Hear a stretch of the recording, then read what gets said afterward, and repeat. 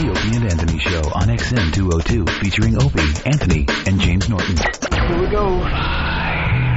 What is the virus? In the space of an hour, a single virus has invaded, multiplied, and killed the cell. Continually multiplying, searching for the next victim till there's nothing left to kill. The answer to infection. There is no answer to infection. It's already done pretty much all the damage it can. Fills their veins and blood with pure rage. And then eventually, everything just stops. The virus is spreading. If this doesn't make you want to throw up, we're failures. The most annoying thing on two legs. What a bore fest. Who cares about the funny? Just bring me the porn. Aren't we dumb? Hee. Opie. Oh, do you want to play?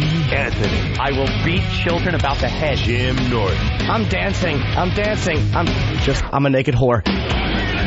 It's indescribable. I'm trying. It's like a rape that's covered by insurance.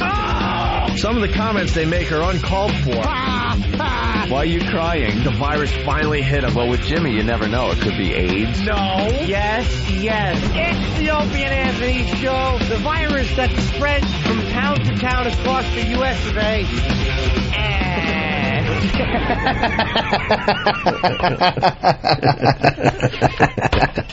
I hate you. But enough of this palaver. Let's get the show on the road.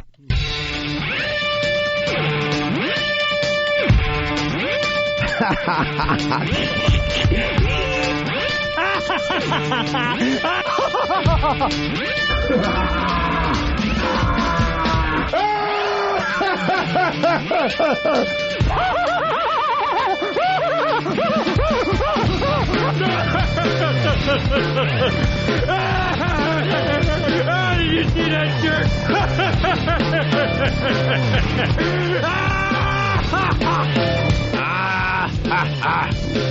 Arg.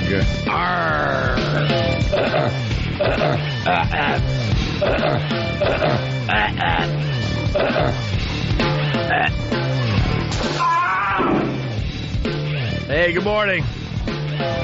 And welcome to the Opie and Anthony Show. The O&A virus spreading across America. The People's Radio Show. Our phone number, 1-866-313-FREE. That's 1-866-313-FREE. Monday morning.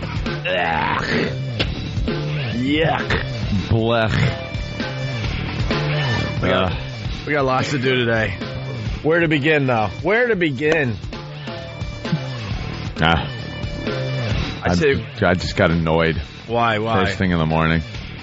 Because the Pal Talk sound isn't on again. The microphones aren't, working for the thing when it's supposed to be. I was told Friday when they weren't working. For some reason. They work Thursday.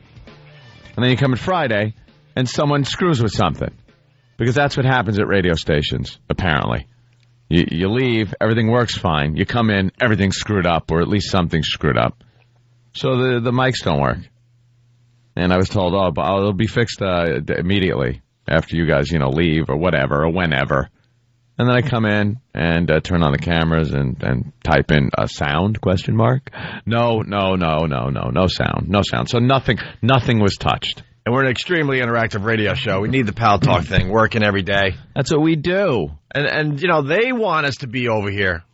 We want to be broadcasting our show from one lousy studio. We'd love to do one stupid station. studio. We do 5 to 5.5 hours of radio a day. We do 3 over here, and then we do 2 to 2.5 over at XM. And, if it was up to us, we'd do it all from one lousy place. But both companies have big, huge you-know-what, and they have to show their big, huge you-know-whats. So it's like, no, we need them over here so we can control them. Then they could go over to XM, and then you can control them over there. Yeah. And we said, all right, fine. We folded, we budged. Yeah, we'll swing it. We'll make the best of it. We'll do our little walkover thing. It'll be cool, and then we'll, go to another studio and. But here's the deal over at XM. It's our studio. No one touches. No one fiddles. No one fiddles with things. There's the constant fiddling done in here. There's a lot of fiddling when we're not in here because we have to share this studio with a bunch of other shows. Over at XM, we don't. So when we leave on a Friday, all the knobs are exactly where we left them. Yeah.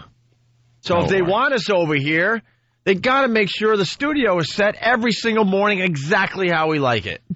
That's the last thing we need to worry about. We're trying to entertain the entire world.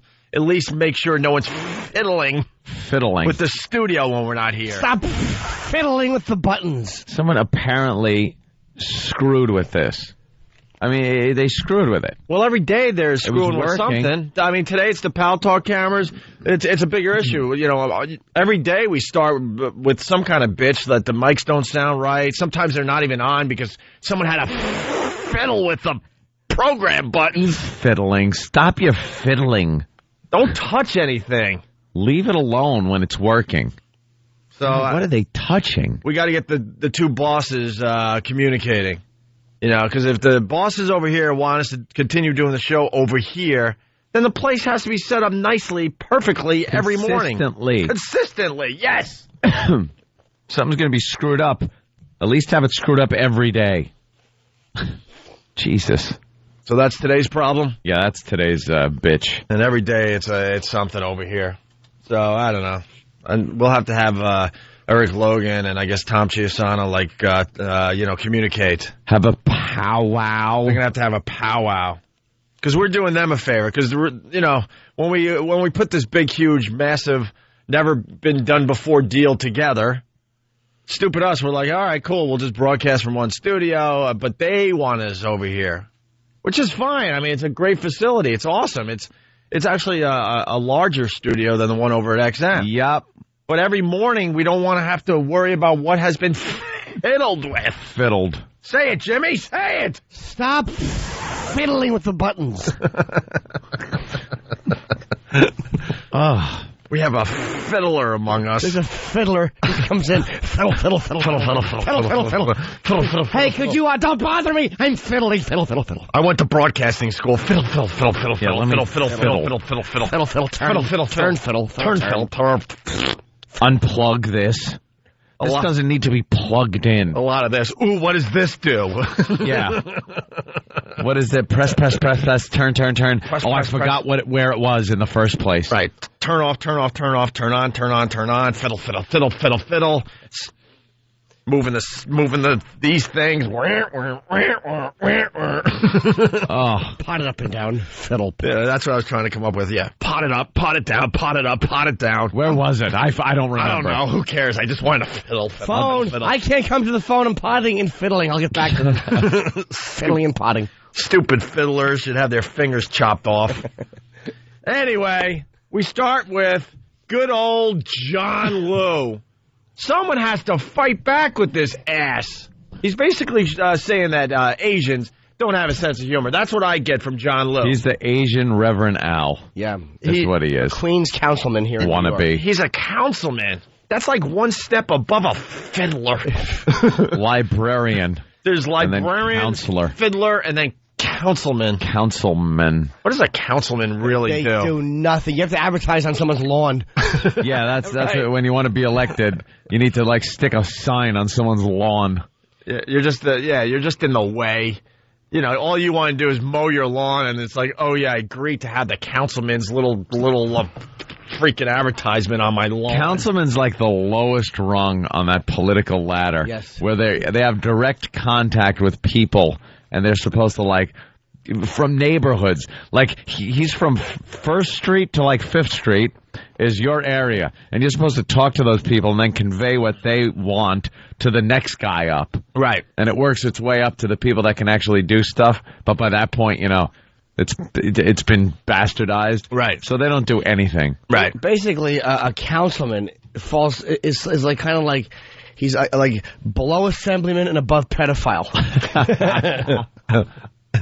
It's kind of like a wannabe politician. Yeah. It's it's a springboard, hopefully, into an empty pool. Well, John Liu is the one. It's one step above student council. Student government. Yeah, student government. Student government. It's one step above the class president in your high school. President? The class treasurer. Right. I don't even want to say what John Liu said. This is what I want to do. I'm going to play a little piece of audio. It's really quick. And it's a barometer. If you see nothing wrong with the piece of audio I'm about to play, then you're perfect for this radio show. Yeah. Because there's probably a lot of people out there still figuring out, I don't know if I like these guys yet. I don't know who's who, and they don't explain things, and I don't really know what WOW is yet. I don't get it. They're too mean. They've gotten too nice. Oh, I know. Have you heard both, right? Oh, it's ridiculous. More Jim, less meanness, more stunts, less stunts, nudity, no nudity. I say go screw yourself. But if it hurt, take care of it. There. More fiddling. They need to fiddle more. All right, but here's a great barometer. If you see nothing wrong with this, then this show is definitely perfect for you, because this is a very tame thing, by the way. Okay, Danny DeVito getting drunk on the View recently. Yes. Yeah, just snotted, just hammered. It was hammered. It was funny to watch. Certainly. And Rosie O'Donnell, who's taken over the show, and no one is happy about it. And I know we're supposed to be talking to guys out there, but we're obsessed with Rosie O'Donnell taking over Barbara Walters' stupid show. We like her. We like the fact that she's kicking Barbara's old woman teeth in. Absolutely. But they're already starting rumors that they're not going to renew her contract, and she's probably going to go off and do her own thing. Oh, we got to talk about Apocalypto as well in a few minutes here. So the Danny DeVito story hits, and it happened on their show, and then the next day, Rosie O'Donnell's commenting on how huge the story got and how everybody's talking about it, okay? And this is what she had to say. Oh, all right. Well, the fact is that it's news all over the world. Yes. You can imagine in China, it's like, ching chong, ching chong, ching chong, Danny DeVito, ching chong, chong, chong, chong, drunk the View, ching chong. Even getting huge laughs from the Fat Housewives. The Fat Housewives even enjoying it. Getting laughs. It was so that the intent. This is why there's no ill intent in that at all. Right. No, there was no ill intent in that. No. Right. And John Liu, who's a councilman, he's Asian obsessed. We get it. You're Asian. Goodbye. Enough. He's protecting all Asians because, if you're Asian, you can't take care of yourself. You need this guy to protect you. And if you're Asian, you can't. Oh, God, we're talking to San Francisco this morning. I'll just get dumped out. I'm sure. Hey, San Francisco, how are you? So, and he's also saying you don't have a sense of humor if you're Asian. You can't take any ribbing and to the ribs. You can't take any pokes to the rib.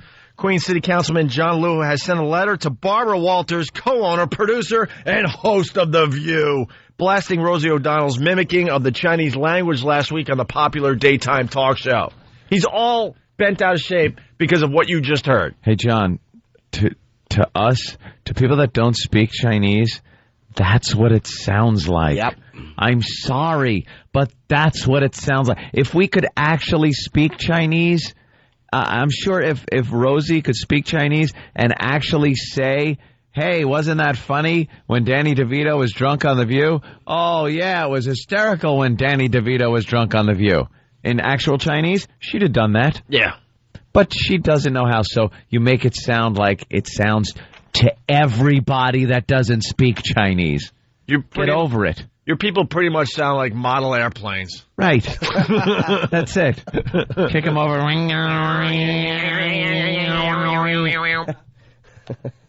Come on. Every time an Asian girl walks up to me, I'm expecting her to throw a hat into a helicopter. What do you think of them apples? Stupid. Enough of you, no sense of humor. And for some reason, he's got some power, man, because you just make fun of the Asian culture, don't say Oriental, because that's even... That's a thing, not a person. No, I understand, but if you say that's even bad, if you make that mistake. But he gets people apologizing all over the place. Like Imus got in trouble, and he had to apologize. Yeah, for some reason, he's got this power, and every time somebody concedes to him, he gets a little more power. He's just a baby. He's a baby. Just don't cave into the guy. Right. Well, the letter dated December 9th said O'Donnell's remarks hit a raw nerve in our community. Does it? The Redder.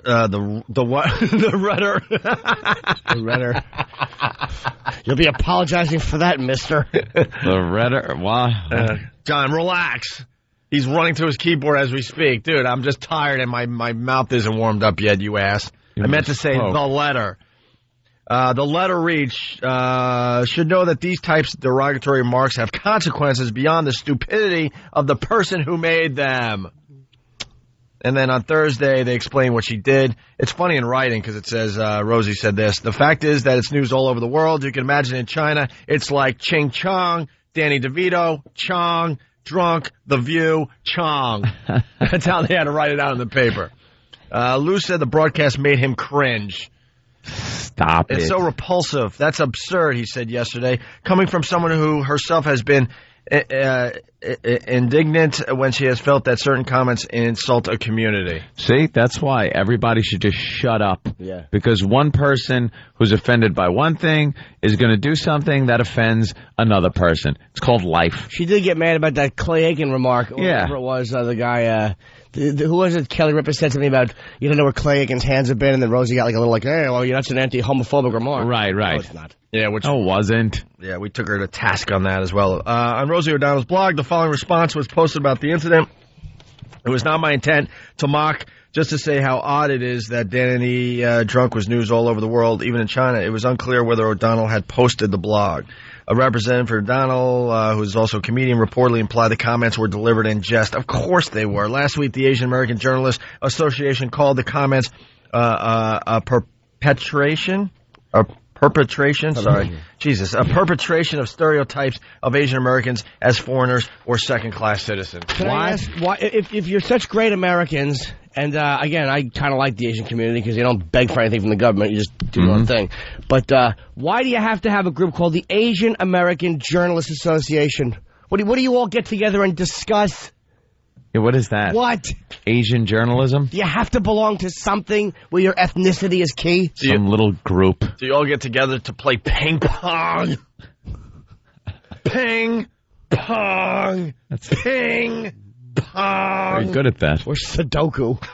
Sudoku? On Friday night, they all get together and have beverages and play Sudoku. They hand out pencils with big erasers for some Sudoku fun. Sudoku.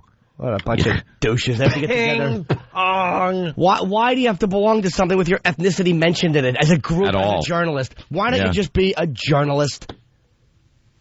Oh, yeah. They can't. Yeah. I don't get it. The ones that want to be the most accepted are the ones that are most excluded. They're the ones that want to be have their own separate groups. Separatism. And they're the ones that are crying all the time. Why can't you just treat us like every other regular Joe? Well, because you have different organizations that are Asian or black or this or that or that. Just have an organization, journalists. You have a little journalist club. And if someone wants to be Asian or black or Hispanic or white and join your little group, it's fine. The Asian American Journalists. Yeah. What do you talk about? How the Opie and Anthony show gets you fired for turning around and cursing at people? I'll bet you they get together once a week and they just confirm that they're horribly boring as individuals. There was a rumor that you did something exciting. No, it was my neighbor. All right. It wasn't me. Well, how can I tell you all have the Pete Rose haircuts? That's a stereotype. Certainly is. Only true. There's 4 Asian people that do not have that haircut. Right. The Asian Press Club, yellow journalism. Fred from FBA wants to know. I don't think so. All right, so that's one of the big stories happening as we wake up this morning. It's so stupid. It was just a quick thing on The View. But he knows that, and he just if you want to ching chong, then you should be able to ching chong. Why not? It is America after all. But then again, if you're on TV or on the radio, you don't have the same freedoms. When's the last time, John Lou, you heard of him doing anything that wasn't ethnic involved? I mean, at least it doesn't get coverage in the papers that I'm reading. No one cares about him unless it's this. He's a professional race baiter. That's what he is. I haven't said. What does he do? Nothing. I want to see one thing he's done for his community, and by community I mean the people he represents, not just Asian people.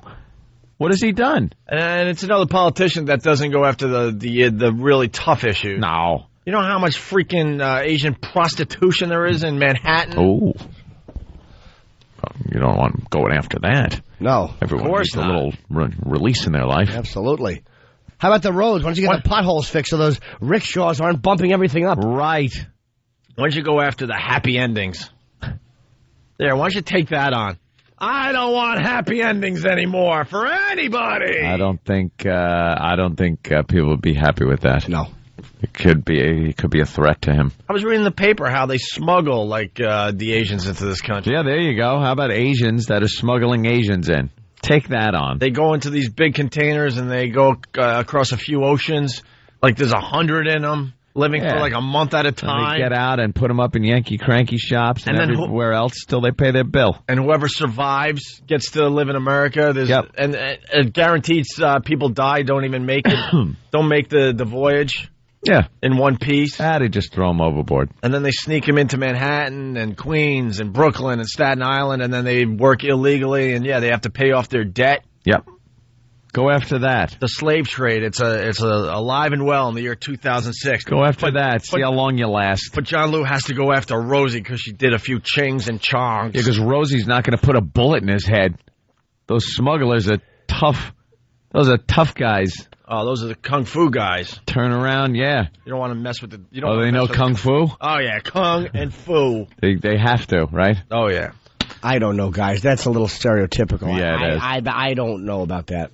We like stereotyping on the Opie and Anthony show. That's what we do. Hey, at one point in the show, I haven't really read the article yet, but it's a story about how a girl got better from anorexia with the help of her cat, and I just can't wait to say something bad about her. With that, it's the Opie and Anthony show.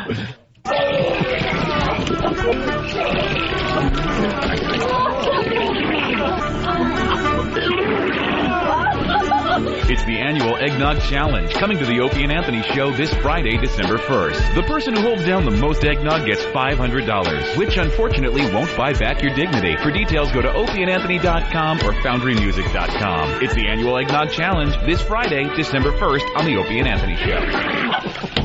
Hear what everyone else is talking about. O&A Uncut and Live, continuing the show on XM Satellite Radio starting at 9 a.m. Eastern. Visit xmradio.com to subscribe. It's the Opie and Anthony Show. The virus is spreading. Hi, I'm Danny. I'm producing the weekend show here on XM 202, The Virus. I'd love to tell you about Bill Burr's show this weekend, Saturday, December 16th from 9 to midnight, but Bill hasn't called me back to tell me what the name of it is or what it's about. He mentioned stuff about cock rings and tushalingus, but I don't want to jump the gun. So stay tuned this Saturday, December 16th from 9 to midnight for the ass-licking cock rings and pre-cum show with your host, Bill Burr.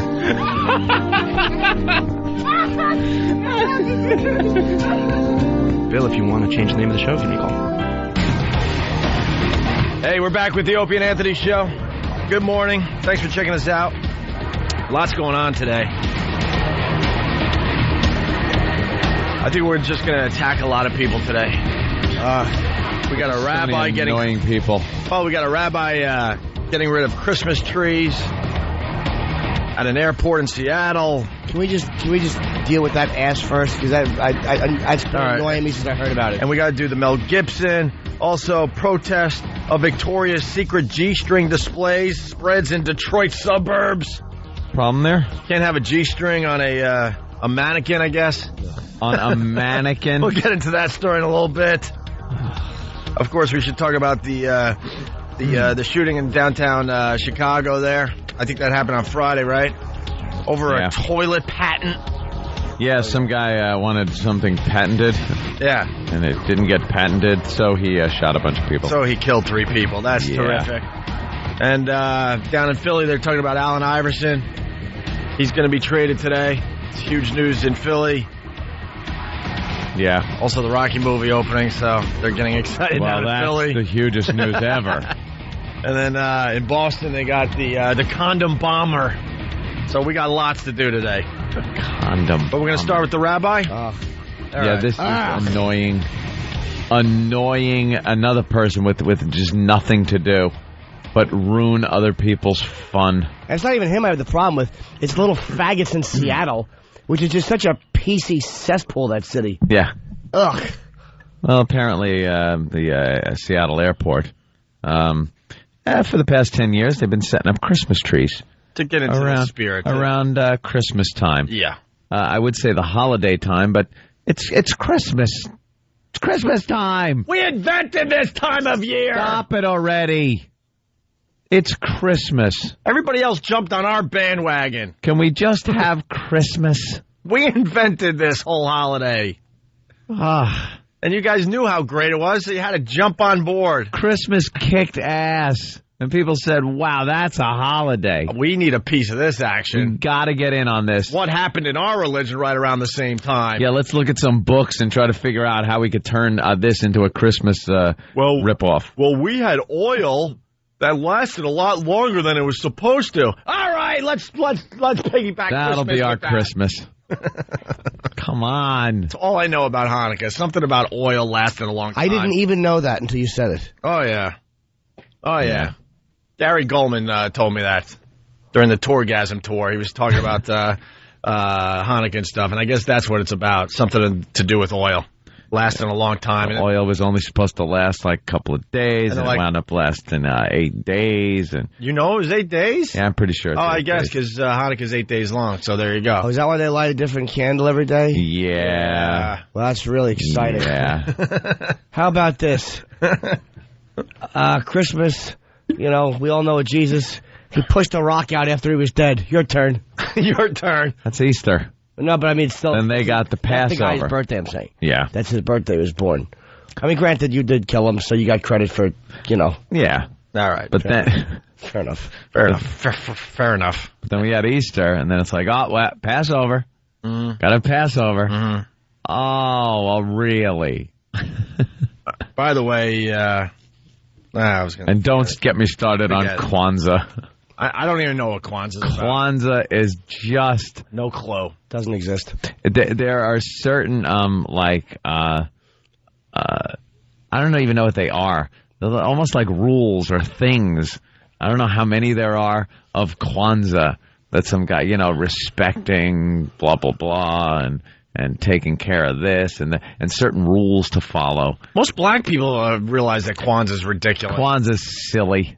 Most black people, they got their Christmas trees. They're like, screw this Kwanzaa crap. Christmas. All right, so what's up with the airport and the trees? You want to get into the story here? Yeah, the airport's been setting up Christmas trees for 10 years. 10 years. It's kind of nice, it gives that festive holiday spirit as you're walking through the airport. But some rabbi, I guess, wanted to get a menorah set up in there in the airport, which then opened the doors for every other religion wanting to dump every piece of religious trash all over the place. And the airport said, we can't do it. Right. Can't do it. So the rabbi threatened to sue. And this is what happened. And the airport, not wanting to get into a big, long battling in the courts, decided they were going to take the tree down and use the year now to assess this and figure out what to do and what would be in everybody's best interest. So they had to take interest. the trees down and throw it in a closet somewhere. Yep. Why? Yeah. There goes the festive time of year. Yeah. Well, here's the story. Seattle-Tacoma International Airport. Christmas time imagery, but the trees have been taken down. It started with this rabbi's complaint, but this is not what he wanted. The Jewish community at large is offended by the removal of the Christmas tree. What he wanted was for something to be placed alongside one of the trees, a menorah. He says the Hanukkah symbol, as seen in other public displays, represents triumph of freedom over oppression. It's not just a message for Judaism, it's a message for hope for everyone. But he didn't just ask. Really? He threatened a lawsuit, and the commission that oversees the airport says there was no time to reach a resolution. Frankly, we are faced with the choice of either spending unknown amounts of the public's dollars and countless hours of litigation, or trying to figure out how to accommodate all these cultures all at once when we were underway trying to bring 500,000 people through SeaTac Airport in the busiest possible seasons. Yeah, they threw a few trees up, and now they have to pretty much shut down the airport to try to figure out how to please every religion. She actually makes a valid point. It's like, we're trying to run a goddamn airport here. We don't have time for this crap. Pack up the trees. Good. Everyone loses. Go F yourselves. That's pretty much what they said. Right. Go F yourselves. We can't we accommodate everybody. We're just trying to get people from point A to point B. So forget it. Then no one gets anything. Just paint the walls gray and leave everything alone. And give us all gray clothes. That's what I want. I want it to look like 1984 all over. And I don't mean the real one. I mean the fake book one. Because I am tired of the shoulder pads, the spiky hair, and the Chinese shirts. We got the flat screens. And the zippered parachute pants. They're looking at us as we look at them. Yes. I could tell.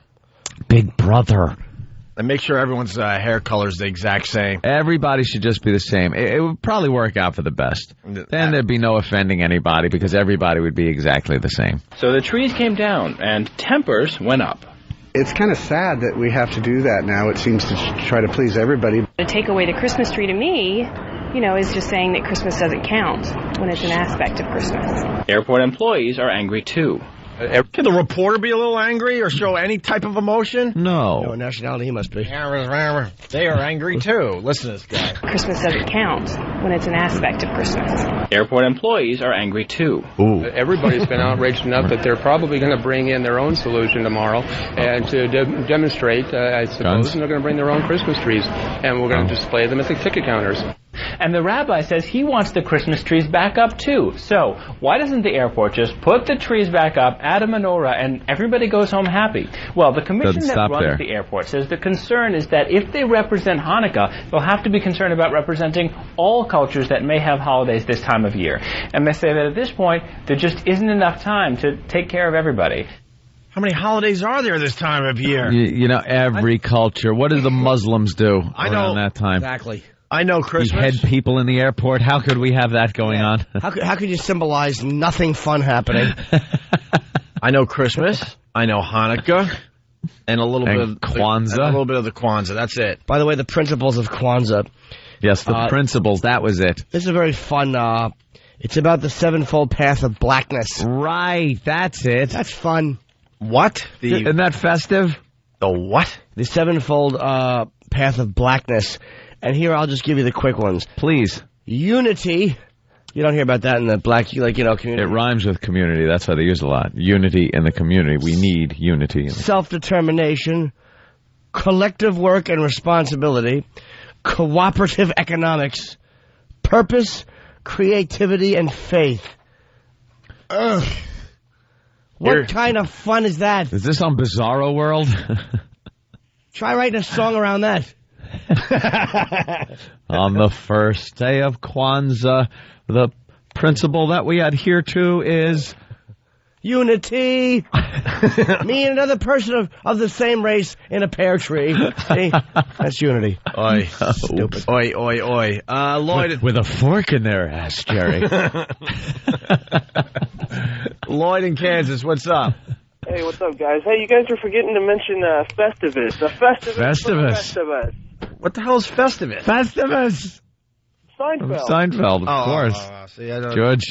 George had to live through Festivus as he was growing up.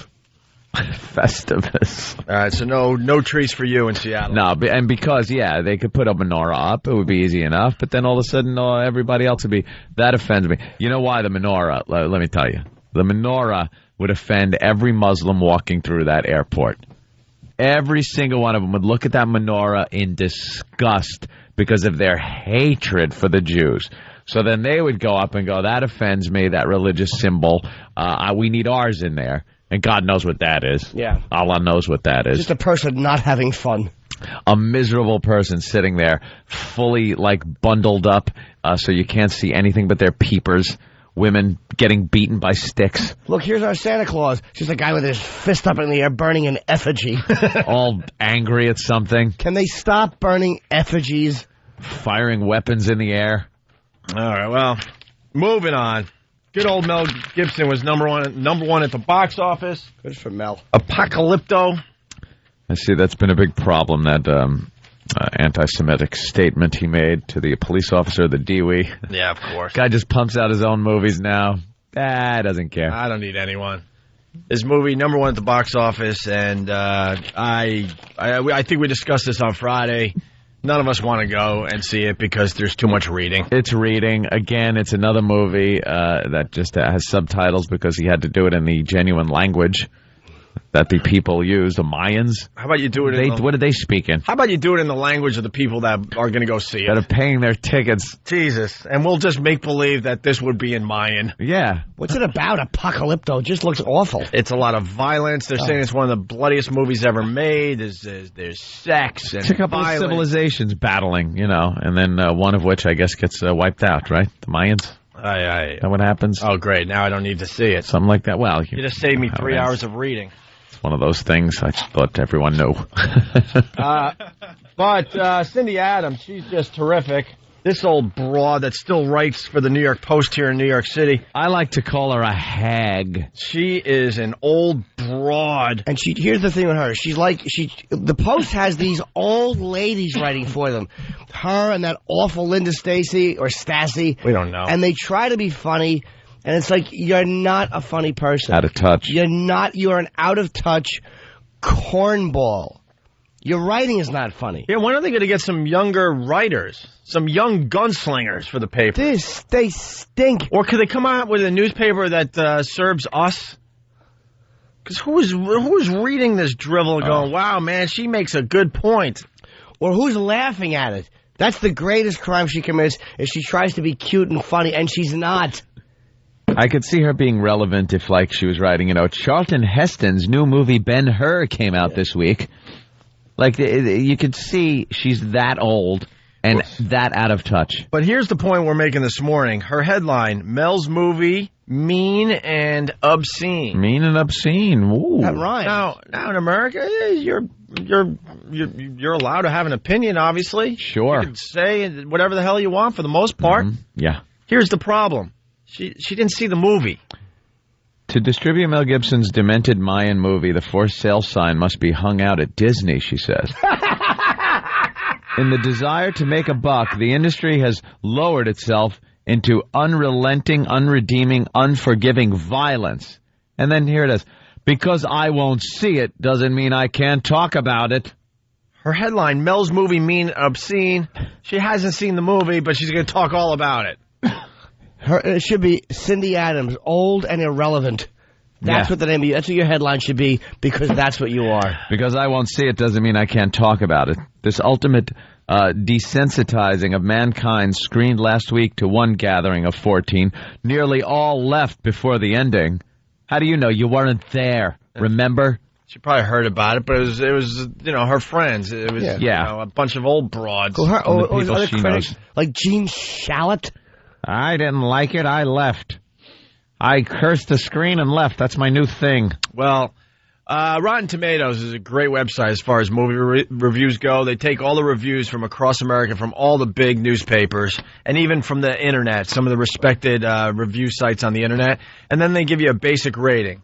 A Rotten Tomato means the movie sucks. It means that more than 50% of the reviews say the movie stinks. Mm-hmm. Understand what I'm saying? Yeah. So with Apocalypto, it's getting a fresh tomato, meaning more people like it than hate it across America in all these newspapers and on the Internet. It gets a 65% rating. That's pretty good. Is she saying like Braveheart wasn't good? Because there was some violence in Braveheart. That was a violent movie. Mm-hmm. That wasn't good? As long as there's a good story to it. She said nothing about the story behind it, or if there's any, human emotion to it, whether you feel for the characters, what the story's about. You know why she doesn't? She didn't see the movie. She just heard from her little old lady friends, there is so much blood and gore. This Mel Gibson, he's crazy. So that's what she writes about. How about going out and seeing it? Or at least have a friend of yours run off a copy so you can watch it at home. Yeah, if you're going to destroy the guy in his movie, the least you could do is go see the damn thing. I watched the James Bond movie at the Panasonic Plasma Cineplex. It's a wonderful theater. Very close to my house. No seats. You lay in bed. Was it good? And you watch it. You could pause the movie and go to the bathroom. Really? Fantastic. The greatest theater I've ever been to. I see all my movies there now. Was it good? Good movie? Really good. Casino Royale? That Casino Royale is fantastic.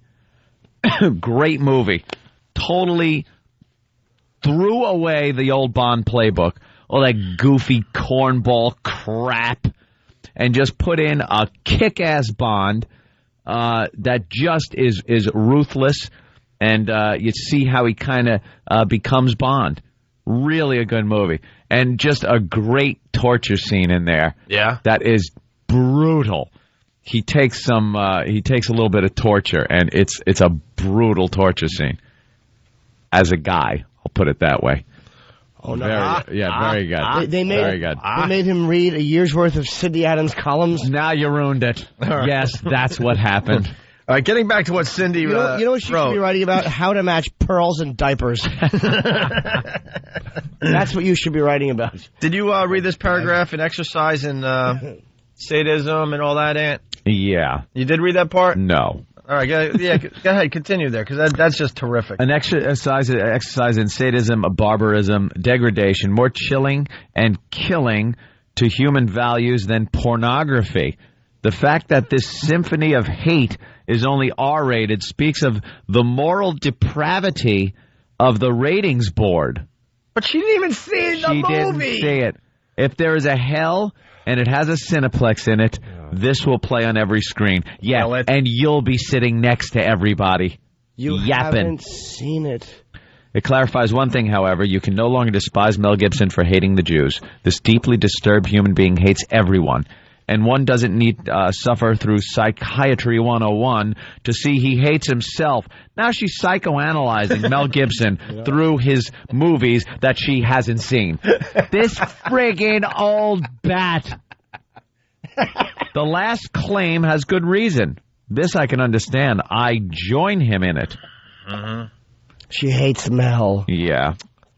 In another time, in another era, they might take him away. Today they give him a camera and a crew. Take him away. For what? Take him away for what? Making a movie? For what? For being drunk and not liking Jews? That's not illegal.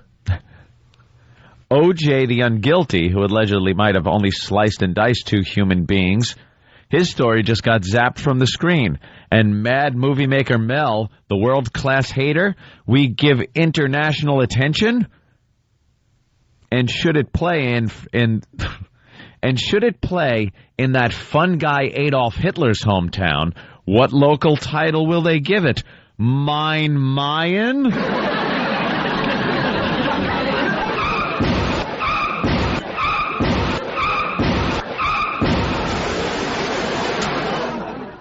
Oh, God. And this bag of meat, which is what this cryptic bag of meat, ends every column with "Only in New York, kids. Only in New York." Yeah. And this is what she writes leading up to it. This is supposed to be funny.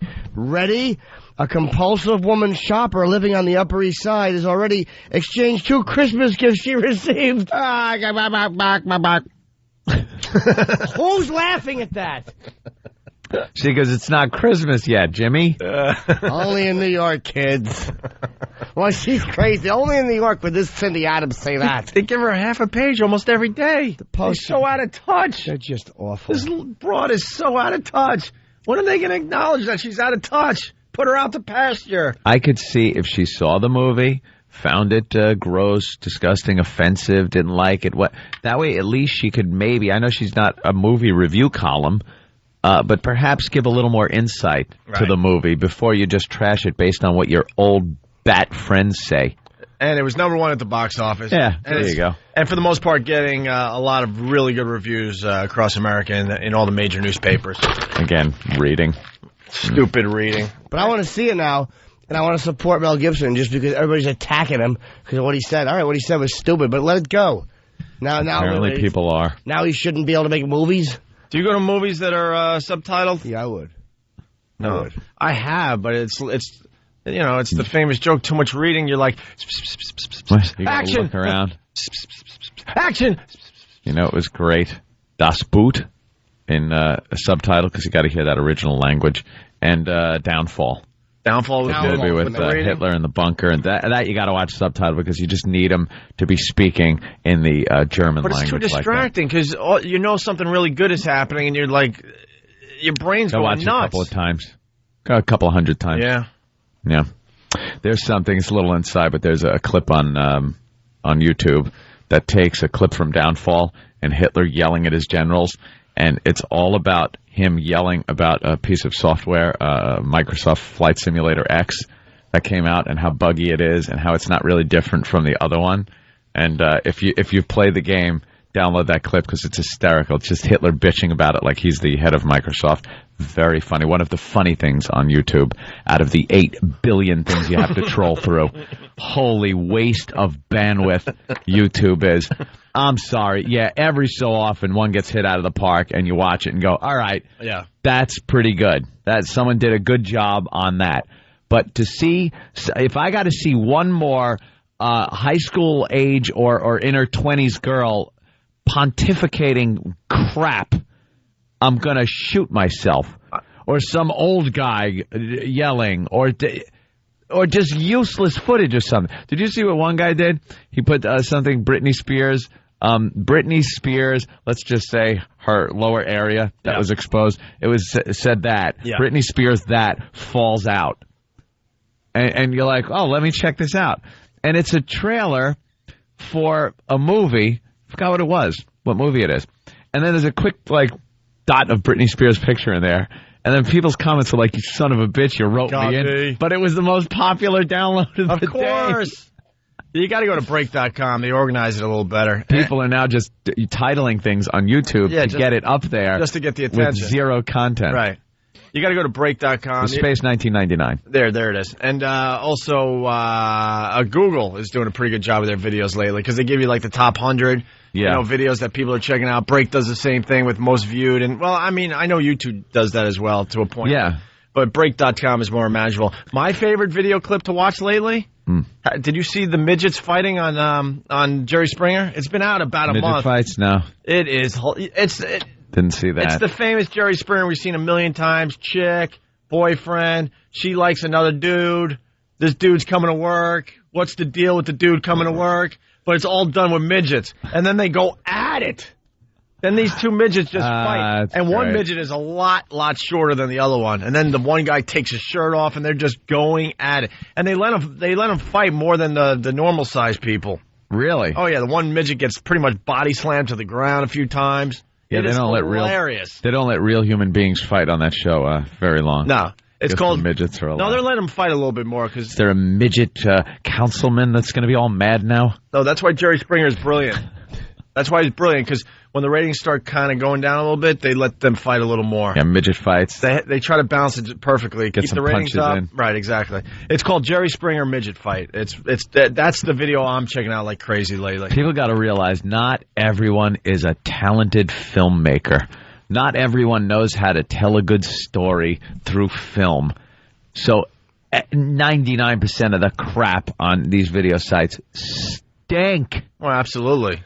I never go to them. All I want to see is live Sabbath footage, or live Kiss footage, old concert footage that people post. Stuff like that. Yeah, they got all that. That's all I want to see. They got all that. You know, the next stage of this, someone's going to really do a great job with organizing all this crap. It really is a waste of space because it could be used for something really good where you could maybe download stuff like that, old concerts, even historical footage of something that you might want to see. But it's loaded up with people's idea of what they think is funny or entertaining or interesting even. Right. And it's just garbage. All right, we're gonna step aside here, get into some other things. Blah blah. Oh, really? It's the Opie and Anthony Show. Oh, jingle bells, jingle bells, jingle all the way. It's the 2006 Homeless Shopping Spree, only on the Opie and Anthony Show. Coming soon to a snooty mall. Maybe one near you. Why? The Opie and Anthony Show will bring a busload of homeless degenerates shopping for Christmas presents. And you, of course, are invited to watch and shop along. Golden Buns is gonna get busy. Immerse yourself in a time-honored tradition. Enjoy the holiday spirit and the stench of booze and vomit as we partake in another homeless shopping spree on the Opie and Anthony Show. It's the Opie and Anthony Show. The Opie and Anthony virus. It's Pest Radio. For the pests, by the pests, and like the pests. Mostly stupid. Coming in 2007. Details on opieandanthony.com. That's right. You're checking out the Opie and Anthony Show. Our phone number, 1-866-313-FREE. Very interactive here. 1-866-313-FREE. Give us a call. We were just talking about YouTube. There's a great story that just hit. A lot of people very pissed off because YouTube is teaching people how to steal. Yeah. Teaching people crimes. Yeah, how to commit crimes. Right there. They're going to start regulating the internet even more. They're going to make a lot of this stuff illegal. It's impossible. It's just impossible to do. I'm hoping it. You really can't regulate it. It's too widespread. It crosses too many borders. Oh, yeah? They got rid of the online gambling. Yep. I still play. I just played in Sonny Forelli's Pest Poker last night. Yeah, but you can't play with some dude in Iowa, or some chick in Southern California. Yeah, you can. Or some Buffalo Betty in Buffalo. Absolutely can. Sonny's Pest Poker is all over the country. It's people. It's pests from all over the place. Yeah, but not everyone has a network of people that they could just tap into. No, I could log on and play with random people all over. Like I always did. You're Joe Schmo, and you could find this poker game? Yep. Nah. That's absolutely is. No, it's connected to the show. It has to. Nope, absolutely not. There's one service out there. So you're admitting that said on its website. It said, "Look, we don't care what the regulations are. We're still doing this." Aren't they going to shut them down? They haven't, but they will eventually. They're out of the country. They're out of this country. It's how I don't know how they're doing it, but that's how it works. I enjoy the game. You know how many people want to know of this site? I think a lot of people know. No, it's a big one. In the Opie and Anthony community, of course they know. I'm talking about the guys that aren't pal talkers or not posting on message boards. I think at any given time there's probably 100,000 people playing. Well, that's terrific. We got a few million people. Yeah. And there's probably another couple 100,000 out there listening right now that want to know what game you're playing. You can't announce on the radio, probably, right? Probably because we also have sponsors that might be a conflict. Oh. All right. So YouTube teaching people how to steal. Got knocked out early last night too. Bastards. Yeah. Went all in. Lost. What was your hand? I had ace king, and I went up. No, ace queen, and someone had a pair of kings, pocket kings. Nailed me. What are you going to do? I was out within 15 minutes. What are you going to do? I know. It's all right. I won one of the games. Could people go to Whackbag and try to figure out this website if they had to? Yeah, you can go to Whackbag. There's a thread on it. All right. Get in on it. Here's the story. YouTube teaches people how to steal. What do you think of this stuff, by the way? Anything should go on the internet, right? It does, and it has been. What's the big deal? This stuff's been in text for years. They've had the ingredients to make bombs and all kinds of stuff. But when it hits the internet, actually not even hits the internet because all that stuff was on the internet, but it's just more of a pain in the ass because you had to read and figure it out yourself. They've made it real easy now. Music downloading, same thing. No one gave a crap until it became nice and easy and crystal clear. Yeah. And then everyone gave a crap. You know what I mean? And so the same thing is happening with YouTube. You can see it being demonstrated. Because you made a point. All this stuff has been in books. Yeah, over the years. Remember the Anarchist Cookbook years ago? That thing was a lot of controversy behind that being available. It was a big, thick book, and you'd read it, and it would teach you how to make bombs and all kinds of other things, commit crimes and mayhem. And then the Internet, it was text-based sites that you'd go to that would tell you the same things, and now they're showing you in video. Yeah, which now the authorities are like, what? Because now it's what? Now it's really easy. It's right there for you. Simple. Here's the story. YouTube, you learn, you steal. That's the fear from home security experts about the growing number of how to rob videos on the popular website YouTube. Specifically, YouTube carries over 200 clips with detailed instructions on how to pick locks. Security experts are outraged. This is the destruction of everybody, this internet. Now they're showing you how to rob an apartment, how to break in with a lockpick, show you exactly how to do it. There's how to pick a door lock, this internet, a deadbolt, a master lock, how to pick a lock in 30 seconds, how to pick a bike lock with a Bic pen, and they're all well viewed. One lockpicking instruction video has been seen over 60,000 times. Yikes. Uh-oh. Well, guess what? You gotta make different locks now. Oh, boy. Uh-oh. Oh, no. What did that dope from Imus's show say? That's what's his name from Imus's show. Oh, it's this internet. This internet is the destruction of society. It's this internet thing. This internet thing. What's his name? His name? Bo Deedle. Bo Deedle. I recognize him. Yeah. That's Bo Deedle. Bo Deedle. Doesn't like the internet because it's teaching our kids to pick locks. Need Bo Deedle who needs to pack heat to go golfing. Have you learned anything from the internet? Learned? Yeah, a whole bunch. Like stuff like that, though, just... Yeah, a couple of things. Yeah? Never used them or anything, but... Like what? One was on tripwires. It was on improvised tripwires. But, I've never used them. You got tripwires around your mansion? No, I don't have any tripwires, but yeah, some kind of security things like that.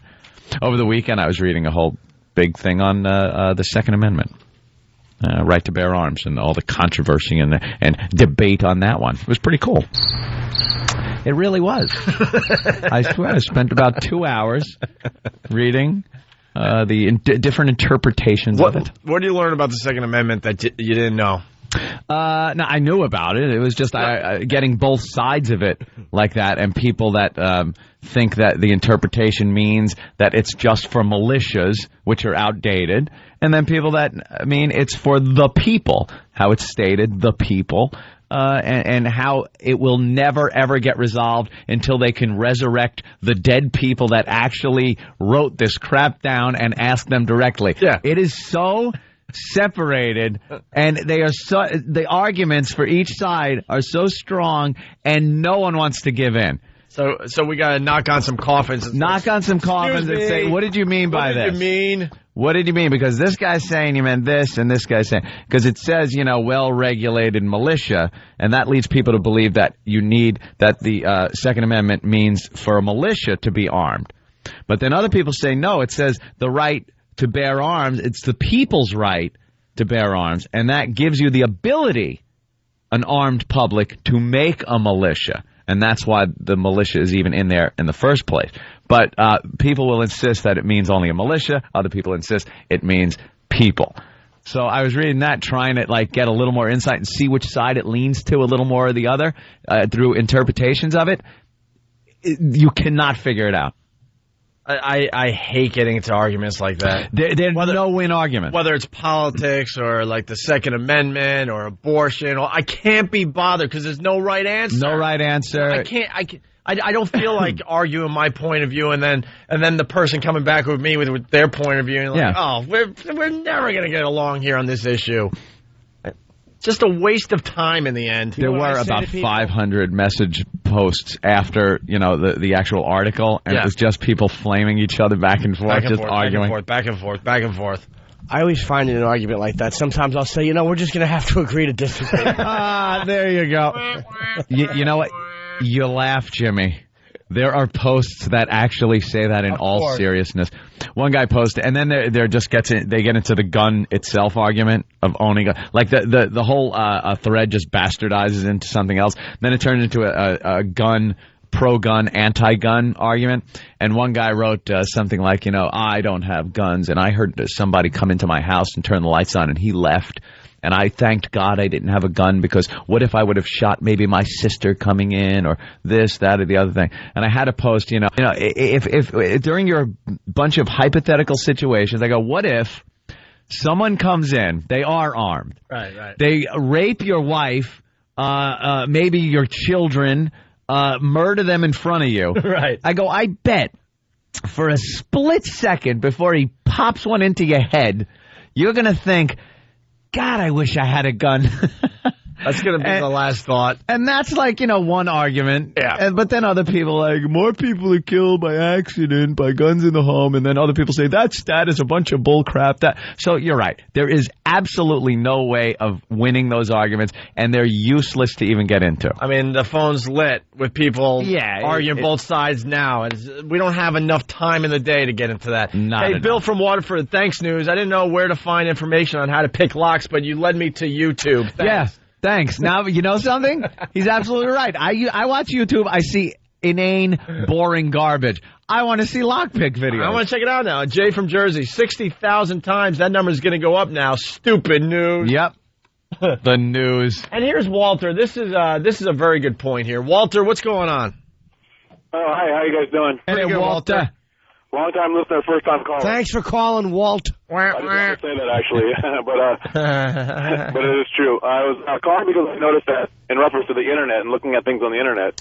I know that it may not be me personally, but a lot of people look at porn and they look at porn that, let's say, offers a lot of, let's say bondage, for example. And that doesn't mean just because you watch it, all of a sudden you start doing it. You should, but you're right. There's a big divide between what you watch and what you do. That's true. If I may, I'm sorry for one more second. If I may have watched those guys who crash all the time, like there's no way I'm going to get on my bicycle and jump off the roof or on my skateboard and grab the tail of a truck. Yeah. But I'm sure as hell love watching it when they spill, you know what I mean? Yeah, there's a curiosity. It's like, oh, wow, that's kind of, I want to see how they do pick locks. That doesn't mean I'm going to go out and start picking locks all over Manhattan. It's just entertaining to watch. Right, and your best argument was the Anarchist Cookbook, which obviously had all the information ahead of time. Just it's easier to get. Yep. You know, it doesn't mean we're more intelligent or that we have more ambition than we have the internet. Now, they get all nervous when it gets easy to get with all this stuff. So, and now it's easy to get pretty much anything on the internet, especially with these video sites all over the place. All right, thank you, Walter. Yeah, thanks a lot, guys. This is funny. You know, we should ask people what they have learned from the internet. Yeah. We could start with Spoon and Houston. Spoon, what's up? What's going on, boys? Hey. A couple of things. I have the original Anarchist Cookbook print and another book called Mad as Hell. Mad as Hell? Mad as Hell. Hey, I see what you're going to say, so maybe try to keep it clean. I want to make sure Al doesn't have a problem. No problem, Al. Okay, what do you want to say? I'll keep it clean for Pookie. Pookie. All right, the first one. No, you have to say, Al, I'm going to keep it clean for you. All right, Al. I want people to get into the Al thing. Al. So, some of the things we do on the show, I'm not sure if people really get funny. Okay, Al. Okay, Al. Sit back down. He's going to keep it clean. Put your finger on the button, Al. Okay. All right. What's your point, Pookie? All right, the first one is how to screw with change machines. You know the old school, the big brown ones that they had in the arcade rooms? Yep, change machines, yeah. It just says change on them? Yeah, of course. Yeah, okay. Well, there's a way you can kind of screw with them. You make a notch in a dollar bill, like an inch from the side and half an inch from the bottom, and it confuses the machine, making it think that it's a $5 bill. It'll spit out $5 in change, and then it'll spit your dollar bill back. I've done it once. And it worked, really? Did you learn this on the internet, though? What year did he do this in? No kidding. This was like before they started making the real small change machines. Computerized ones. Yeah.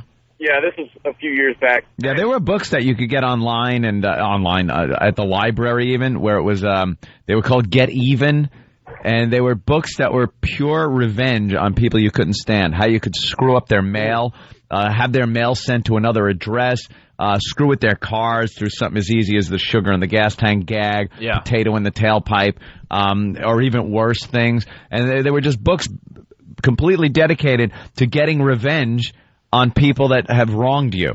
Those were around for years. That's kind of like what that Mad as Hell book is about. Yep. Now, if you want to, screw with, if you work in an office setting and you don't like the people that you work with and you just kind of want to, mess with them a little bit, take a sliver, about the size of your thumbnail of, or just a little drop of hand soap or maybe a bar of soap. Anthrax? Put it in the coffee filter.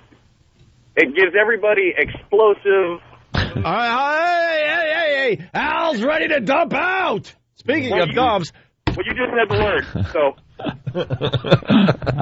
Do you know what I did one time to a guy who I worked with who I didn't like? And I didn't even learn this from the net. I just knew to do this. His van was parked out behind the building. And I came by one night, and it was dirty. And I wrote, "Wash me." You bastard. You didn't. That must have just set him off. Well, I said, "I'll get your goat." Here's the... So basically, that guy... I'm not sure if he learned from the internet or this book, but what he learned... Here's the question today. What have you learned from the internet? The stupidest thing you've learned from the internet. Doesn't have to be some crime thing, just in general. And he learned how to give people explosive, think Taco Bell, think Chipotle. I think we know. Yeah. It's not explosive heads. Right, exactly. You know what it is. Exactly. So that's the question today. What have you learned from the dopey internet? Stupid internet. The stupidest thing. Maybe what have you learned that you actually applied? Because a lot of people learn things, but like the news said, they can learn this stuff, but yeah, did you use it? Right. You learned it and used it for something? Well, moving on with the story, let's amateurs have professional knowledge. It says YouTube's popularity continues to skyrocket, leaving some saying the internet company needs to use more discretion. So how responsible should YouTube be if they make a better thief with one of these videos? Well, I think they should be liable. If someone could prove that they learned how to pick these locks through what they learned on YouTube, I believe the parent company of that should be responsible, should be liable, should be able to be sued for information they learned to commit a crime. How useful are these types of videos? To the hardened professional, it's not very useful. He already knows this stuff. But to the younger guy who wants to learn, we're creating a whole generation of professional thieves. Jimmy King is a former whole thief. generation. Are you insane? Of professional thieves. You're not going to do it unless you were going to do it. I truly believe that too, Anthony. If I was, let's say, younger, more impressionable, had the internet, and learned how to pick a lock from there, I'd probably just, test it out at home to see if it actually worked. I would test it out on my sister's bike, like, oh, wow, look what I could do. And go, oh. But it's a big jump from doing that to, like, pedaling downtown and stealing someone's bikes and breaking into houses. And it's just, you just feel good knowing, oh, wow, look what I could do. There was that crew when I was growing up, that crew that was the breaking into house crew. Everyone kind of knew a few of these guys that they'd break into people's houses, and usually people they knew, and just steal things, stereos and other things like that. And I was never part of that. I knew how they did it and what they were doing, and if you wanted to, you could have been part of that. I could have been part of it. I just wasn't joined. Yeah, I just wasn't part of that, and neither would 99% of the other kids. You didn't have that wiring in your brain. No. That's why when they go after violent video games and all that, it's so ridiculous, because if you're going to do some harm to another person, it's already in your skull. It's in your head. It's not something that's going to set you off. It's just it's who you are. Whatever made it like that. It's not the internet or games. Let's finish up this clip. Well, when I was a kid, I played a lot of asteroids. It's not like I ran around shooting rocks. Well, We're creating a whole generation of professional thieves. Jimmy King is a former house thief who used to pick locks for a living. He says lockpicking is what robbing is all about. So just a short time ago, this kind of information was only available to professional thieves. That's right. But that's all changing now. It's open to everyone. Anyone who wants to get into your house can go to this site and find out how. Mm-hmm. All right, and? Good luck. So what? And? All right. Hope they don't pick mine. Well, when we get back, we got people that have learned all sorts of stuff from the internet. Learn how to get free soda from machines. I used to do that in high school, actually. I'll tell you about that one. Were you ever able to shove your hand up that soda machine? Vending machine, any type of vending machine, and get something out? Someone frustrating, wasn't it? Dude, not only did I know how to do that, I could choose which thing I wanted. I don't know who... Skinny little arm? Oh, I was ridiculous. I tell the story. In 10th grade, I was 5'2", 91 pounds. I was Ethiopian. I was shoving his hand in there trying to get a bag of chips. He'd actually slide in there himself and eat. Yeah. What do you want? He's in the machine. What do you want, the chips? Right. I became really popular at Harbor Fields High School. Like a senior or somebody noticed that I had a really thin arm, and he knew how to do this, Hey, I guess. Come here. He goes, come here. And he showed me how to do it. He goes, you shove your arm. I mean, you have to shove it way up, all the way, your elbows in the machine, all right? And then you feel around for the buttons. And then one was for, orange soda, grape, Coke. And I would sit there for like an hour after basketball practice, and I would get everyone their sodas. They would just line up and like, what one do you want? Guy. Yeah, and I would just, and I, skinny arm. I was known as a guy that could do this. There was not many in high school. You had to have a really thin, ridiculous arm. You had to know how to get up into the machine and figure out where the buttons were. Like double jointed. This is the old school vending machines. I'm sure they have figured out, where you can't do that anymore. But my arm would be just banged up because it'd be all bruised and everything. Because even though I had a really thin arm, I still had to really just shove it up in there and mess it all up. It was all cut up and bruised, but shove it up in there. Yeah, but I didn't care because free soda. People would like point at me like, "Hey, he's the one, man. He knows how to do that." Like a made man. And then I kind of taught the next skinny kid to do it as I was graduating. Got to pass on that knowledge. Got to pass on that knowledge, sure. Sure. All right, we'll continue by going to the phones next. Learn how to make money out of money. Oh boy, Is that the old printer gag? You might not want to know about that. Learn how to bypass floors in an elevator. I don't know what that means. Learn how to buy opium legally. All right, we got some great phone calls. We'll go to the phones next. It's the Opie and Anthony Show. Opie and Anthony will be appearing on The Tonight Show with Jay Leno Thursday, December 21st. Jim Norton will be tagging along for no good reason other than to get a free trip to Los Angeles. That's Opie and Anthony on The Tonight Show with Jay Leno Thursday, December 21st. Check local listings for showtimes. It's the Opie and Anthony Show. Hey, good morning. Jimmy's dancing. It's the Opie and Anthony Show. Yes, of course he's dancing. Playing air guitar. Oh, God, we got to do some karaoke today. That's right. For a MacBook. MacBook karaoke started. Giving away some MacBooks and going to be listening to some karaoke. We put the challenge out there to the listeners. Your best karaoke. Something tells me some of these aren't going to be the best. Dude, I did so much better than that person. We're going to get the angry emails.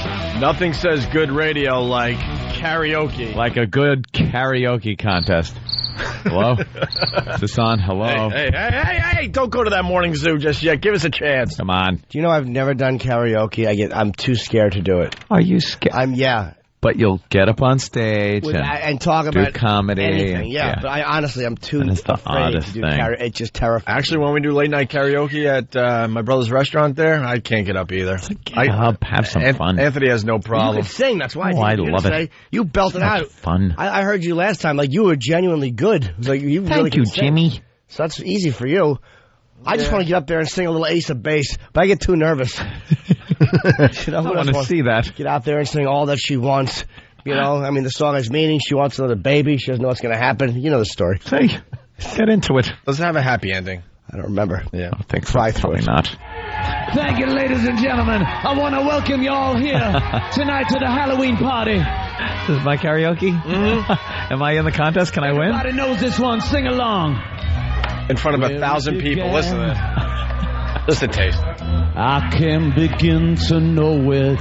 Do my but then I know it's going strong. My Neil Diamond impression. It was the spring. Then spring became the summer. Girls yelling my name. Who'd have believed you'd come along? Everybody. Wizard outfit. Yeah, I have my wizard outfit on. Touching hands. Reaching out. Yes. Touching me. Touching me. Touching you. Touching you, baby. Sweet Caroline. Good time never seems so good. I've been inclined Believe they never would, but now Little taste of Anthony doing karaoke. See, that's fun. That's terrific. And he did it once at F.H. Riley's. We were there, and he was doing some. They was singing, and I was very impressed. He did Desperado and Wanted Dead or Alive. All the hits. I was gonna say all the karaoke hits. All the karaoke hits. I was like, this guy's a good singer. Well, we're doing a MacBook karaoke. All right, hold on the lines because we want to see what you learned from the internet. But we kind of went down. We just took a quick lap. So why don't we finish this before we get back on the highway? MacBook karaoke. We heard Anthony doing a great job there, right? Thank you. Well, we have to decide between these two people who wins a MacBook today. Oh, there's only 2 finalists? Well, every day we got a MacBook to give away. Mm-hmm. Okay. Is it Miriam Ferrara singing Take On Me by A-ha? Miriam? Ew. Miriam sent this in. I don't know what I'm saying. Say it anyway. Another day to find you shying away. I'll be coming home for your love, okay? Gone me.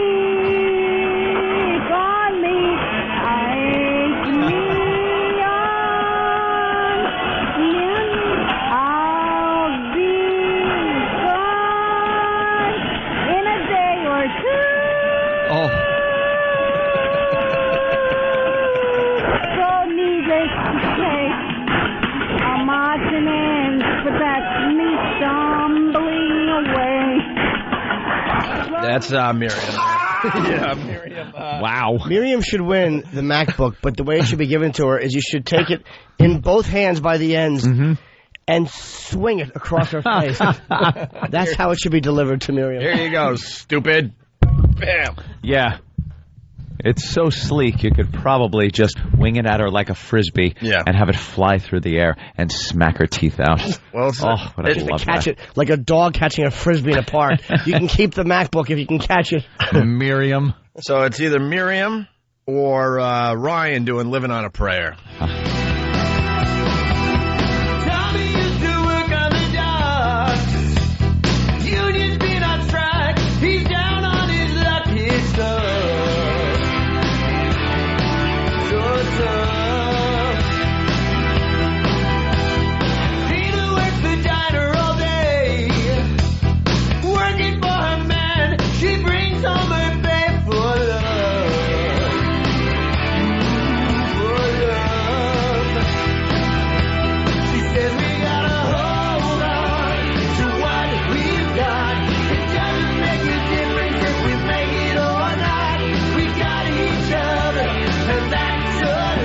Gotta hear the chorus here. Of course.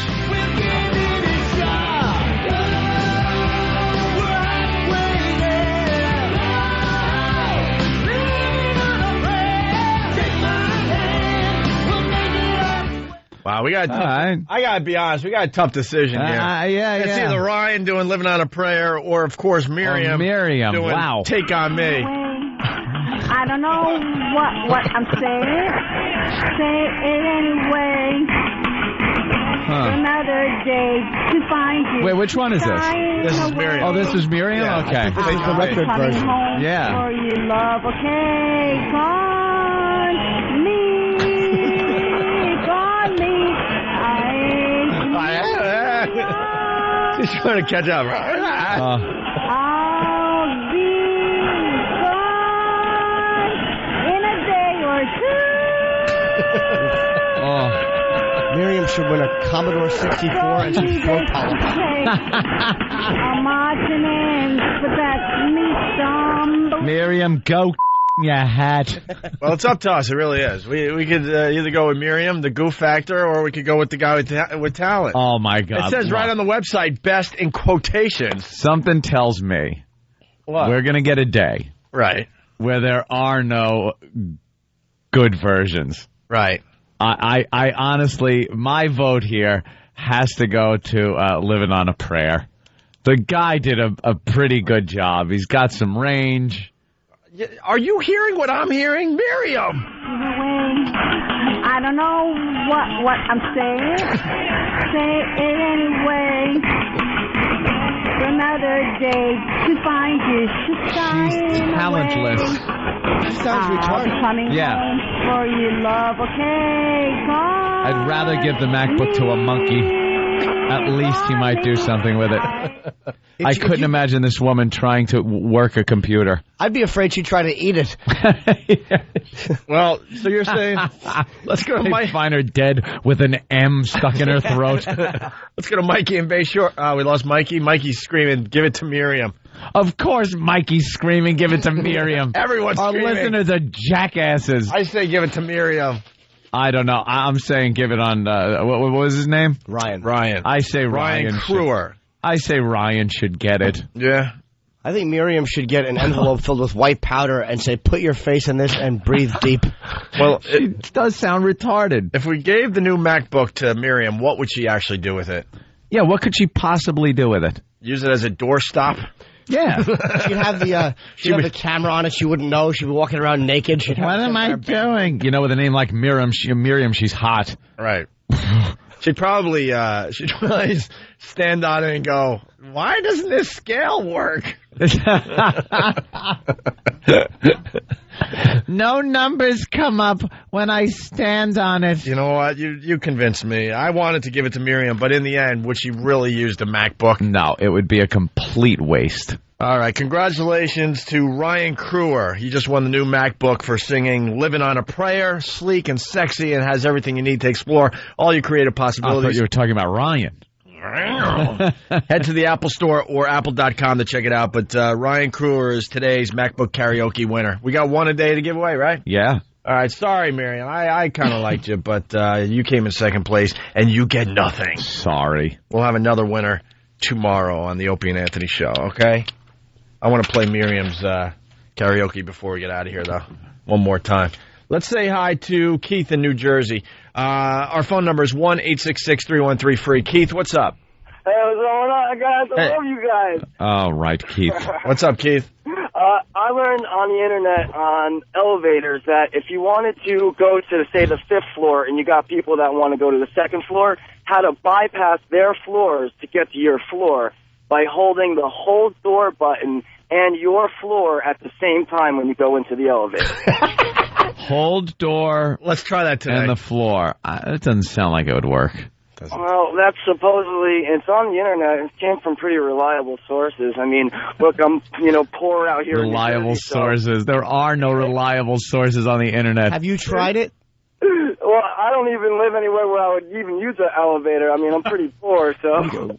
Where are you? Where's there not an elevator? This just proved our point, by the way. Exactly. This proved our point about that dope from Imus's show talking about it now. We're raising criminals because you can figure out how to pick locks on the internet. Yeah. And we said that you just want to see this stuff out of curiosity, that you would never actually try it. This guy, why would he ever look at videos of how to bypass floors on an elevator? That's right. He gets in the elevator in his building, it just says L on it. Only works on certain elevators, not the ones at XM? All right. Thank you, Keith. Thanks, guys. All right. There you go. That's what he learned on the internet. Tim from New York, what's up? Hey, listen, I have a little bit of an issue with prescription medication. Yeah. And so I went on the internet to find out about how opium is produced. And you can actually buy legally poppy seeds of the opium derivation and grow them, and there's explicit instructions on how to, extract the opium from the pods when they're mature and how to grow them in particular temperate climates. Something tells me legally went out the window.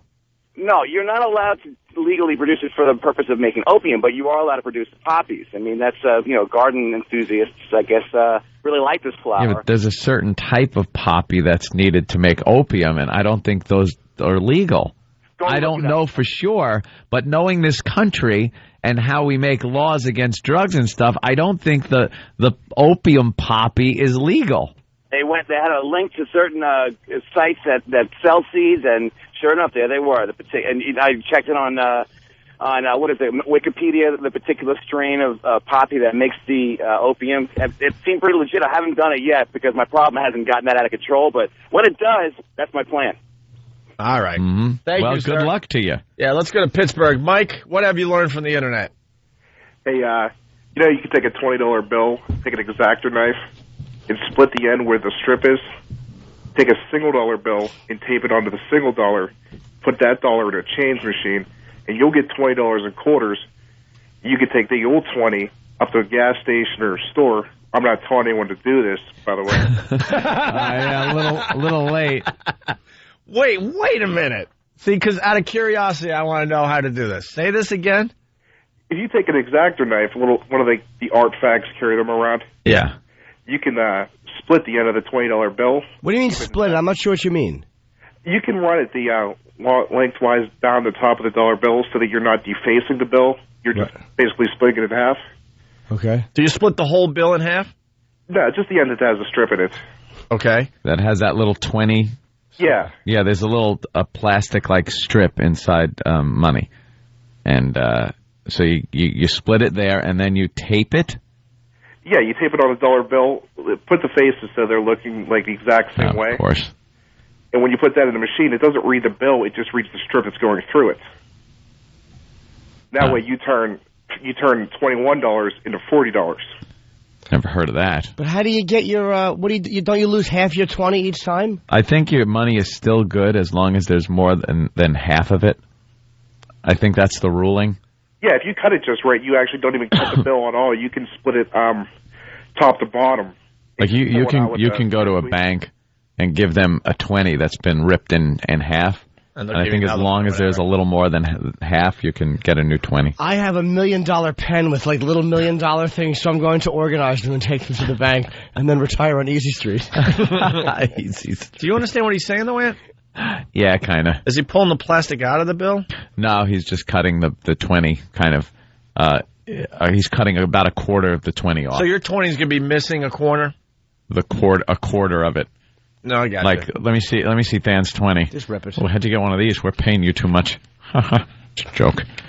See, there's the strip right there. Right. So if you cut it here. Oh, okay. And then tape it onto a 1. Right. And put it in the machine, it's going to read it as a 20, so this guy says. Oh, but you go to jail for that. Yeah. You certainly would. All right, Mike, thank you. All right, guys, have a good one. All right, let's say hi to Jared in Boston. Jared. Hey, boys, how you doing? Hey, Jared. I have actually done this one. It works. You know those vending machines that have the conveyor belt for the soda? Conveyor belt? What, a conveyor belt? Yeah, it raises up, it drops your soda out, and then comes back down and feeds it into a little hole in the side and comes out the front. Oh, yeah, okay. Okay, so what you do is you stick your hand in. You need little girly hands like me. Stick your hand in the part where you take your soda out, and there's a door there. You just hold it shut so that when the conveyor goes with your soda, the soda can't come out. So then the machine spits your money back out, and what you do is put it back in and pick the one you want. And if you grab the soda out quick enough, they'll both come out, and it works. I have a similar trick where you take your car and you ram it into the machine, and when all the soda tumbles on, all the soda tumbles onto your roof, you take a Welch's and you hit the highway. God almighty, it's a soda, you chiselers. It's really $1.50. No, but God. But you're not doing it to actually save money. You're doing it because it's like, look what I can do. But you should deal with a more expensive item. You don't put your arm up and block conveyor belts for a $1.50 item. Let's go to Billy. Billy, what's up? Hey guys, love the show. I've actually done this one. I've grown some outstanding tomatoes from the internet, if you take my meaning, and they taste lovely. I love the potheads are calling like crazy. Oh yeah. So you learned how to grow wink tomatoes in both dirt and water. Yeah. Both hydroponically and organically. It works really well. And this guy's got the voice. You can use domestic seeds, or you can go with seeds from overseas. All right. Thank you, sir. Let's go to Brian in Jersey. Brian? Yeah. Hey. You there? Yeah, let's go. Brian, we got to go fast. We got so many phones lit right now. All right. When I was like 12, I was watching the news, and I saw a thing about porn. So I was interested in it. It was about wavy spice. Did you ever hear about that? Mm-mm. How it could come in and be all like distorted, but you could still see a nipple here and there. I didn't know anything about that till I watched the news.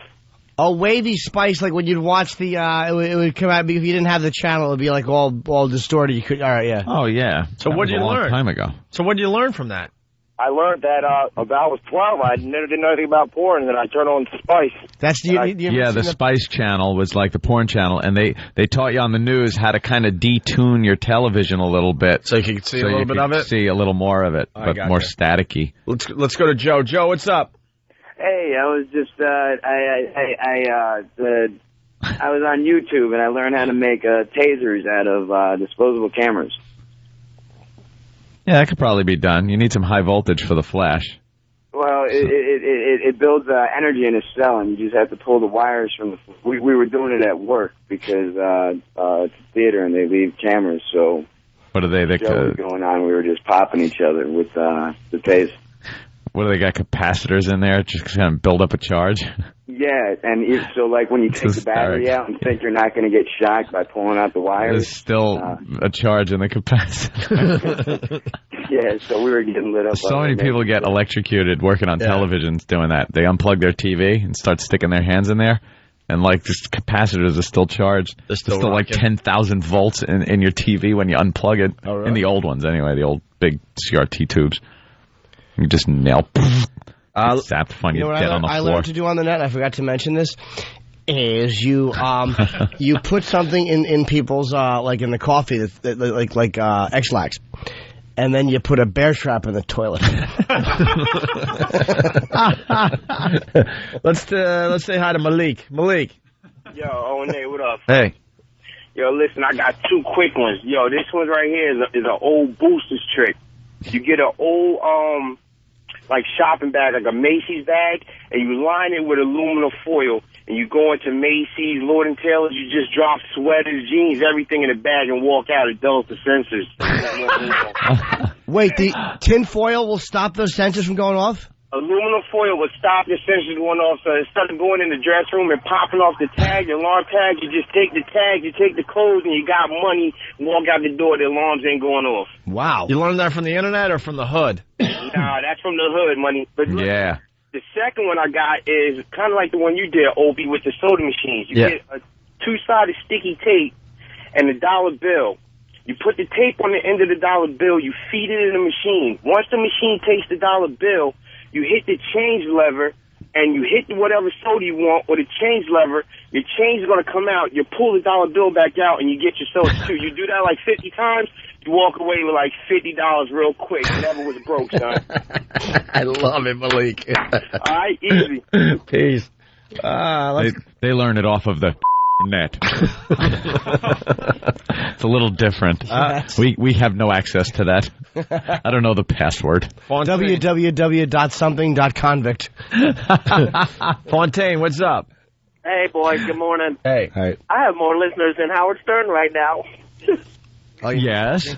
Well, we all know that. No one's really talking about him anymore. I know. What's up, Fontaine?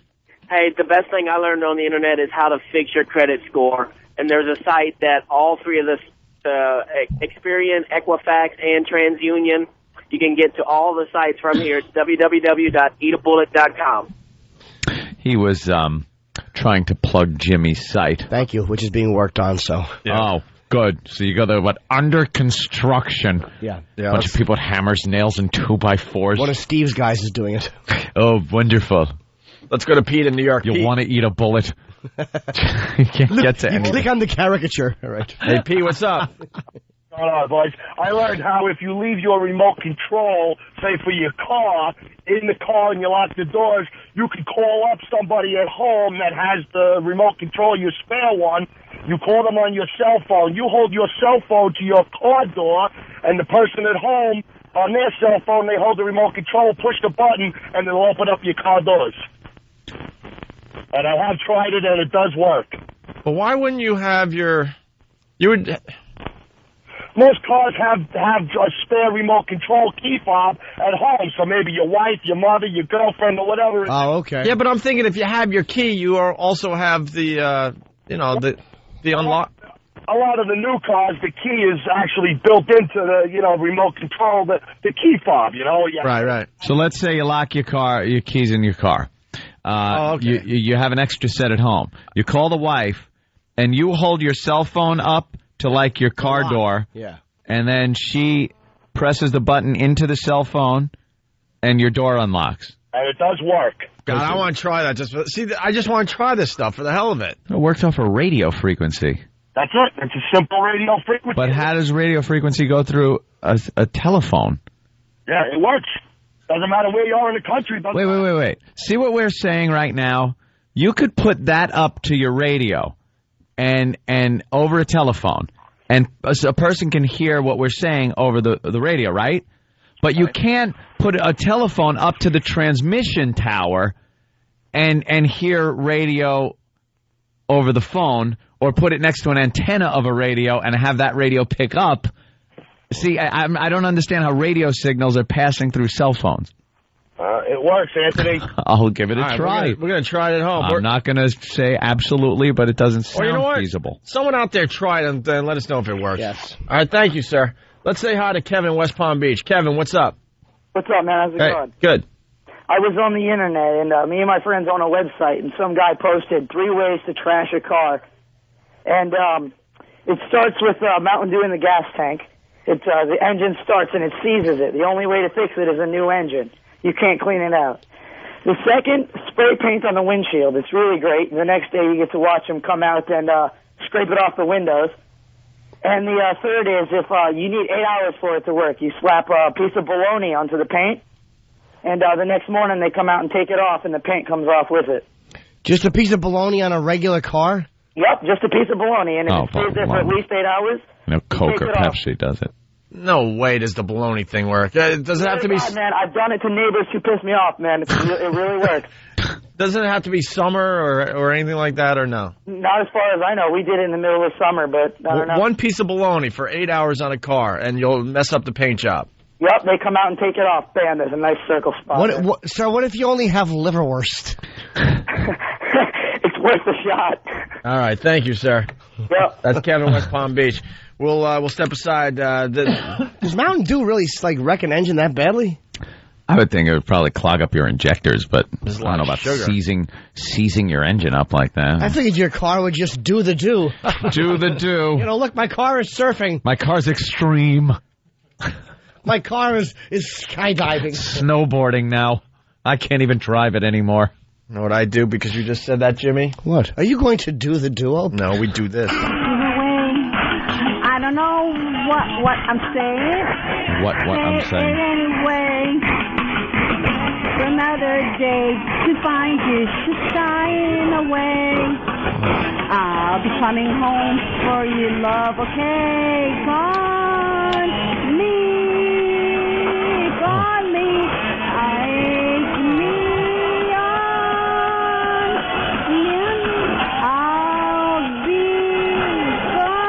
Not soon enough. In a day or two.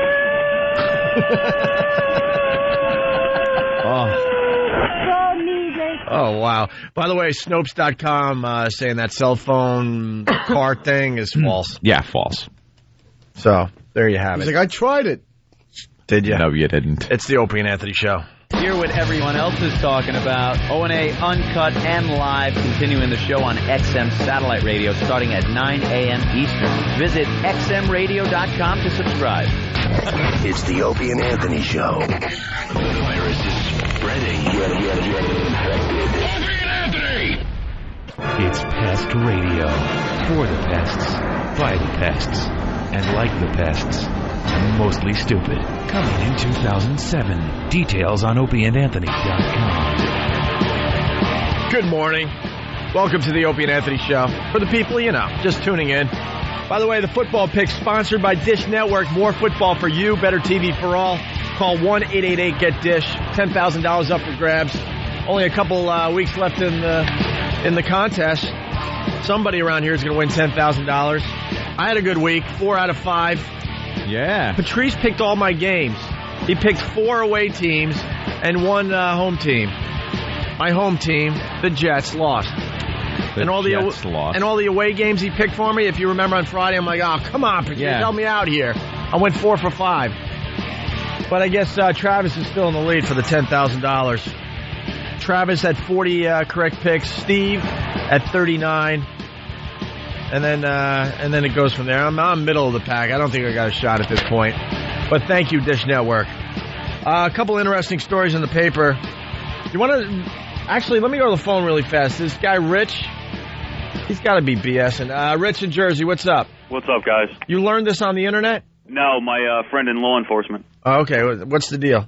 You drill a 1-inch hole in the side of a tennis ball, put it over the lock assembly of an older Lexus, and then smack the ball. The air pressure lifts up the lock, and then you got a car. How do people learn this crap? Put a hole in a tennis ball. You put it on the lock? Right over the lock assembly on the door. Yeah, it's an old key lock? Yeah. And then you hit the tennis ball, and the air pressure pushes the lock up. Wow. It sounds like it would work. Oh, it works. Very good. Thank you, sir. All right, guys, be good. Let's see what you can do when you take that drill and you go into a rest area. And there's a little hole between the stall doors. And then go... Yeah, you can put a hammer and watch your T-cell count drop. Let's go to Tommy in New York. Tommy, what's up? Hey guys, what's going on? Hey. I just tried that stupid thing with the key and the cell phone from my bedroom on the second floor to my driveway, and it worked. But then I told my wife to hit the key without the cell phone, and it still worked. Yeah. Yeah, because you're still too close to the car. Yeah. We need someone to try this where, like, the wife is at home or whatever, and you're at work already. Do it that way, and let's see if it works. Snopes dispelled it. Yeah. Not to cut you guys off, I saw Patrice over the weekend. And he killed. Yeah, of course, every time. Every time out. He was awesome. All right, good. He was great. Great show. All right, cool. Take care, guys. Thank you. Hey, I want to say good morning to Detroit. We haven't said hi to Detroit in a while. They got an interesting story going on up there. Hey, Detroit. Protest of Victoria's secret G-string display spreads in Detroit suburbs. Spreads? It's spreading like wildfire. Oh, I'm sure it is. Let's see. Victoria's secret isn't sitting well with some residents in Livingston County. There's a do-gooder out there. Nothing better than do-gooders. A lingerie display at a Victoria's Secret store in the new Green Oak Village Place Mall has stimulated a boycott. Oh, look at her name. Stimulated a boycott, protest letters, and spun off picketers at another lingerie and adult novelty store in nearby Brighton. Robin Blazak. Hi, Robin Blazak. A 46-year-old Hamburg resident. Yeah. Of course. She said she was shocked by what she saw at the store. Guaranteed she's a fat pig. Fat pig. Gotta be a slob. Gotta be a slob. Why didn't we try to get a hold of her? Where's Robin Blazak? We gotta talk to Robin. She's setting Detroit on fire. She certainly is. Maybe I shouldn't have said that. Look at what she was.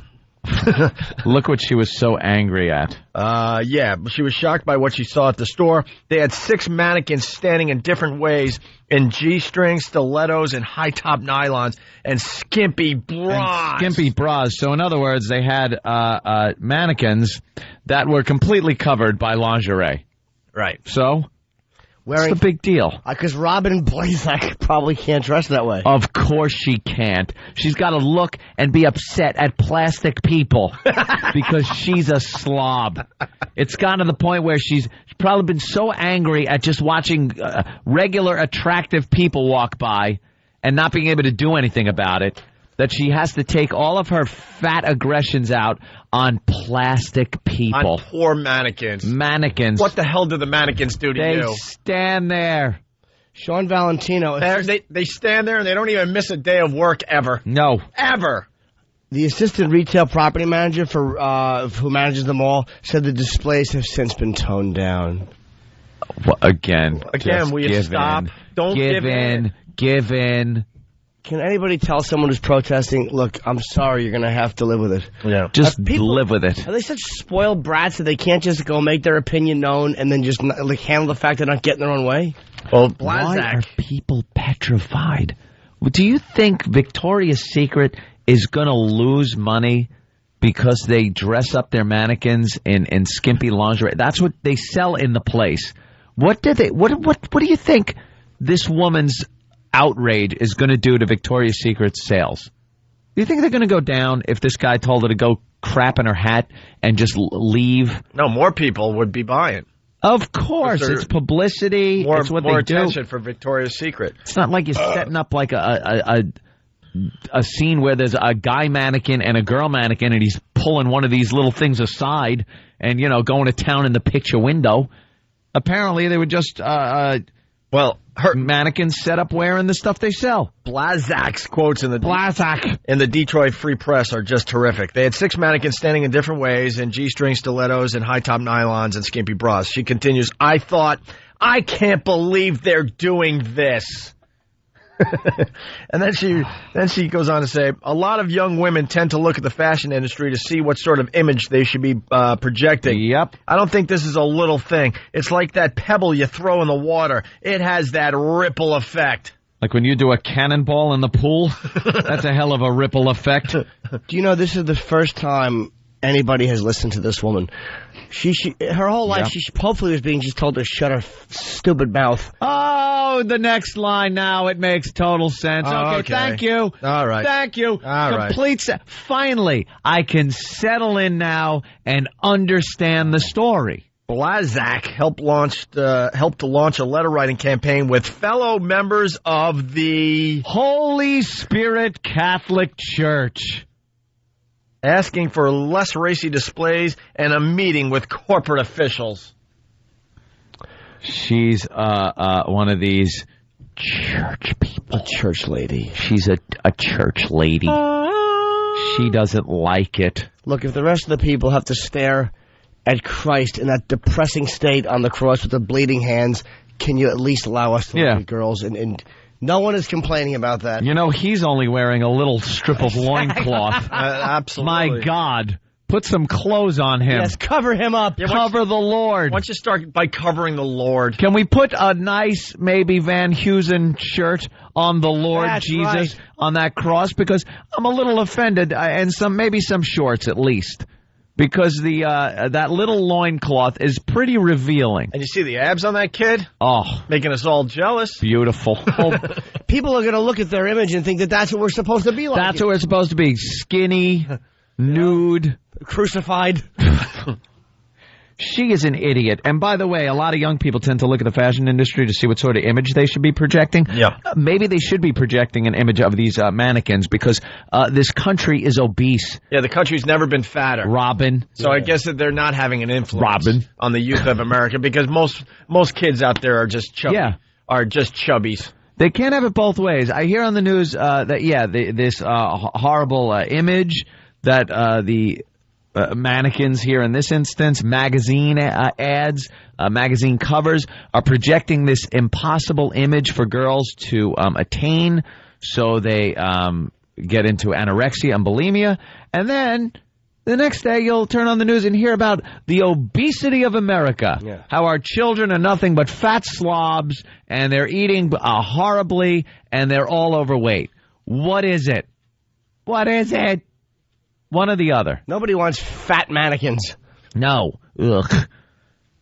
Would be funny, though. Hilarious. I would love to see especially if big fatty mannequin. If I owned a retail store, I would just have a fatty mannequin. Just a fatty mannequin. Big fat mannequin just squeezed into some crap. Just trying to squeeze into some hot clothes. All half nude. Big saggy ones. You put little pig ears on it, and you have the attractive mannequins pointing at it and laughing.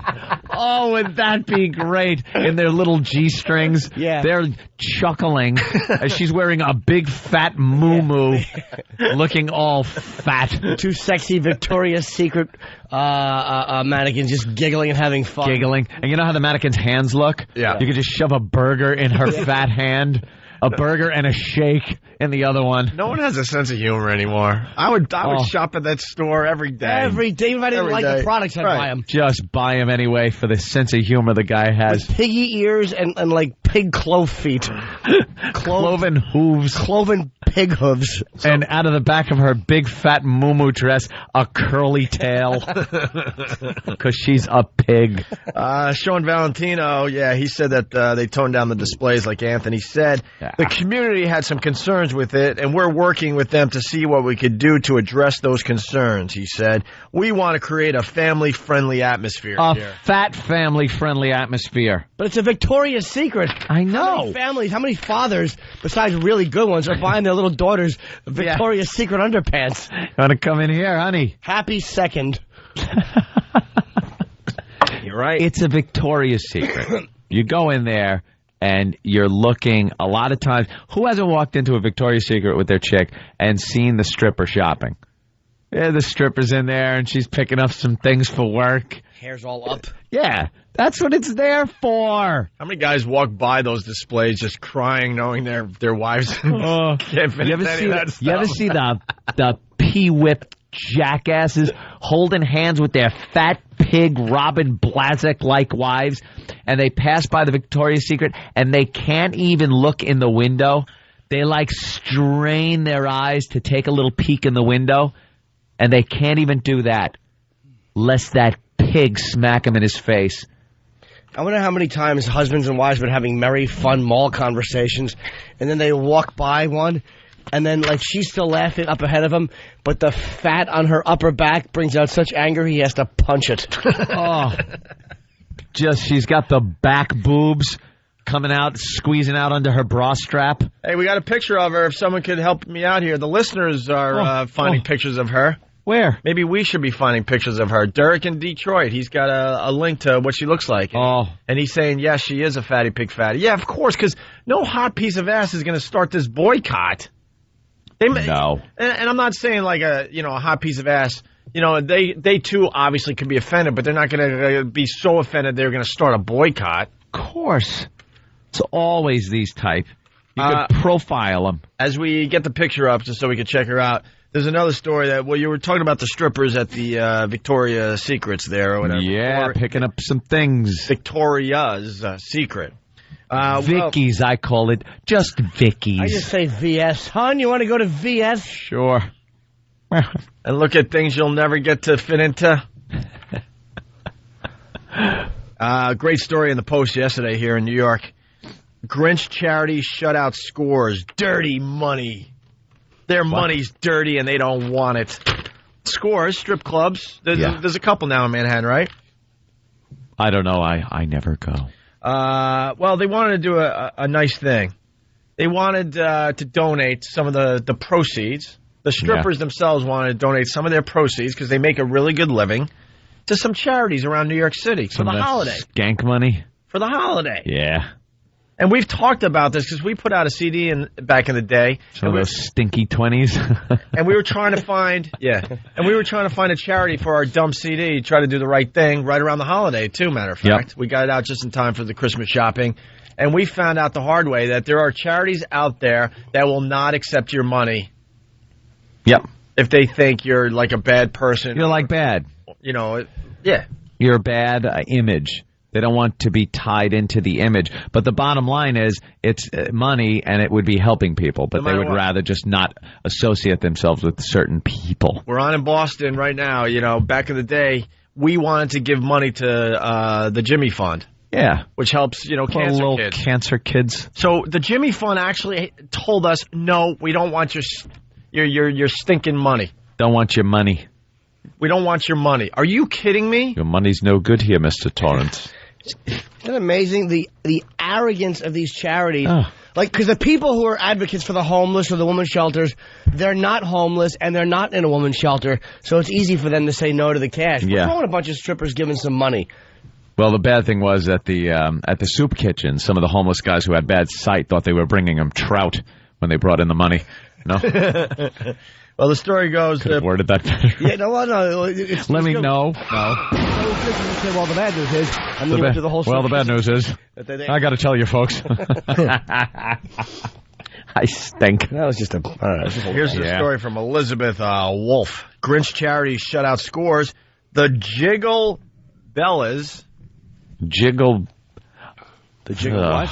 It's Jingle Bell. Is that a reach? Instead of Jingle Bells, yes. Yeah. It's the Jiggle Bellas at Scores have been Scrooged. Scrooged, see, instead of... Why would you write it like that? Because it's the Post. Because it is the Post. Dozens of charities have rejected the strip club's offers to raise thousands of dollars in cash and gifts for needy women and children. It's amazing. Great.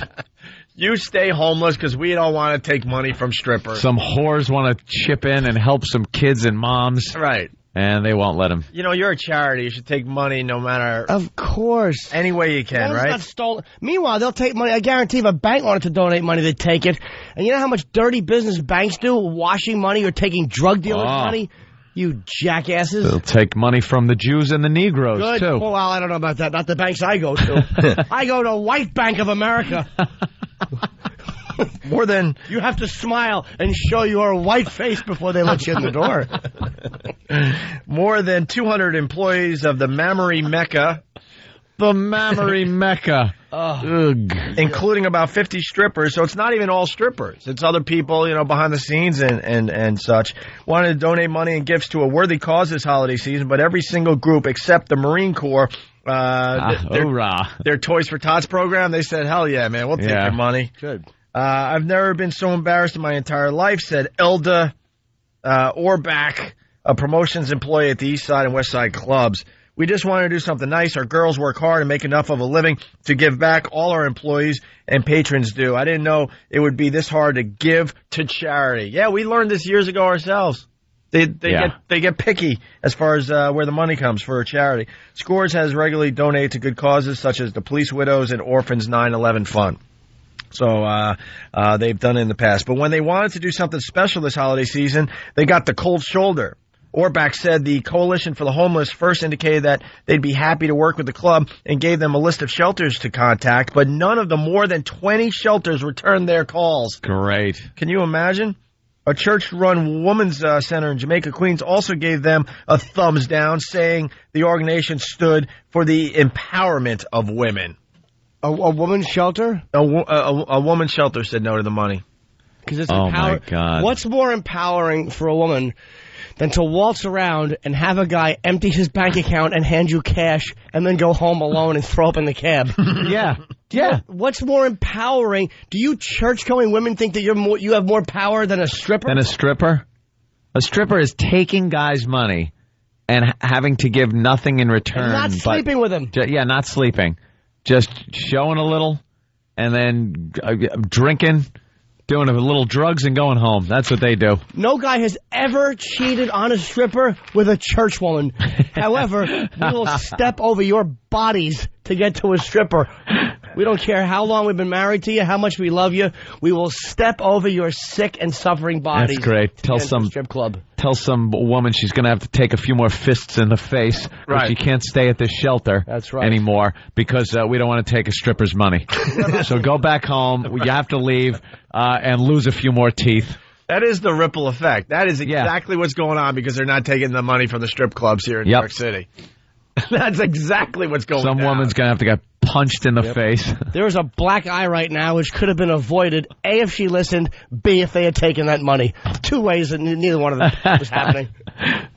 Back in the day, we raised a lot of money for the charity that finally accepted our dirty money. Dirty. What was it? It was the Minority Homeless Veterans Association of New England. Something like that. Basically, black dudes that fought in Vietnam that are now homeless, they got our money. That was the only charity that would accept our money back in the day. Mm-hmm. Why don't we do a charity thing and we see who turns us down? We should do something like that and just see who says no to the money. Start with some real highfalutin charities. Well, why not? It would be funny if the first one said yes, we had to pony up money for something we didn't believe in. Damn it. That would stink. Yeah. All right. Ixnay on that idea. Yeah. I only donate for abortions, whether you want one or not. By the way, over. By the way, do we have time to do Money Snatch? I hope so. Why don't we? We should do it. Are we doing it here or over at the other joint? I would want to do it here. Basically, we find women that are very, very needy this holiday season, and they can't afford Christmas gifts. And it's kind of like the old school morning zoo promotion where you throw someone in a bank vault and there's money all over the place. And if they're really clever, they get the money blowing around, and the person has whatever the call letters are, that many seconds to collect as much money as possible. Yeah, those hack bits. We do it a different way. We have money all over the studio.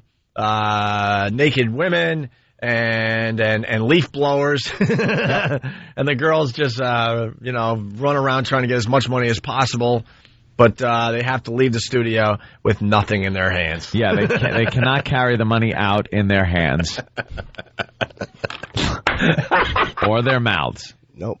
or their ears. And I know or nostrils. I know some of these things we say over and over again, but it's definitely worth repeating.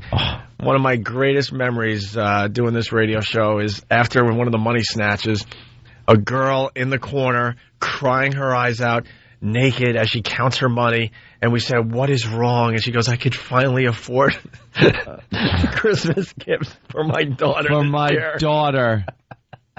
Bravo.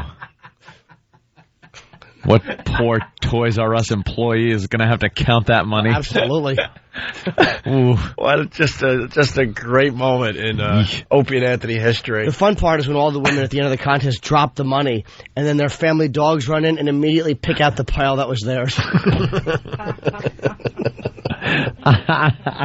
Look, man, we could get this together really fast. Who's doing it? Are we doing it over here or over there? I don't care. I'd like to do it here. I would like to do it here, too. Yeah, absolutely. Yeah. I say we could do it next Tuesday. We got a week.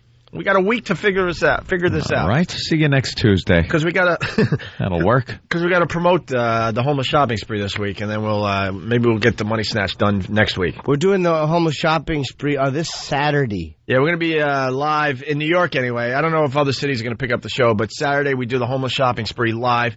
Reason we're doing it on a Saturday, a lot of people are going to be doing some mall shopping, and we want the faithful listeners to show up at this mall and help the homeless shop. Yeah. And then I guess we're going to replay the show for the people that aren't going to pick it up live. What time are we doing that on Saturday? I don't know. And what mall? 2 to 5, 3 to 6, something like that. Yeah, it's another reason we can't do it because it's mornings. The mall doesn't open till we're done. Yeah. We'll have more details like tomorrow and later, maybe after the break on the homeless shopping spree. But it is going down this Saturday, and we do encourage a lot of the faithful listeners to show up at the mall and help the homeless shop. Okay? And you can check out the whole thing right here on the radio. Definitely in New York. I don't know. I think Philly wants to pick up the show in a few other places. And the ones that don't pick it up, they'll just play the replay. All right? It's the Opie and Anthony Show. Oh, jingle bell, jingle bell, jingle all the way. It's the 2006 Homeless Shopping Spree, only on the Opie and Anthony Show. Coming soon to a snooty mall. Maybe one near you. Whoa. The Opie and Anthony Show will bring a busload of homeless degenerates shopping for Christmas presents. And you, of course, are invited to watch and shop along. Golden Buns is gonna get busy. Immerse yourself in a time-honored tradition. Enjoy the holiday spirit and the stench of booze and vomit as we partake in another homeless shopping spree on the Opie and Anthony Show. Bye! It's the Opie and Anthony Show.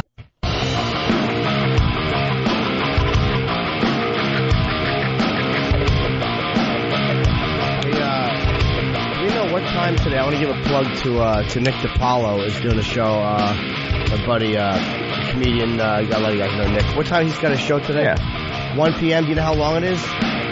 1 to 3, a 2-hour show. 1 to 3 here in New York City? Yeah, so check out Nick here in New York on Free FM. Very good. It's the Opie and Anthony Show. The ONA virus spreading across America. We were just listening to this during the break, and it gave us the old douche chills.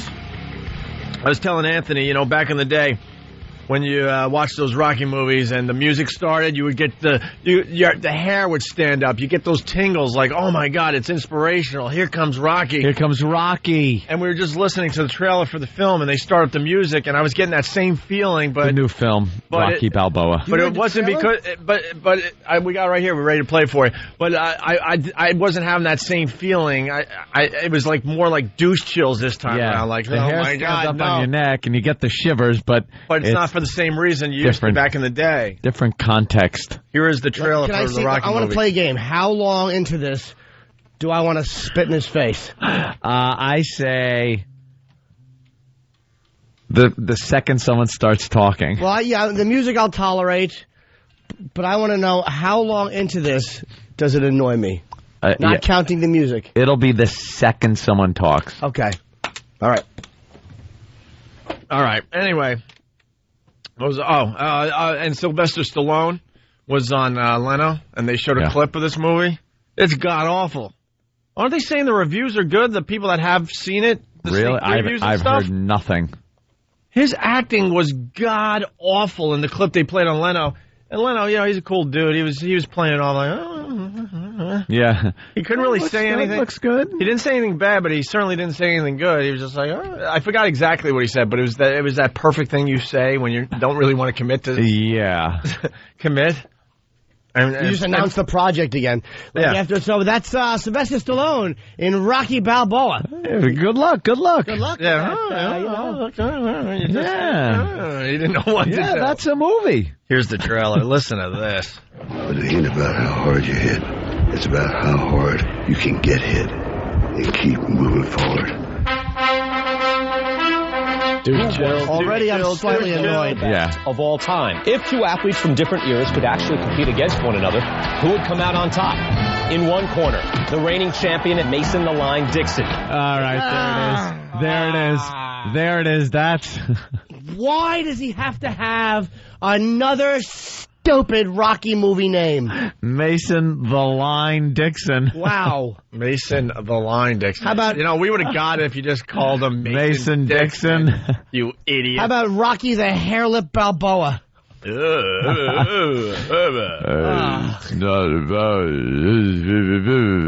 Rocky the Dead Wife Balboa. How about that?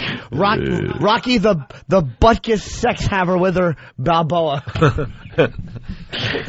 Stupid. It gets worse. I caught Adrian with butt-kiss and some peanut butter, and get rid of her.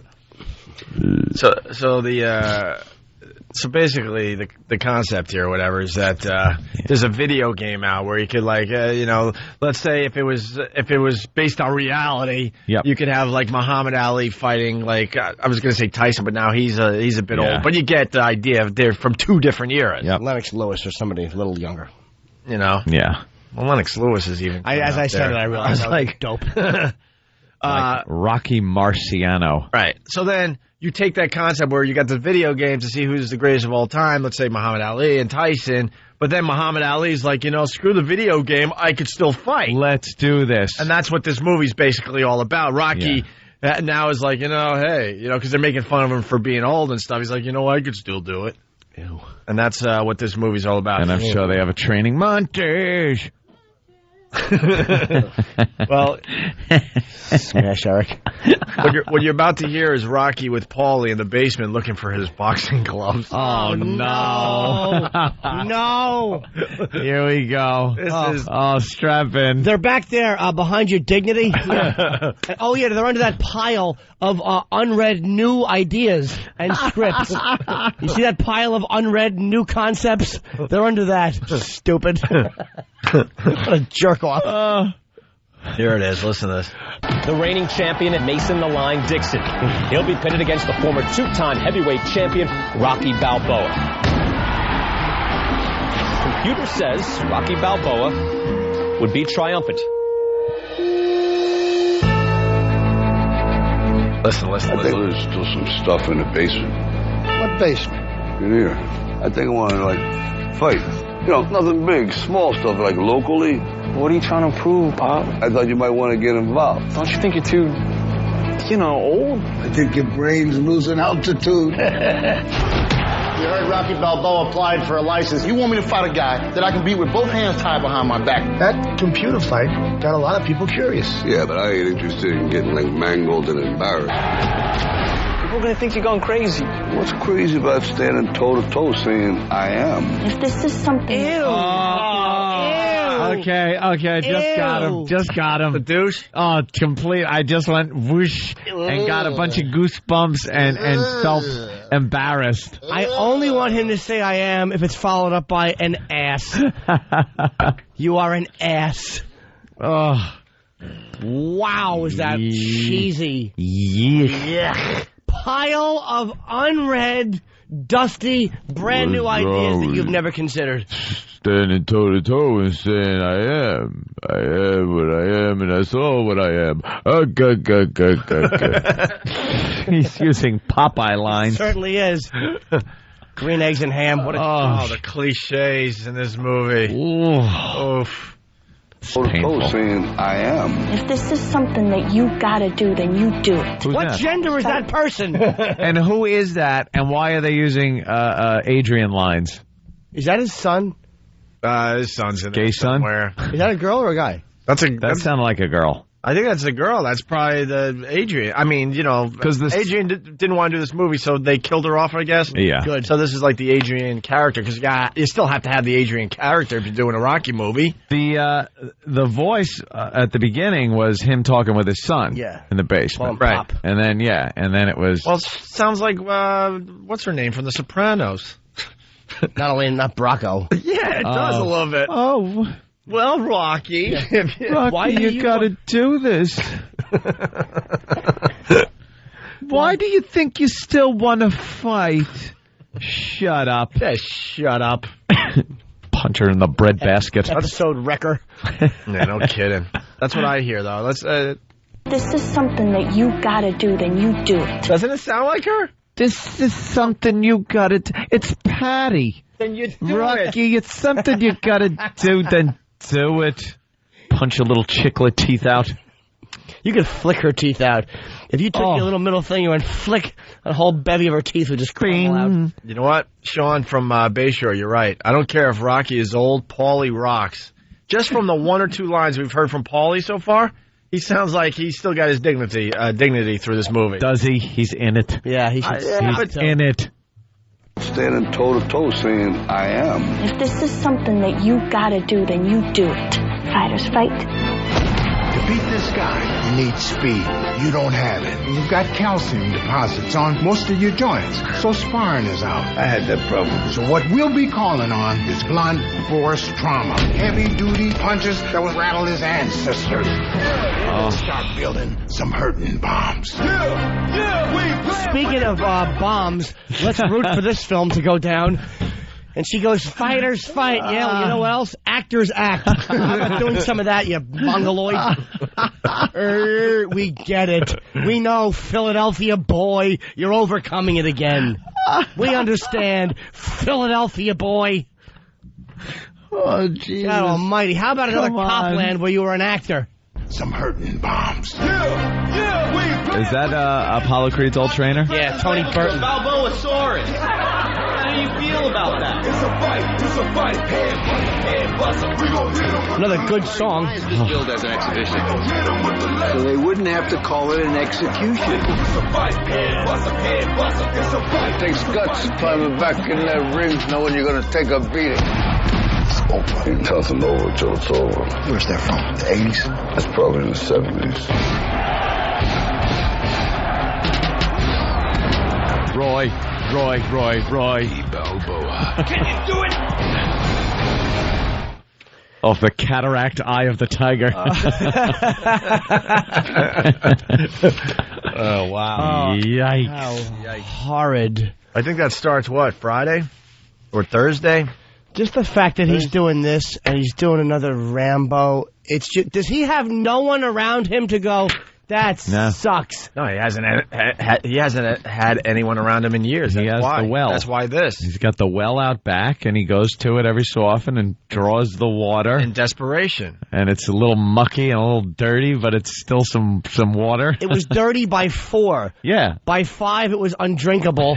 And this is it's just filled with toxins and human waste. Yeah. That's what that Russian spy was drinking at the sushi place. I was going to say I'd rather eat a Taco Bell at this point. God, what an embarrassment. All right. That really is. Let it go, action hero. You're an actor. Do something different. Maybe another great comedy like Stop or My Mom Will Shoot.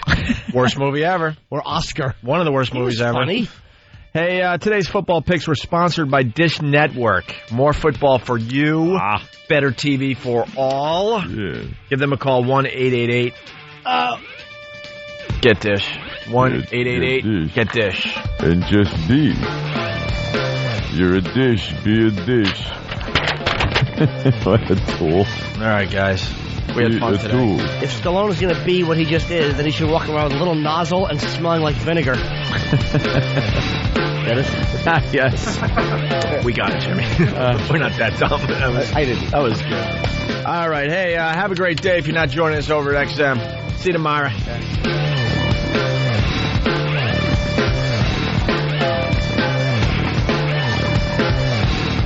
The 2006 Eggnog Challenge will replay on Friday, December 22nd, the day after Opie and Anthony's appearance on The Tonight Show. For video of the 2006 Eggnog Challenge, including the infamous Pat Fununaki's Baby Bird video, go to opieandanthony.com or foundrymusic.com.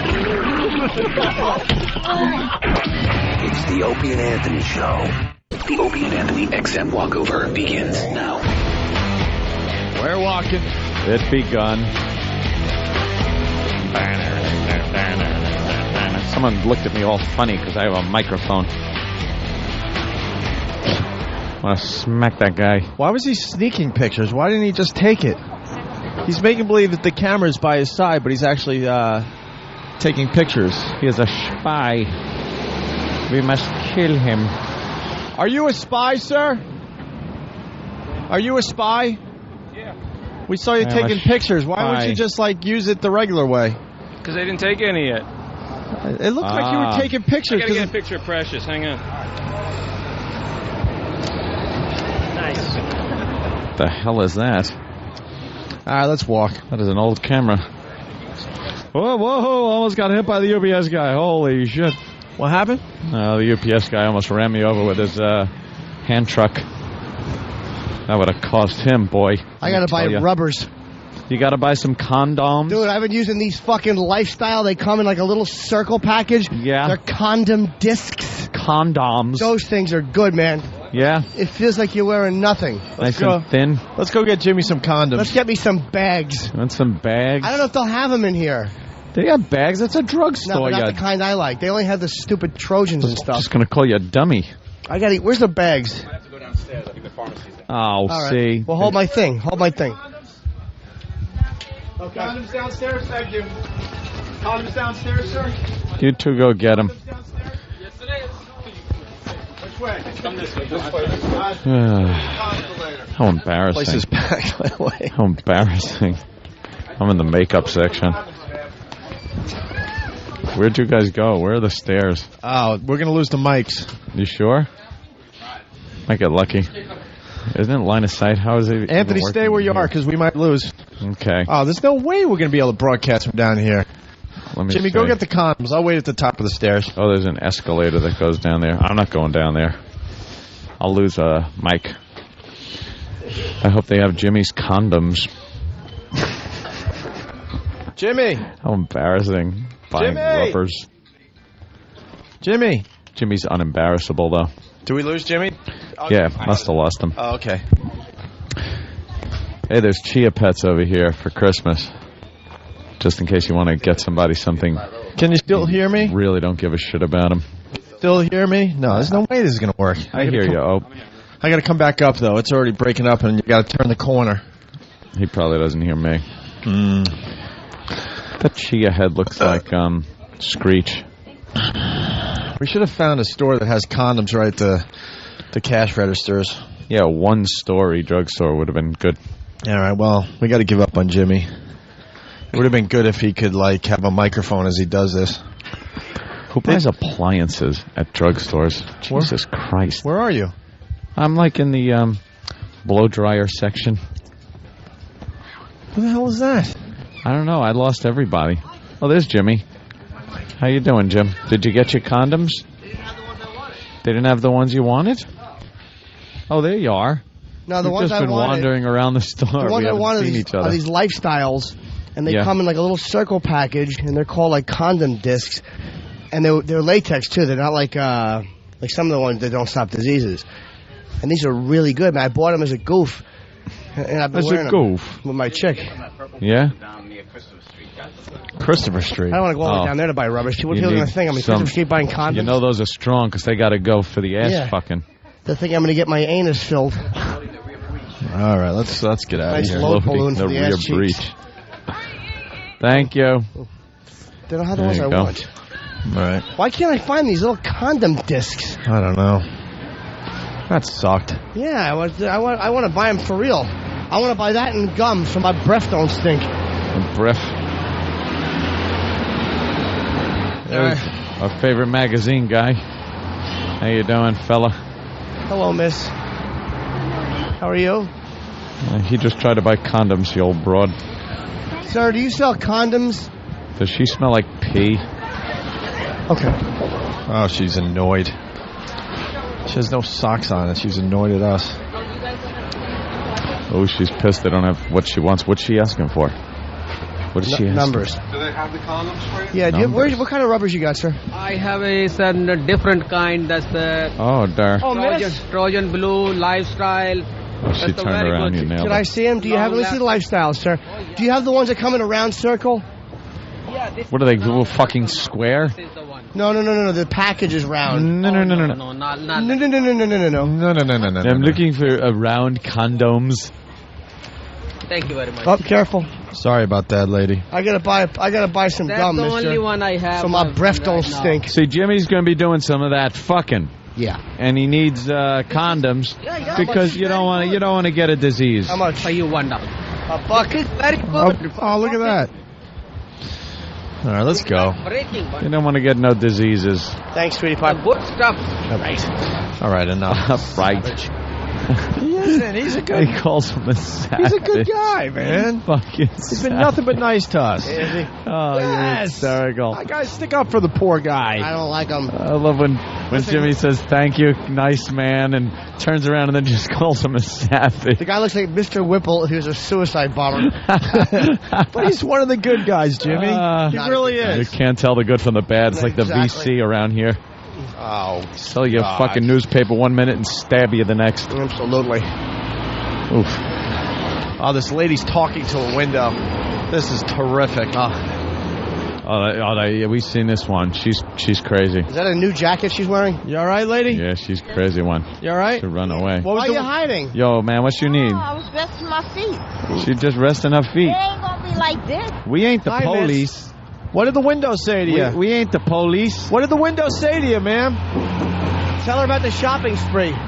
Yeah, you want to go on a shopping spree? Want to go on a shopping spree Saturday? Free stuff? Where? Where are the homeless? A nice mall. Huh? A nice mall. Oh, go ahead. Go ahead, what? We do a homeless shopping spree every year. We're doing it this Saturday, where we take a bunch of homeless people. You're gonna take this, right? Yes. Okay. But do you want to go on a shopping spree? We like a lot of our listeners will come and give you money, and you can pick out stuff and you can keep it in the mall. Like jackets. We might do it in Jersey. We don't know yet. But if you're here tomorrow, we'll tell you where we're going to be. And then we'll have a bus that will take you there and back. With a bunch of homeless guys that do it every year. Yeah. But I don't be over here. Where are you going to be? By the Exton house. The Essex house? Yeah. Well, we're not going to go pick you up. If you're in the area, we'll bring you to a mall and you're going to get some free stuff. Yeah. What's your story, man? Yeah, where'd it go wrong? What's your story? We like to meet the people on the street. What's your name? Where are you from? Oh, man. Where'd it go wrong? Why do you talk to windows? What does the window say back to you? No, I didn't talk to the window. I was resting my leg. I saw you having a conversation with the window. Fucking legs. My leg. It's always their legs. What are you homeless? I don't need this. You're not a psychologist. You're not a what? Psychologist. I think she said psychographer. Actually, Jimmy Did is. She say I am. Jim, is this your money you dropped, ma'am? Let her go. Fuck her. She doesn't deserve anything. All right. You know, I should take her to the mall and buy her a kick in the cunt. Supposed to give me $5. I'll plant my foot right in that awful box.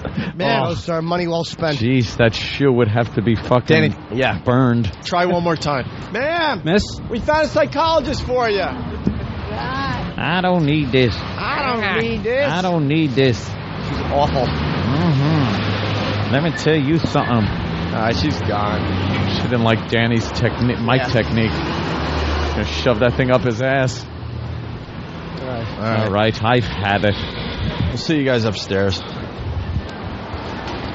M202. They are the most vile, despicable human beings in the country. Creeps, ankle biter. Obviously, the strength is their ability to turn mistruth into something people would believe. Wow, how long is this guy going to continue to babble and say nothing? All day long. Shut up! All right, here we go.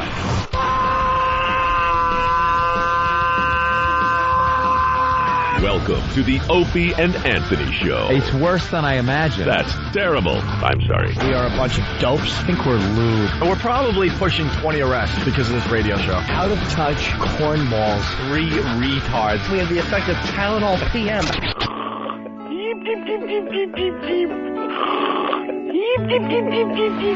Opie. You know I could have been a model. Anthony. I'm gay. James Norton. I like yogurt. Robert Reed.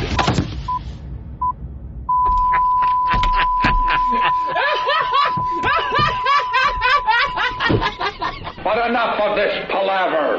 Let's get the show on the road.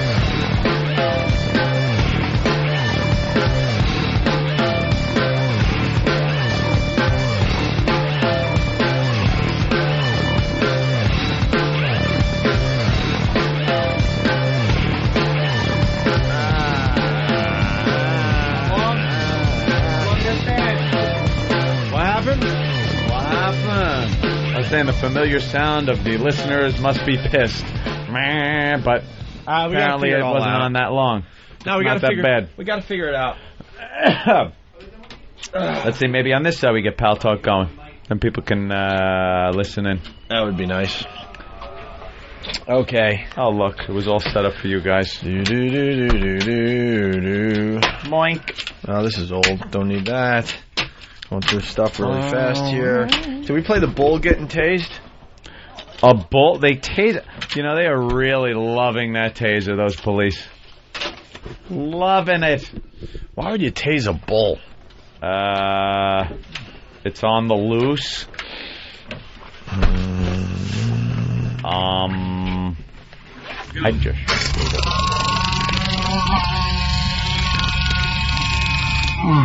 Oh, the poor guy. You know, I feel so much worse when animals get tased. Of course. Than I do, thank you, Kenny.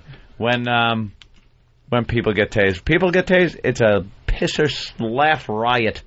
Animals, you feel bad. Go.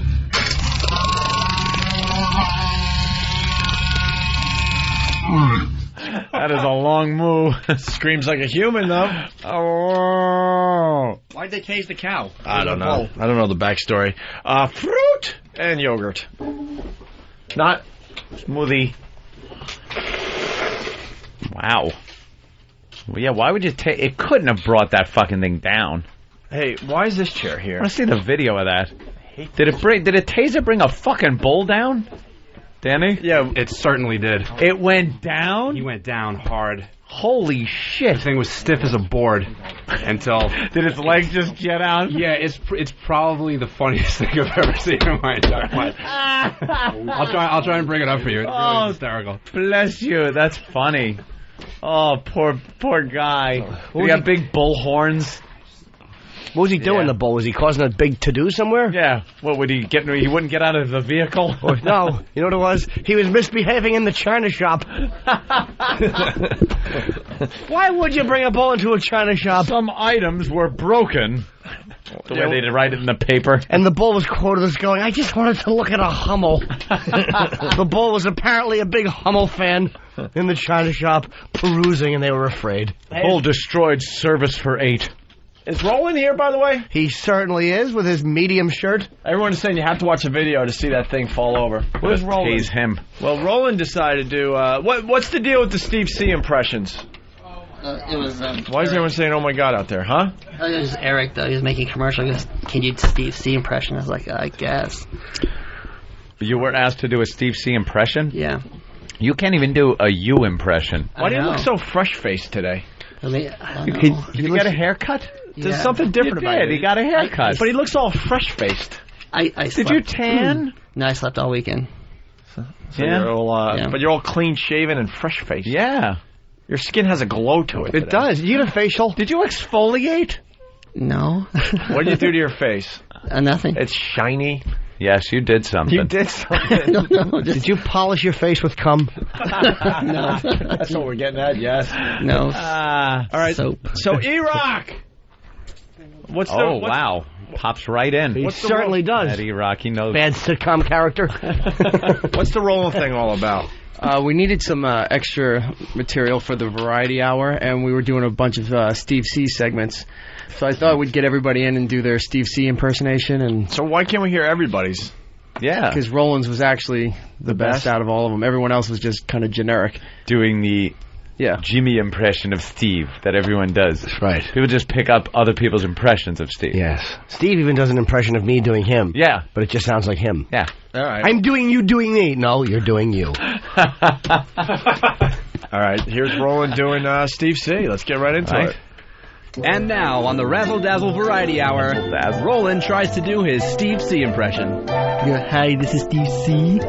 You're listening to the Razzle Dazzle Hour. I go to the dry cleaners to pick my leather Jaeger jacket. Yahoo! Holy Yahoo! That's terrible, I'm sorry. This is Steve C. You're listening to the Razzle Dazzle Hour. Has anybody seen my egg whites and potatoes? There you go. This is Steve C. You're listening to the Razzle Dazzle Hour. Why doesn't my BlackBerry work? Poo-poo. Yeah, I got nothing. Wait a minute. Who is that, Steve C. or Woody Allen? I heard the Woody Allen too, Jay. I was about to say that. Woody Allen doing yes. It's having your hat blocked.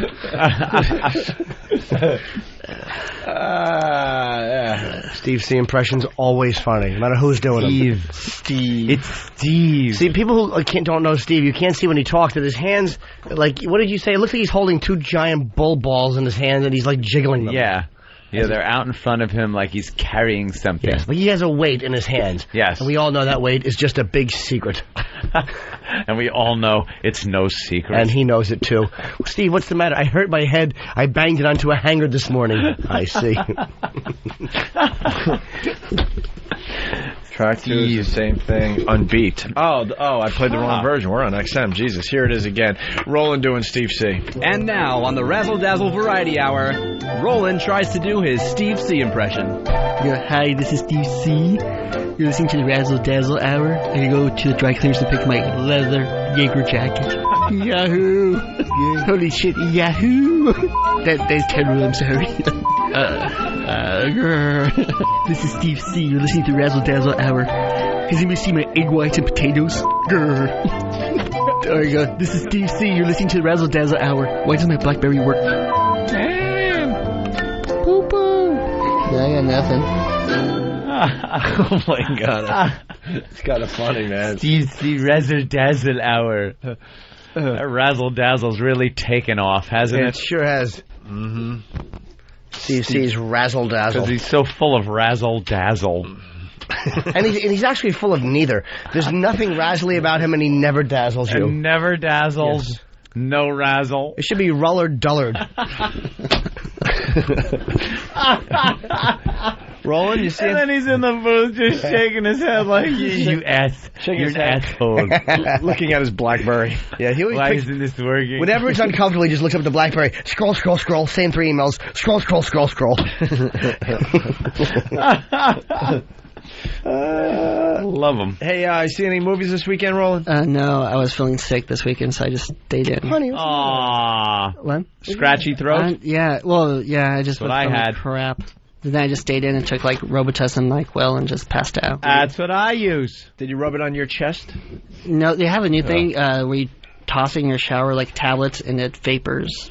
Oh, really? Yeah. That's a great idea. What the fuck is that about? I don't know. What kind of cancer is that going to give you in a few years? Do you think so? It's like Reed, can't be good. You're breathing How do you do it, though? I don't know. It's like a tablet. You turn the hot water. Oh, it's like a what? Tablets. Okay, I hear. And you put it in your shower and you turn the hot water. Where in the shower? That's what I'm getting at. I don't know. Wherever the water go down hits. the drain. That's why you have the drain cover. Comes out of the fucking faucet It comes out of the shower head. Yeah. It's invented by Germans. It's called Zyklon B, you idiot. It'll cure whatever ails you, though. I'll tell you that much. It works well. Explain it. It's like I just put the tablet in the shower, turn on the hot water. Where in the shower? Just on the floor? Yeah, on the floor, wherever the water hits. And How big is the tablet? that big.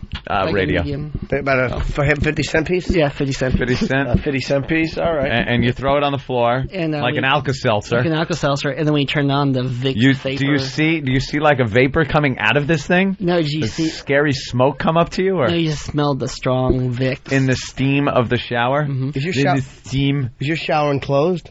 Yeah.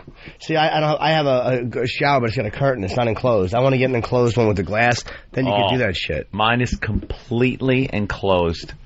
And it is made of marble. You're rich. And it's got a glass door on the front that when it shuts, you're completely closed in. It has 8 jets on the walls and a huge rain one on the ceiling. And one that you can grab and you can put on your ball sack and clean underneath your undercarriage. Do you have why don't you have I'm surprised you don't have a little steam room in your bathroom. Like, you could do that in a steam shower.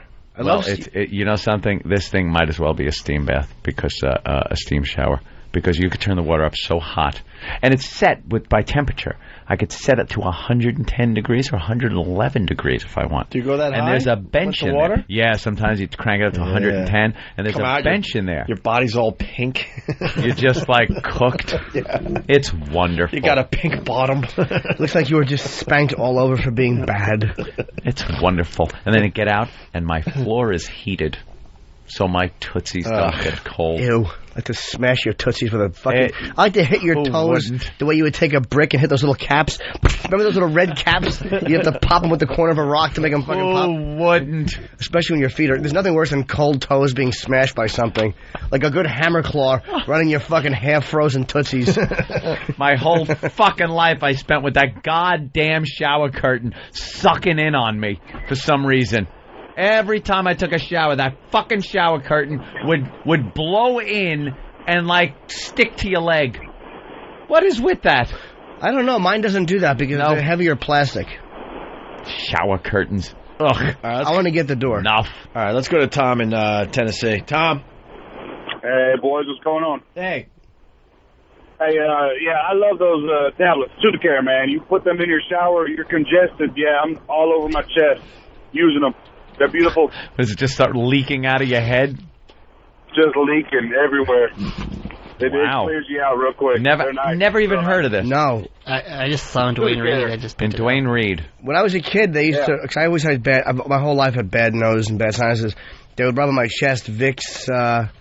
what was it called? Vapor Rub. Yeah, they would rub that creamy stuff on my chest, and I would always... Jism? Yes. My father would apply it. It would hit my hair. No, I would put it on my chest. I would lift my little shirt, and I would put my nose under my shirt. Oh, breathe in the nice Vicks. And breathe in the fumes. Yeah. Hey, does anybody remember when I was a kid, my grandmother, her magical cure for everything was ST-37? It came in a blue bottle. Alien. And it was it was like an antiseptic. It would like clean out your cuts and stuff. It was called ST-37. ST-37. No clue. Maybe somebody out there heard, but we could have a fun chat about ST-37. My Nana, her big cure for everything topical was Noxzema. Noxzema. And whenever I'd get, huge zits, she'd be like, put some Noxzema on. I'm like, yeah, Grammy, that's what I need. Some moisturizer on a zit. Because that's what you don't want to dry it out, God forbid. Dolt. Let's say hi to Jeff in Tennessee. Oh, we lost Jeff. You know my grandmother's cure for tension? My grandmother's cure for tension was she'd spit in her hand and pull down your little PJ bottoms and spit all over your hairless cock and then jerk you off. And get you to sleep. She wouldn't suck it, though. That'd be incest. Jesus. I'd be like, come on, just pop it in your mouth, Nana. And she'd go, oh, you're fresh. Fucking halfway, Nana. Come on, finish the job. So you didn't see any movies? You didn't rent any movies? Nothing, right? No. All right. See that James Bond? Yes. And? You liked it, right? Oh, yeah, I loved them. Oh, we got his review. Kick. It was god-awful. You're a big Bond fan, right? Not really. Awful? Oh, his review is awful. No, listen to his review again. What's your review of Casino Royale? It was good. I mean, it had action, suspense. Explosions. Suspenders. Action and suspenders. Suspense. What else? Twists. Surprises. Twists. Turns. Surprises. Turns. Intrigue. What else, dude? Jesus, you're in the business. I know. That's what you expect from a James Bond I told you, movie. he's What makes this better than all the other Bond films you've seen over the years? God, that's a great point Dan brought up. Roland reviews movies like a trailer from the 50s. Yeah. Action, suspense, intrigue, twists, turns. Whenever he talks, big white letters should pop out of his mouth the way they would in an Ed Wood trailer. Spell it out. Yeah, you're a 50s movie trailer. You stink. All right, keep going. It's just a different Bond, a better actor. I mean, he's really good. Kept the old Bond making stuff. I don't know. What? Oh my God. What? Wow.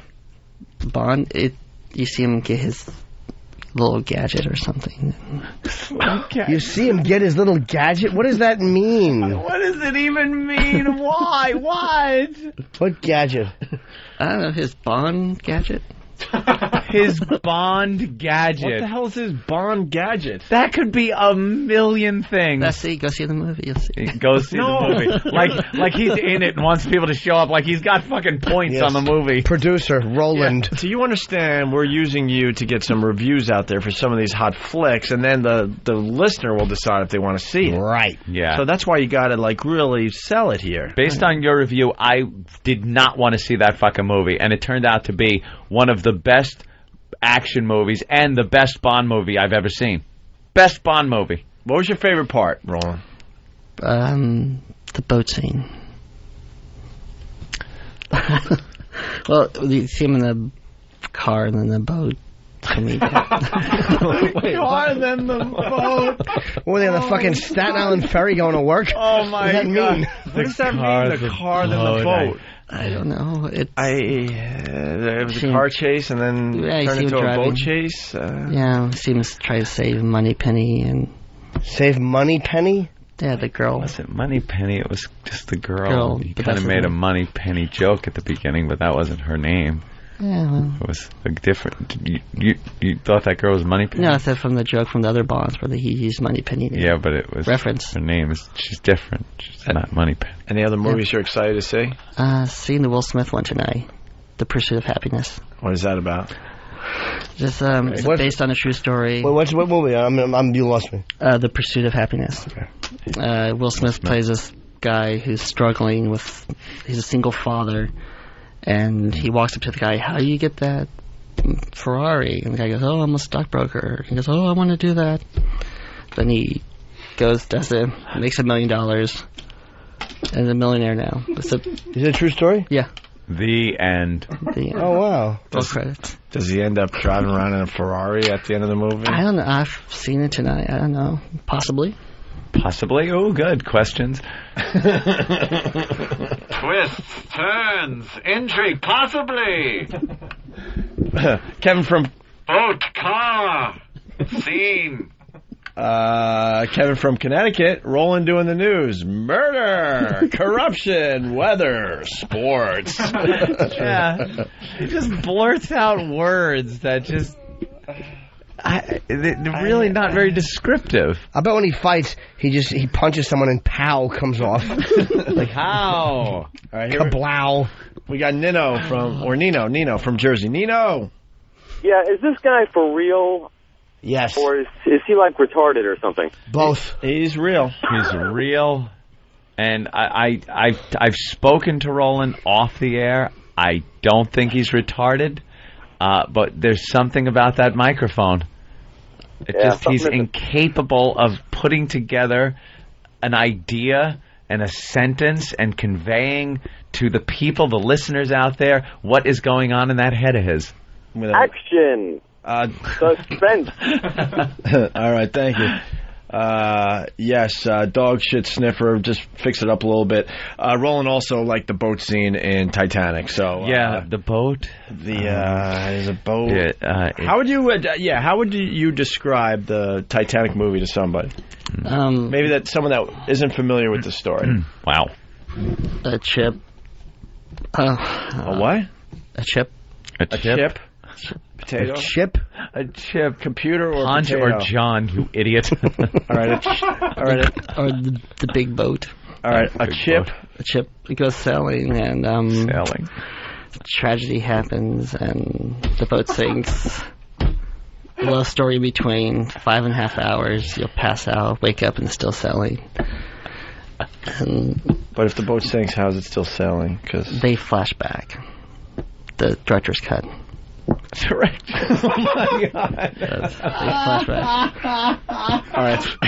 So that's the Titanic. Here, another really famous movie. Oh Christ! How would you describe? How about you wore a shirt one day, The Godfather? Yeah. I think he's done this one, but how would you describe The Godfather? Maybe someone's just moving to the country that's not familiar with our cinema. How would you describe The Godfather to them? A group of Italians, mafia. War ensues between families.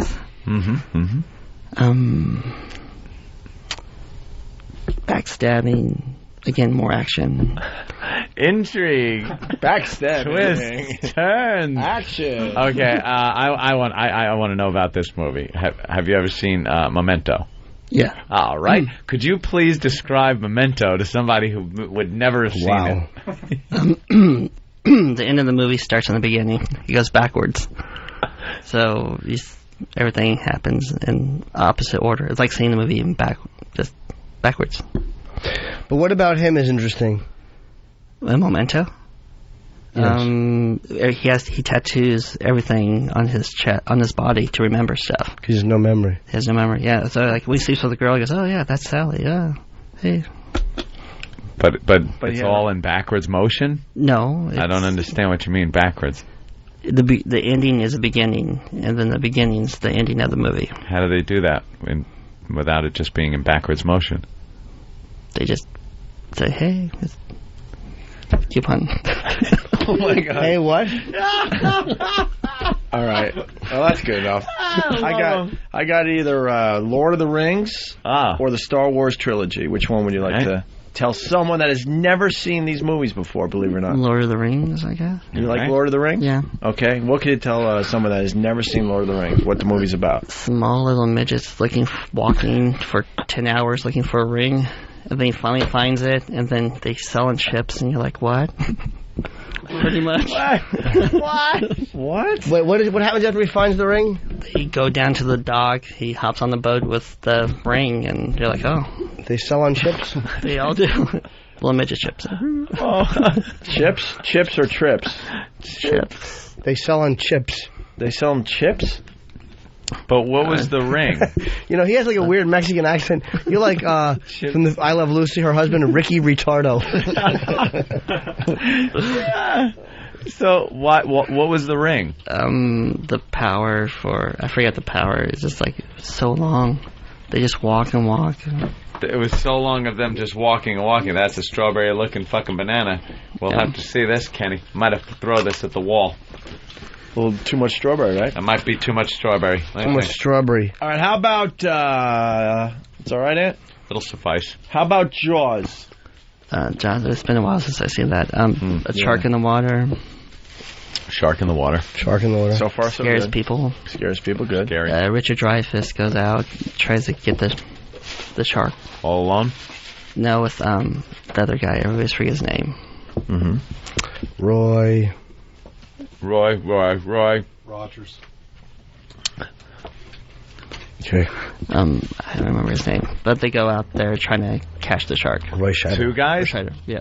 Or a couple. Few guys? Yeah. Those characters aren't important, right?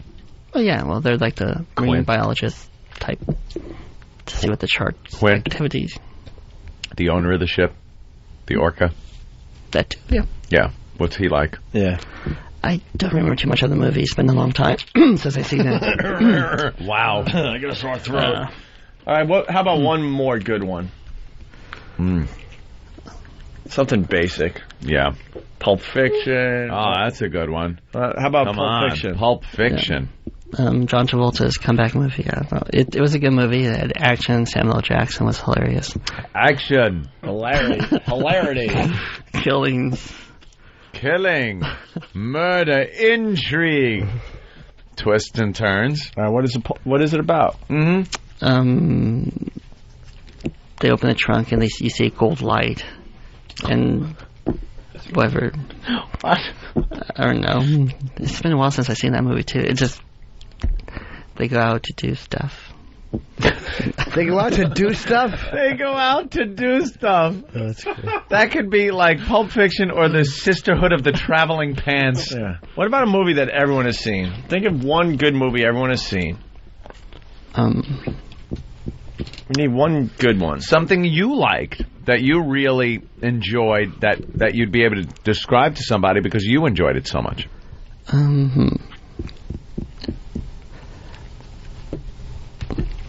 What's like some of your favorite movies of all time, Roland? Raiders of the Lost Ark. All right. What movie? Raiders of the Lost Ark. Oh, Razor of the Lost Ark. Yeah. All right. Describe that one. Harrison Ford plays Indiana Jones, and he tries to find the Ark of the Covenant. And he goes to different places, and he meets his friend Salah, and whips people and shoots people. Shoots people. It's unbelievable. Wow. Was there a boat in Casino Royale? People are saying there was no boat. I was trying to think of what he was talking about, but yeah, I assume there was like a yeah, but it was inconsequential. It was like, all right, that's good for now. I don't know. Roland. Wow, I would wish that if I had committed a crime, Roland was the only witness. Absolutely. No kidding. Because I could just... It was a guy... bank... took money. Getaway Yeah, car, what did he look like? Legs and arms, a head... menacing... scary, frightening, intrigue, action, adventure. Is he... nervous? Yeah. How much did he weigh? He was, like the size of like a person. How much did he weigh? Yes. Yeah. He ran out. What did he get into? What kind? Ski mask.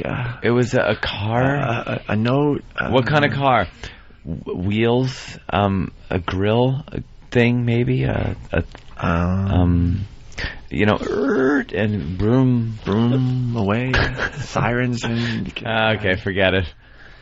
All right, Roland was, little known fact, I don't know, you haven't really talked about this much on the show, but we all know that you used to work for Carson Daly. Yeah. You did some personal stuff for him. Mm-hmm. A personal assistant, a PA, right? Yep. And you also worked on his Last Call. Yeah. For a while, and Sam got the tape from you. Yeah, well, pretty much I knew I had to give it to him, or else I'd be fired, or I'd be raped. Pretty much, yeah. Monsterjob.com. Yeah. I got it from him. Well, I asked him originally to bring me the tape. Hi, Sam. He was on Carson Daly's show, so I got the tape, and I played it and found some funny stuff from it. I'm from New York. New York. But I don't sound like it. I sound like I'm from fucking Mars. Sam's trying to clear his throat. That ain't helping. Sam, what can you tell us about Roland on Last Call with Carson Daly? He was known as Roland the Intern, the super intern. He ran everywhere. He even ran to stage. And they played Keep Rollin', Rollin', Rollin', Rollin', Rollin'. Wait, you ran? Yeah, he was. Yeah. What? He came out and said he runs everywhere. He was Roland the super intern who moves quickly. Ew. What happened? You became fucking Roland the Glacier, who moves nowhere.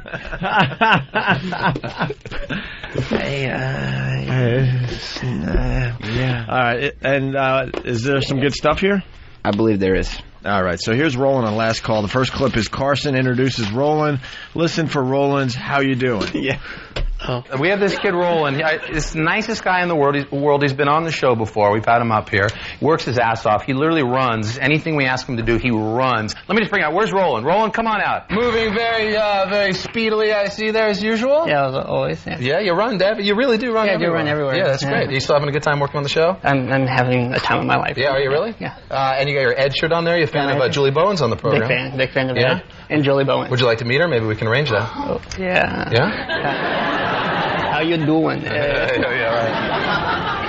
That was you saying how you doing? Yeah. Wow. Yeah. All right, yeah. Oh, my God. They wanted to hire somebody else, but Carson said, no, because I got a kid who'll fall apart. And you did. Hence, Jeff Zucker goes, who is he? And now he goes, he's fine. He goes, get camera crew here. Fell apart. He goes, all right, bring him in. Yeah, they sent him to the Aspen Comedy Festival. Oh, yeah? And he interviews Mike Myers here? Yes. Let's see how he handles Mike Myers. Yeah. That had to be nerve-wracking. Huh? I had to wait 4 hours for him, and... It makes the most of it. Does he really? Well, it was a longer interview, but Mike was like, he didn't want to do any interviews, but then he goes, can I do an interview? He goes, yeah, you'll fall apart. I was like, all right. Oh, what was he pushing during this? Nothing. He was just there to accept an award. All right, here's Roland interviewing Mike Myers.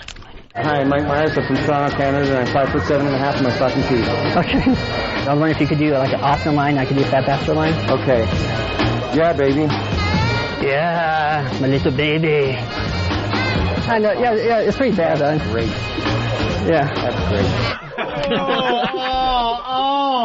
Oh, God, I can't look at you. While he's doing this, Roland is wearing a funny hat that he bought at the beginning of the segment. Yeah, it wasn't me. It was a producer. The interview was like 4 or 5 minutes, and then they took my falling apart. My little baby? Yeah, what were you doing? I did not want to do that, but then do you think he wanted to do an Austin Powers impression? Oh, no, he did not at all. The producer goes, it'll be really funny. We both looked at each other. It's going to be bad. He goes, just do it. So like, Wow. All right, well, here's Roland interviewing Michael McKean, and he can't remember his name. No, after he introduces him, he has to look at the camera guy or producer, whoever it is, to make sure. The what guy? Camera guy. Holy shit, did you say it really? Camera. He had to look at the camera guy. The camera guy. Paying attention. New York. All right, well, here's, and he forgot his name. Yeah, he didn't know who he was. Okay, here we go. Camera guy. Hi, hanging behind the bell stand again with Michael McKean. Yes. I'm sorry. That's okay. I can show you my room key and everything. Oh, no, that's really all right. me. And then he asked him, with Michael McKean? Michael McKean? Is that your name? Well, I had to interview Janine Garofalo, too. Uh-oh. That was my first one, and I was like, I heard you're always bitter. Just like joking. That's producers, just say that. She'll think it's funny. Oh, boy. She went off on me for 10 minutes. It wasn't even aired. No. Oh, really? No. She was a cunt about it? Oof. Yeah, she just like... We have it? No, it wasn't aired at all. It wasn't aired. It was like... Oh, it aired. The only thing you see me seeing that, I say, sorry. And she just ran away. Yeah, there's just a clip of him shaking her hand. It's not... Oh, wow. They wouldn't air it, though. It just heard. What a cunt. Oh, shit. Ugh. Roland interviews Kevin Smith and does a Chewbacca impression in this next clip. Ew. Yeah, I heard you're a Star Wars fan. No. Not really. Not really? We're a Trekker. Trekkie? No, I like Star Wars, yeah. Yeah, I thought you might want to know in college I wanted the impression for the best Chewbacca contest. Did you? Yeah. Can I see it? Laugh it up, fuzzball. Oh, great, thanks. That's pretty good. Yeah, my Harrison Ford. He just kept right going. Kevin Smith's great, man. Yeah. Laugh it up. Wow. Douchebaka. Yeah. Hey, Johnny from Kansas. Chew anything. Yeah, no. Johnny from Kansas. It's like his movie review should be the $50,000 pyramid. Action. Yeah. Murder. Intrigue. Boats. Indiana Jones and the Temple of Doom. But you get a producer saying, ask these questions. I'm like, oh, God. It'd be great. All right. Wow, you were a good boy, though. Yeah. You went in there and you're a go-getter. Yeah, we did a couple other ones, but like we did Kelsey Grammer in the bathroom. We thought it would be funny, but He didn't. No. All All right. right. Finally, Roland tells some jokes on the street in Aspen. It's a comedy festival, so Roland is outside on the corner with a joke book in hand. Oh, telling jokes. Again, not my idea. Oh, with his funny hat on still. Oh God, we have to have you do some of this stuff for the show. Who knew? See? Look at him. Look at him. The worst. Like his whole face collapses. Like he just ate a lemon. I'm having so much fun in Aspen. I want to come back next year. Maybe if I perfect my joke telling, they'll invite me back as a performer. What did one hot dog say to the other? Hey, Frank. Hey, Frank. Did you hear about Flasher who was thinking of retiring? He decided to stick it out one more year. Stick it out. Hey. How many women with PMS does it take to change a light bulb? 6. Why? Because it just does. They did a pad. Wow. God, your radio gold. Yeah. Oh, do you stink? Oh. You just stink. I know. He's like a sideshow attraction. Come see him devoid of charisma. Yeah, it aired during like a prime time thing, so Oh, dude, it's entertaining as hell, man. My parents were like, "Oh God, why?" I gotta see the video. Yeah, absolutely. Gotta Look, see it. I hear you were a lot thinner too, right? Oh yeah, I had to take off my shirt for later on. Julie Bowen came out, and I had to take off my shirt to give it to her. He has body hair like Steve. Yeah. That's a Chewbacca impression. Can we see your body hair? No. Just your back hair. Look, no. It's like a chick on the couch. Come on, man. Let me just. Come on, man. No. Just a little. Yeah, turn around and just show us a little. It's a lot of hair. So what? on your back? You got back hair? That's why I don't need to wear a jacket. You meant to toasty warm. All right, let's just see it. That's all right. We've seen Jimmy's cock. You can show us a little back hair. Who gives a shit? Come on, just a little. A little. You just pull up the back of the shirt. We won't laugh at you. We won't. I'm sure you will. All right. Man. That's not whatever, Not man. that That's bad. not that bad. Steve's Give a hairy ass. Possible, sure. Yeah. Well, there's hair. There's action, intrigue, hairy ass. Ass, hairy. Yeah. All right. Rolling. Bravo. All right, we're going to step aside. Okay. Yeah. Good job. Oh, thanks.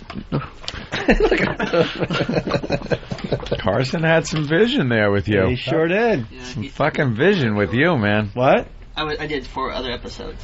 4 other episodes? We'll get the tapes of those. Gotta see those. Bring him in, Roland. Rolling. Rolling. There he goes.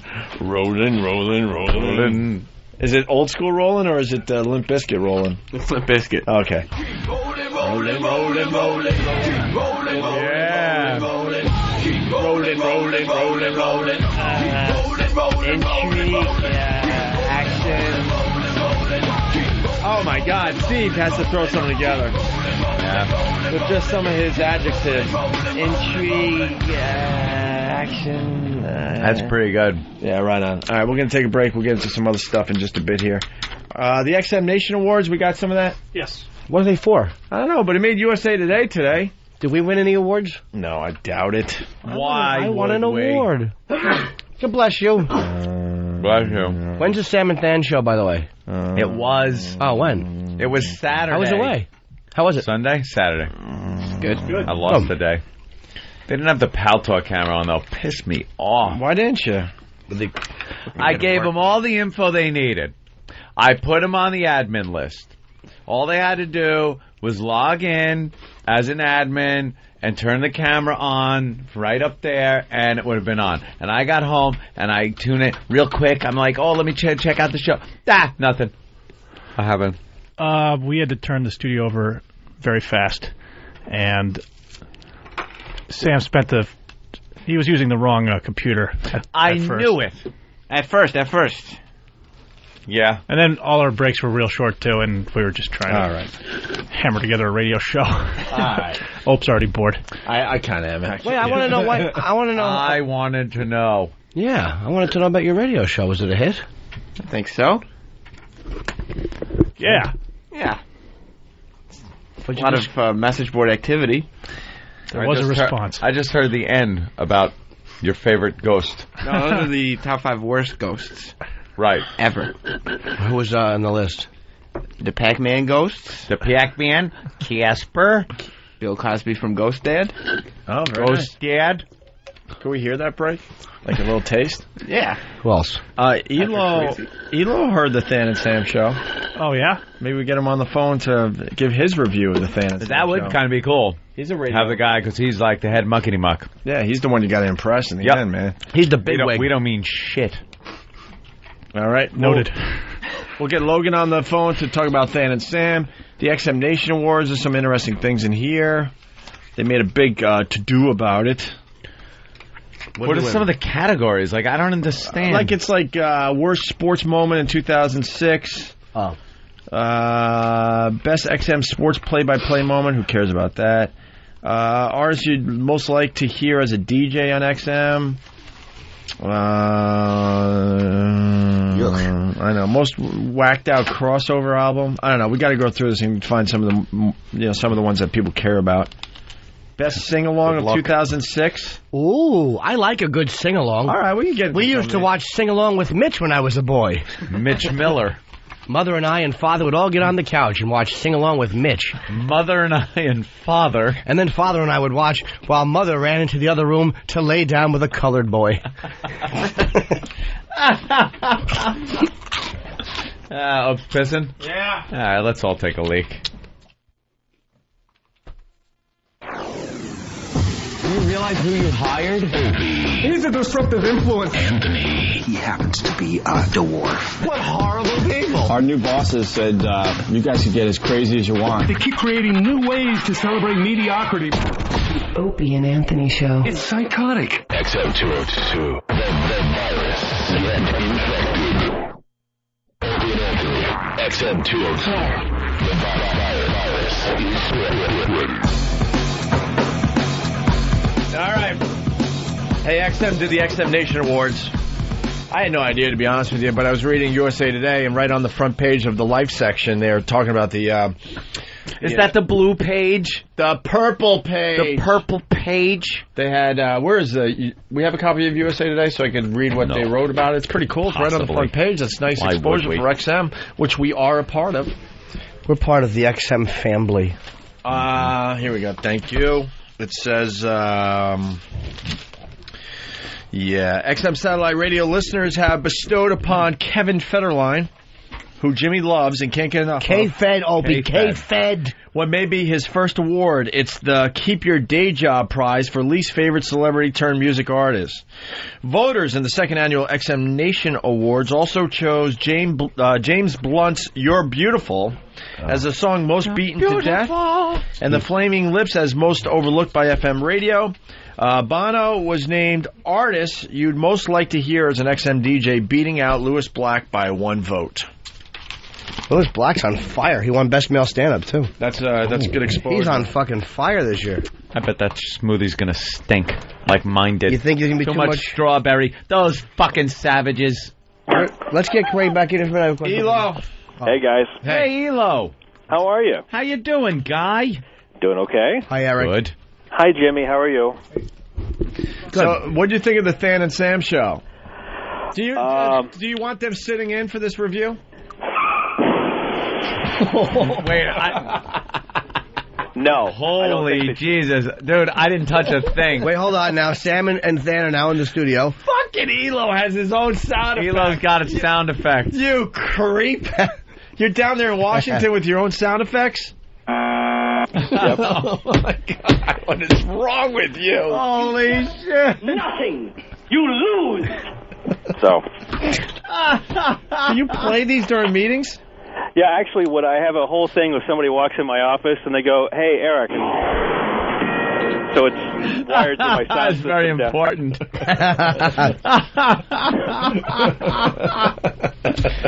God damn Elo, man. He's like Alan Sniffen. He's doing his own radio show there in the office.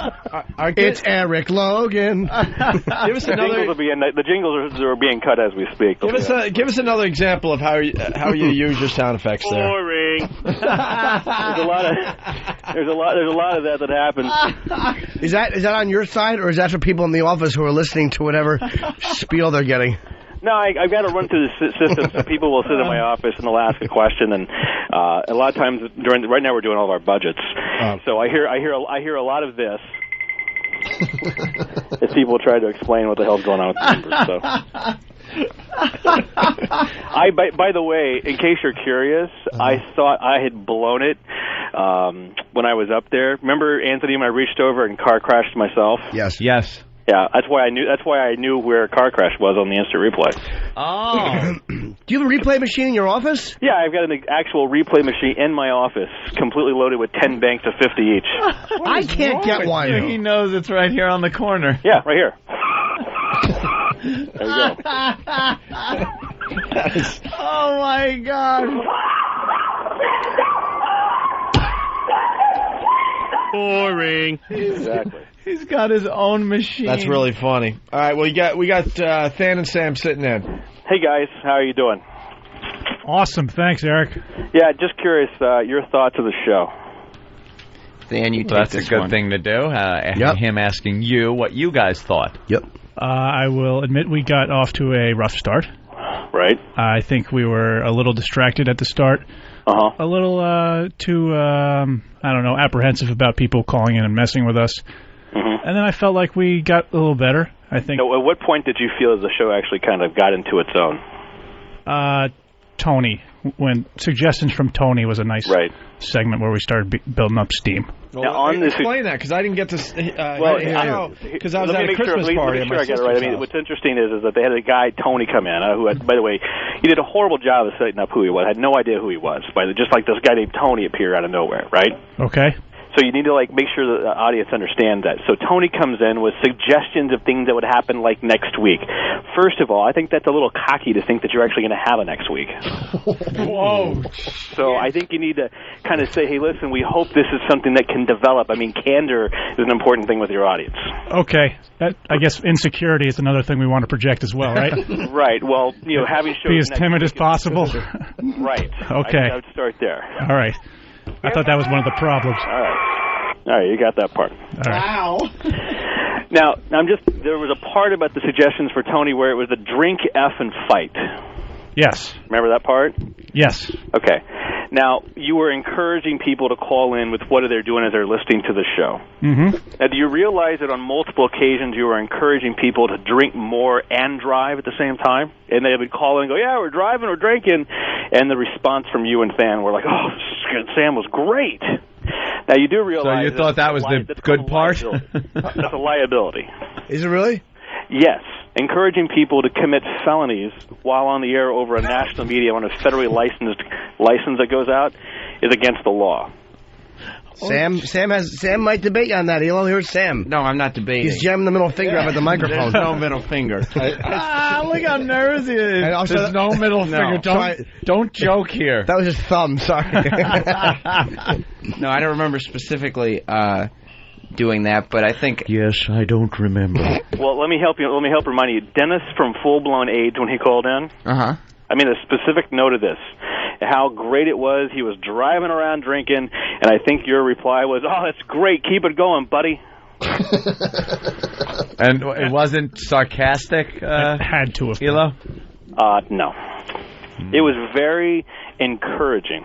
I'll have to listen back to that. Yeah, maybe we can pull that and... Yeah, pull that clip. I think that'd be a good one for you to pull. All right, and then now, do it again. Sam, I want to talk about your... By the way, I thought that you had a nice little potpourri of places you went. You had the whole MySpace thing about how you kind of surfed MySpace, which was kind of pointless, but that was okay. And then the Suggestions from Tony was fine. But the weekly Hollywood Buzz, let's talk about this for a second. I heard this now. Now, this is a segment that I heard, and I had commented quickly when we were in commercial break that I thought it was a little odd to have used a game show theme song as a Hollywood kind of wrap-up thing. I thought it was weird that the Price is Right music. It's one of my bits. Oh, so So one of your bits is to have the wrong audio for the right bit? Yeah. I mean, if you're going to do I mean, by the way, there's not a morning show anywhere in America that doesn't use the hacky Hollywood gossip. And what theme music do you think they use every single time? Jimmy just pushed his mic away and went, oh, that was a rough one. That was rough. As soon as I heard every morning show in America, I'm like, this is not going to be complimentary. The point of Hollywood news and gossip isn't actually to report what's going on in Hollywood. It's also sarcastic. It's like a parody of I'm reporting the news, Pokey. and Than is obviously completely disinterested in the news that I'm reporting, but I continue on anyway. So when you guys talked about the Tori Spelling yard sale, and there was hundreds of people that were there, give me the parody about that, because you were reporting the news like you were reading it from a magazine. That would be me actually reading it from a magazine, and Than not interested in it, as if to say this is not interesting, but there's Sam pushing on anyway. This is hard to sit through. I know it is. Okay, you just actually explained this to me, Sam. I am more lost than I was before I heard the bit. Well, it's Than, what do you do in this bit? He's trying to sell you out, man. He's saying the bit. He's basically saying, I did my part. Yeah, I did my part. Dan's part is to be disinterested. Obviously he was screwing it up because I did my part fine. Obviously, the reason Elo didn't enjoy this is because of Than's participation in this bit. Wow. That's not what I'm saying. You guys don't know how to handle the divide and conquer thing yet. Yeah, man. Hey, listen, I've been working with morning shows my entire career, even shows as challenging as the Opie and Anthony show. I have never in my career ever heard either one of them sell each other out in the degree this is happening in the first 10 minutes. I think there's some hyperbole going on here, but hyperbole? Yes. Can you define hyperbole? Exaggeration. Can you actually spell it? Yes. That's Than. Is that your idea for good radio, Eric? Spelling? Did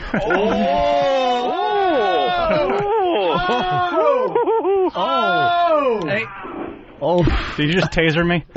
Yeah, he did. Okay. He's tasering you from his office in Washington. Than ain't taking no shit. I can tell you what, you could actually spell check that entire show and it would be entertaining. That was horrible. Yeah. He crushed himself. All right. Oh, wow. Yeah, all right, so let's start. Let's forget what I think. Forget what I think. I mean, what was the highlight for Than, you and Sam? I mean, obviously you guys are clearly not on the same page because you're trying to sell each other out. So what was your highlight, Than? I mean, what was the thing when you walked out of there? You go, man, we nailed that Tori Spelling. I mean, what bit was it that you guys really felt like you nailed? No, like I said, I think the Tony suggestions, it was good because his suggestions were awful and made for good fodder for me and Sam to pick on them. Right. Sam? I agree. I think that was the one bit that we did best on. That had nothing to do with either one of you. It had to deal with Tony coming in and callers. The bit was not... Tony didn't make up the bit. We made up the bit because we saw how funny Tony was. We brought him in, and then we made him funny. All right, so if, let's say hypothetically we're to do another Than and Sam show. Yes. And you guys are in my office pitching me on episode 2. Uh-huh. What should I take away from the call now and also what happened on Saturday as to why I should say yes to this? I would say the major development areas, if I could use business speak, stemmed from just that being our first show being live, and that there are things that would improve if we were to give it another chance. Like, I'd say we had something funny to say about most things, and the problem was just some of the roughness with having done our first show live. Can I ask a question? I didn't hear any of the show. I was away. How long was the show? 3 hours. Oh, it was 3. Okay. Why did you feel it started off rough? It did start off rough. I mean, why? Was the jokes bad? Or we were slow. We weren't on the same page. We had to go from topic to topic. Than was distracted. I wasn't there for him as much as I should. There's a very concrete example of me taking a stand on something, Sam completely contradicting me, and me going, yeah. Oh, shit. But, you know, that's not something that's going to happen every time. Wait, you going, yeah, why? Because I was agreeing with him disagreeing with me completely. Because I was looking at the phone or something. But in terms of the show having room to grow, that's great. There's obviously a lot of interest in it, regardless of what the comments were. The reviews on the message boards were definitely mixed. But the fact that they were mixed works in our favor because they were chomping at the bit to destroy us. Furthermore, for a show to be on from 12 a.m. to 3 a.m. and have a 19-page listening thread shows there's interest. that there's some, and the phone It was banks were 7 lit. people replying to every post. That doesn't And mean the phone banks were lit the entire night. Ooh. Sam wasn't going to take that fucking... Sam jumped right in there and finished his thought. Absolutely. Put that little foot down. If I could add in something, Elo, I think after this discussion and your critique of the program, you just made them stars. I think you'd be silly not to let them do it again because more people would listen. You just made them stars. I think we should rename the show. Oh. This isn't going to be good. I think we should rename the show Trainwreck Radio. Oh. If we'll get us on the air again. Well, we'll take it. Yeah. Okay, so now if we rename the show Trainwreck Radio with Than and Sam, you guys will do it? Yeah, I mean, but you're opening yourselves up to libel there. Once we start rocking the house, people are going to be very upset when they turn it to Trainwreck Radio, and it rules. And it's not a train wreck. It's okay. I already have it federally copyrighted and trademarked. You can't take it anywhere. I'll own the name, so don't worry about it. Hopefully you can keep it. Yeah. So now you guys willing to do another show? Yes. Ready and willing. You guys desperately want to do another show? Very much so. And I sensed a little of the terse sarcasm about the time that you had the show on. So No. No, easy, Steve. Wow, that was double Steve. I think the time slot makes sense considering our experience. We were just saying that the fact that there were that many callers at that hour is more impressive than if there were that many callers at an earlier hour. Well, I'm willing to move the start time up a few hours to give you guys a little bit more of a East Coast clear, as we'd say here in the biz. We'll take it. Are you guys sure? Are you sure the message 6 to 11 can handle it? I'll sleep. And by the way, the only reason I can't stay up till 2 a.m. to hear this crap again. I just rather do it. Oh my God! We could just send you an MP3 too. No, I want to hear it live as it happened because I was just as drunk as the rest of your audience when I was listening. to it. I think we have to cut it down to 2 hours too. 2 hours. Yeah, the first hour bitching about the microphones and what amazes me is two guys who produce this show every single day can't figure out how the studio works. There was bitching about the microphones? Well, the room had to be turned. There were all these problems and guys coming in. It's like, if you guys didn't have technical problems, camera on. The one, I'd say one technical difficulty was the Paltalk camera. How hard is it to turn a camera on? It obviously wasn't working. Very hard. You clicked send video, and then the video doesn't send. So it's not hard, but it didn't work. All right, so the Trainwreck Radio Hour. You guys in? Yes. 2 hour. 2 hour show. 2 hour show, right? Cutting an hour out already, huh? What's this? This is Must be some clips. I want to hear your disagree. I want to hear Than going, yeah, I'm paying attention to something else. I'm going to pull that. All right, backing up there, Elo, when these guys were encouraging people to drink and drive, you were saying? Yeah. We got the clip. Dennis from FBA, what are you doing? Tony. Darren, dude. Gunslinger from FBI. I just got done four-wheel driving out in the desert out here north of Vegas chasing jackrabbits around in my pickup truck. Attaboy. All right, Dennis. drunk? Attaboy. That's Tony. Are you going to fight the jackrabbits? No, I was trying to spotlight him with my Are you shotgun, gonna fuck but him? it's kind of hard to do. Hell no. Well, then apparently Tony thinks there's something wrong with you. Dennis, get a hold of yourself, pal. That was Tony, who was also in the studio drunk. The whole reason he was in the studio is because he didn't know what he was doing, and he's the one who...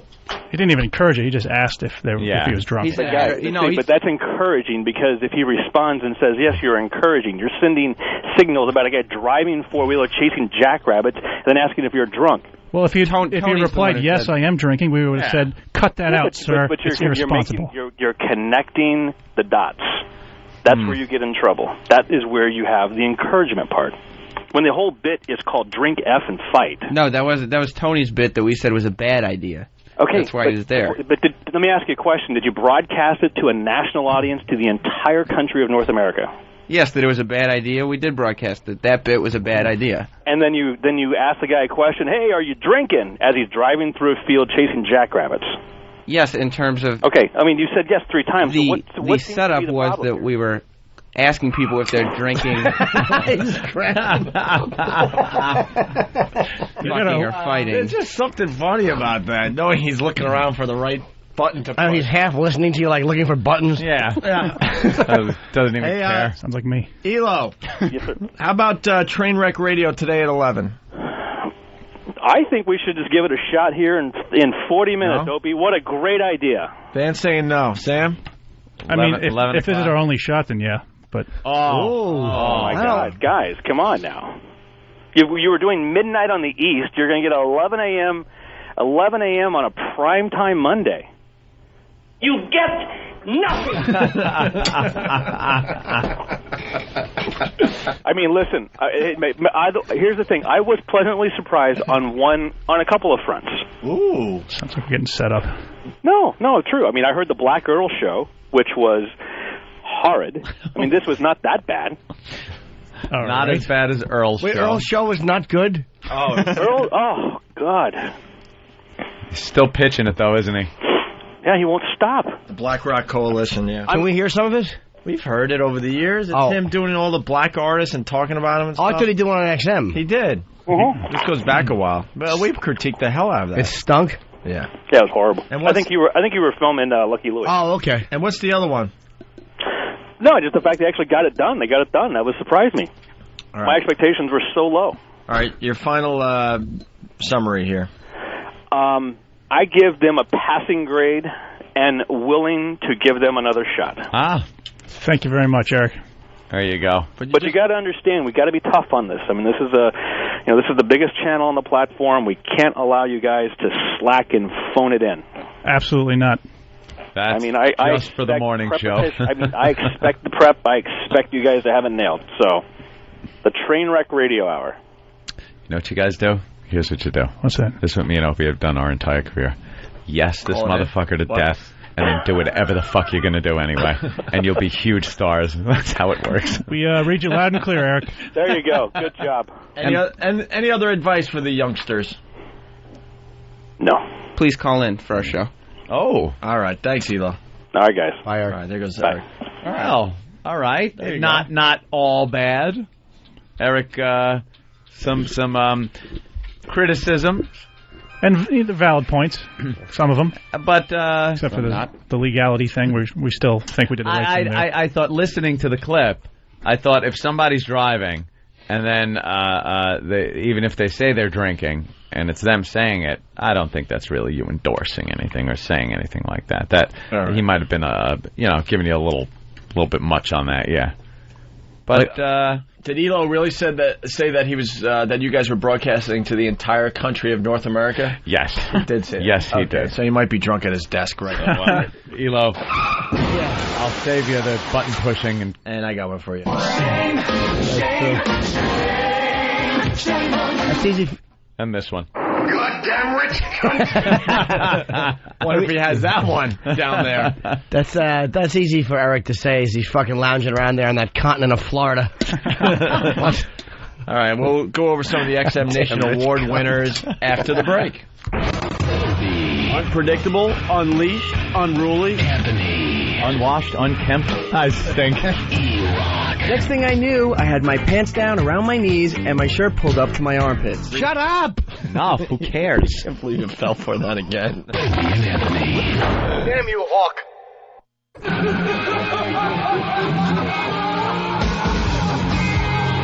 All right. So XM did the XM Nation Awards.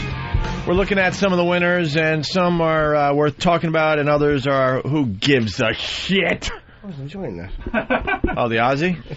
Did it on your iPod. I already have it. Oh, okay. Jesus Christ, every other bed plays for 10 fucking minutes. I know, and the one I like goes in and out like a fucking cock and a pussy. Like a cock and a ball. The one I like goes in and out like a brush all different. We're losing time in today's show. What happened? Here's one of the awards that the XM Nation Awards gave out. Dream duets. What? Your dream duets. I guess they gave the XMers a choice. Oh, I say mine would be Tina Turner and Mike Tyson's fist. Dream Rock duets. Hudson and Robert Reed. Yes, Gary Glitter and Dakota Fanning. There you go. Now we're talking. Well, they have a good idea. Dream duets. That would be Alice Cooper and Rob Zombie. Who gives a shit? Seems a bit contrived. Yeah, doesn't it? I don't know. They're kind of, evil. Don't duet. Bad idea. That would be Clay Aiken and 50 Cent.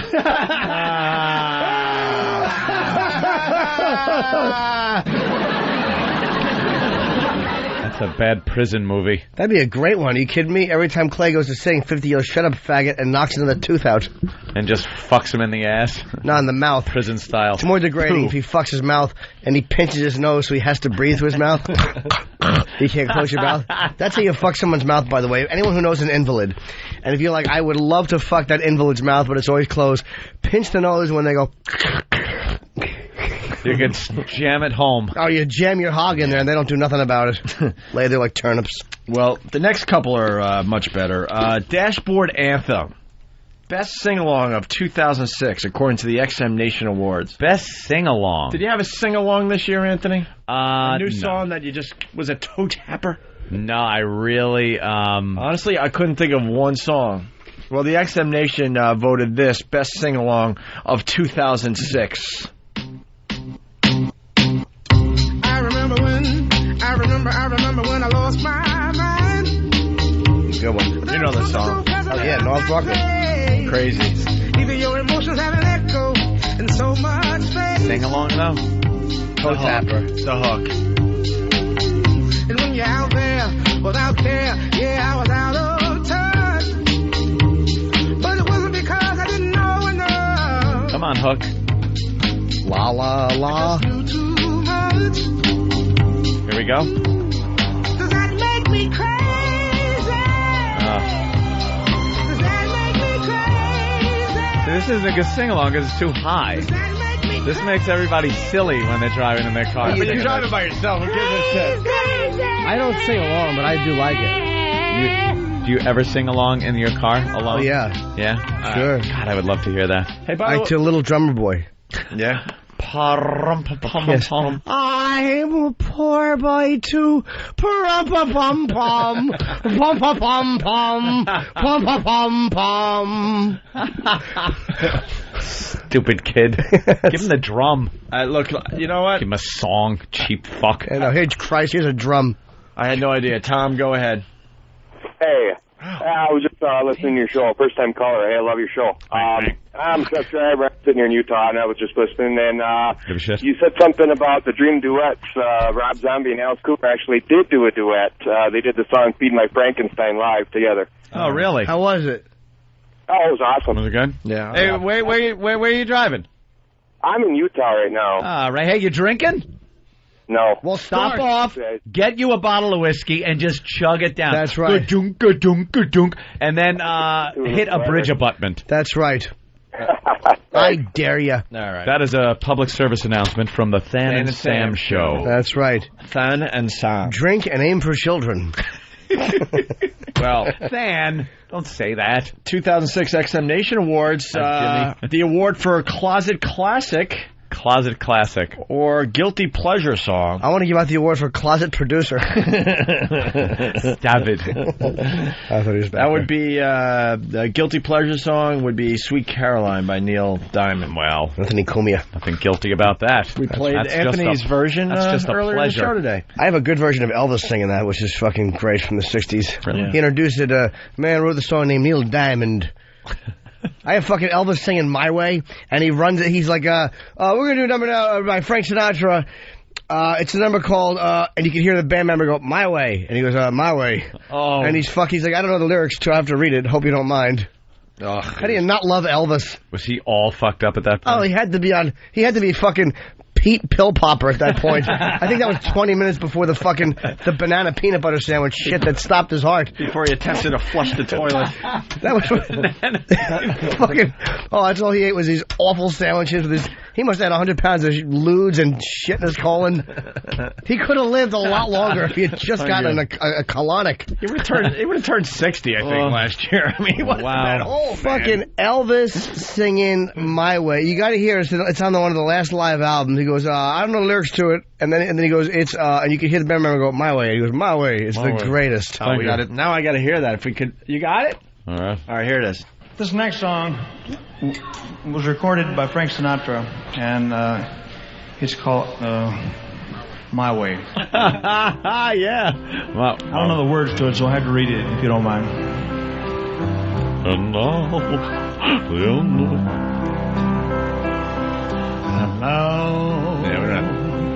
the end is near. Oh. I'll take a dump. The final curtain. It's a shower curtain, your final curtain. That's what he's looking at when he shits.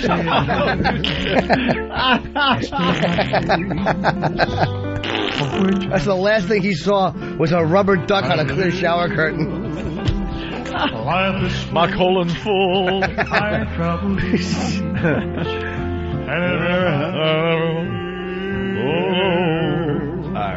Who knew I'd die because of my Hershey Highway?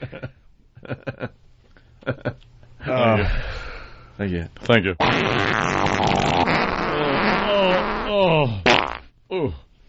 Wow. That's what I did when I found out the karate instructor was fucking my wife. I don't know who I'm doing an impression of because it don't sound like Elvis. That's close enough, ladies and gentlemen. All right, moving on really fast. Running out of show. Elvis.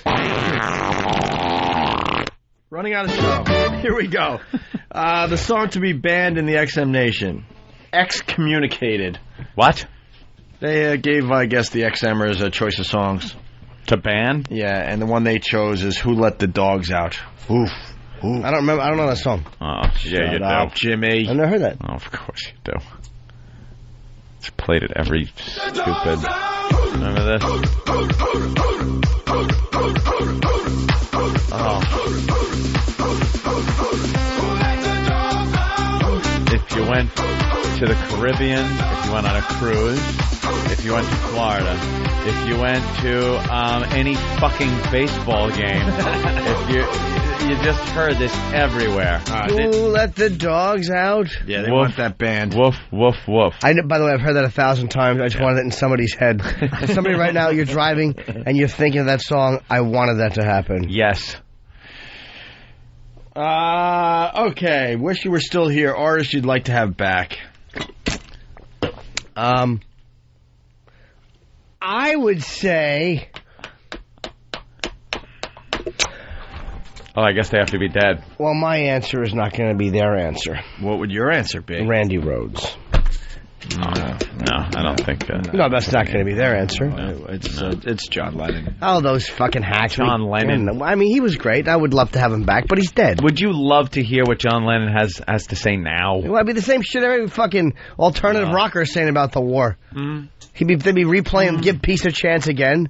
His wife's fucking hairy cunt will be showcased somewhere. It'd be great if he just turned into a right-wing Republican. And just sang songs about how great Bush is and... Yeah. People change. Who knows? You're all a bunch of baby killers. or the abortion moms. The award for most whacked out crossover album goes to Sting. Songs from the Labyrinth. Hey, do we have that again? Here it is. Can't get enough of this. Sweet love does now invite my graces that refrain. I don't even mind this song. This is the best one. Here comes the hook. To hear, to touch, to kiss, to die with thee again. That's a hard ass song to sing too. Yeah. Because it's ancient. Why don't you sing Ring Around the Rosie or something, Sting? But it's pocket full of posy, ashes, we all fall down.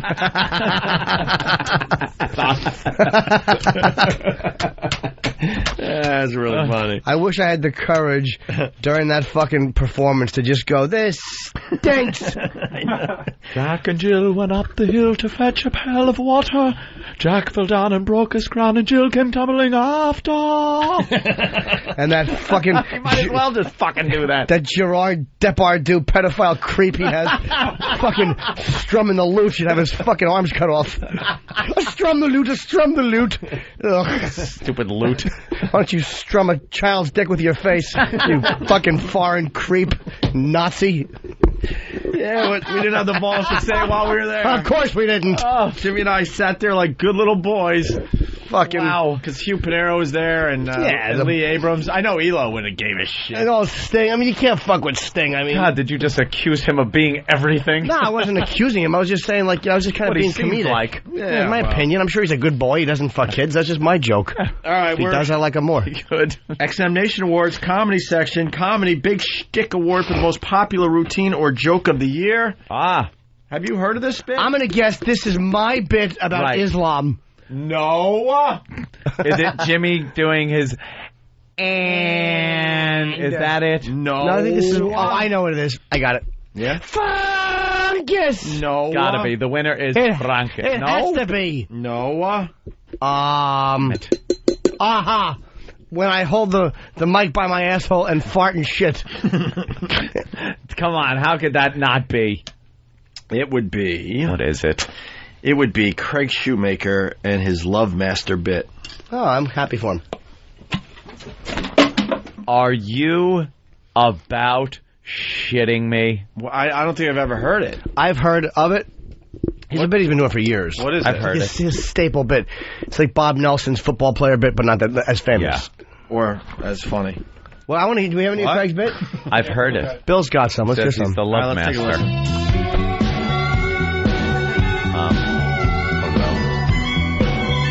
The fuck is this? No.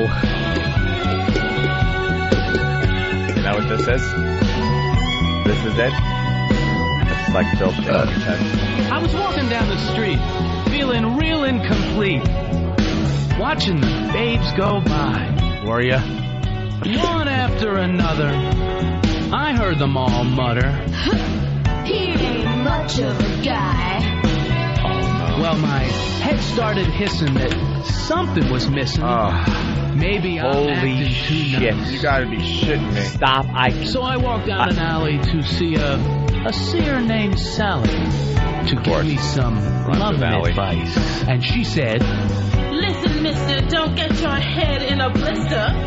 My answer comes quick as a wick. To master life, one must master love. That's the way you should think. Okay. Looking at you, Oh my God. you shouldn't feel so blue. You've already got what they're after. Forget about the money. This one's on me, honey. You've just become the Love Master. Here we go. Ew. The Love Master? Why don't... Feel any different? Oh, yeah. See, that's This is a his joke, bit. right? Move over, That's his bit. He puts on the low voice and says he's the Love Master. Wait, I want to hear where it goes. Take over. Does he say something? No. Oh, yeah. You hear that ringing, baby? That's the most popular routine or joke? XM has some great comedy What channels. happened? I have more respect for the fucking decision making of Jonestown. XM Nation stinks. As a nation, we do stink. We're a third world nation when it comes to taste. Oh, Jesus. What the fuck was that? Would you ever take one of your bits, Jimmy, and turn it into a song? Could you do that, please? No. What, no. Isn't it? But he actually does the Love Master bit. That's what I thought Bill was going to bit. And then that's the song that... And he came decided out of the bit was so good and so scary funny that it deserved to have a song made out of it. All right. Enough already. The song most beaten to death by broadcast. Yes, James Blunt, you're beautiful. He's just like big girl. Female stand-up champion of 2006, that would be Lisa Lampanelli. She had a good year. Yeah, I mean, look, as far as what women comics are doing, at least she's up there fucking brutalizing people, so good for her. She also won most black cock. It's true, she beat out Robin Givens. And, you know, she's fucking, she does a lot of racial jokes and stuff like that, and she does them on TV, and she does what she wants, so. Yep. All right, let's say hi to Chuck in South Dakota. Chuck, what's up? Yeah, that Craig Shoemaker, if you guys listen to his bit, not that music crap, it's actually a pretty good bit. Well, do we have the bit, Bill? That's what I thought you were going to play. So that was out of Bill's iPod, so I don't know where, but he got... All right, here's the actual bit. It's actually pretty funny. So this is funnier than the song we just heard. Let's... Okay. All right. What are you laughing at? I'm the Love Master, baby.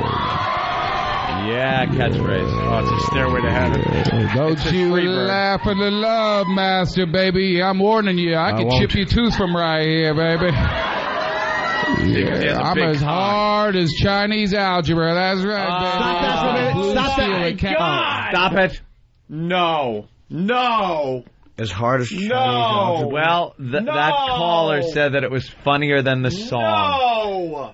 Well, maybe there's a better... didn't say that. No. Is there a part where he says more chins than a Chinese phone book? Got more chins than John Liu's office.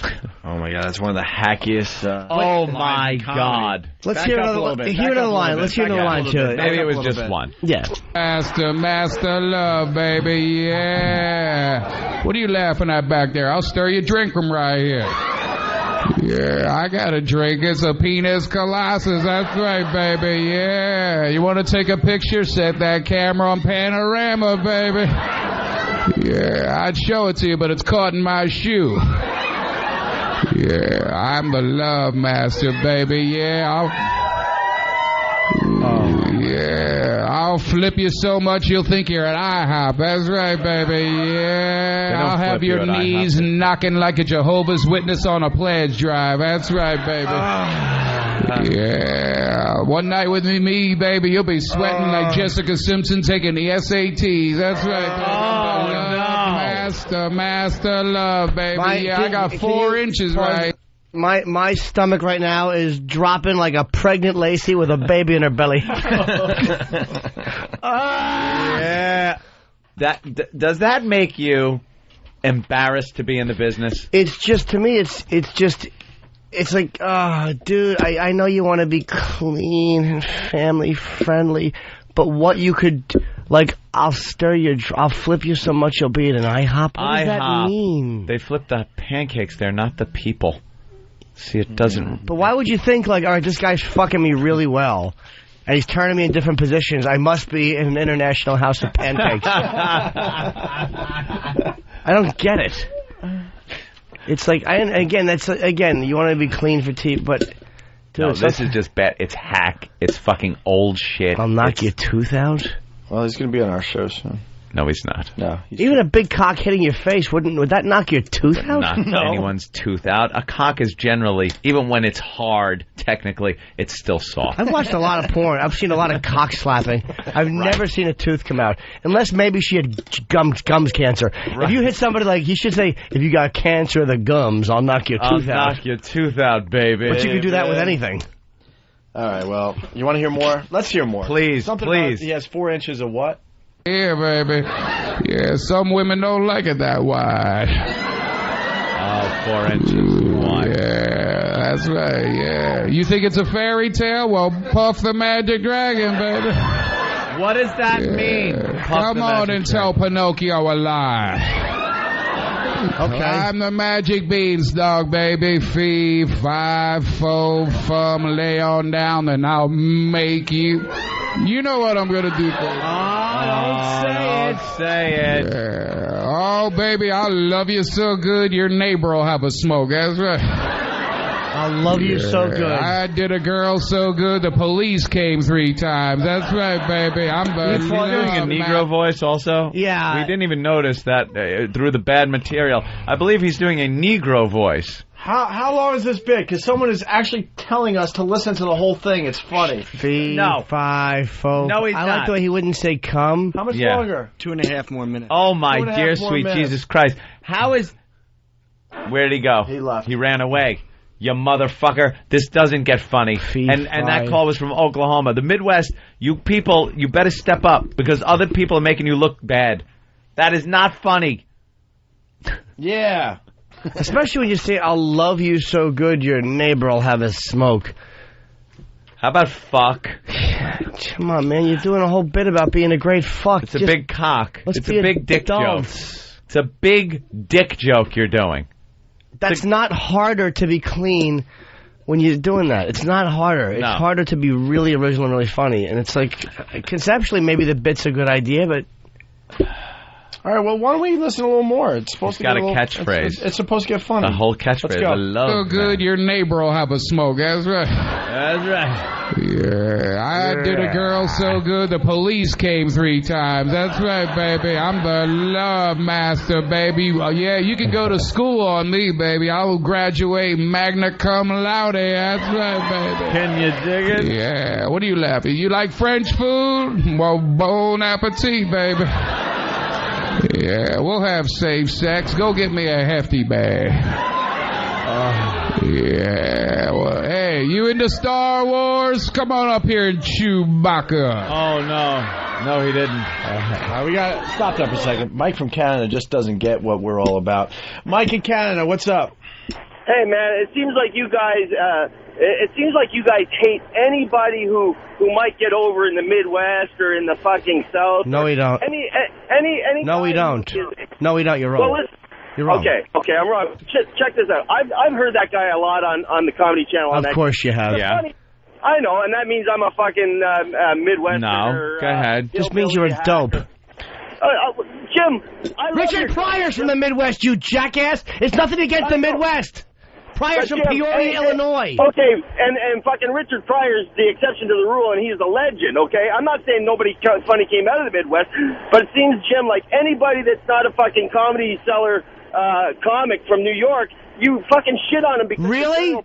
Really stupid? Like Brian Regan? Like Brian Regan, who I always say is great? What are you talking about? Jim, what are you talking about? Brian Regan is a regular on our show, by the way.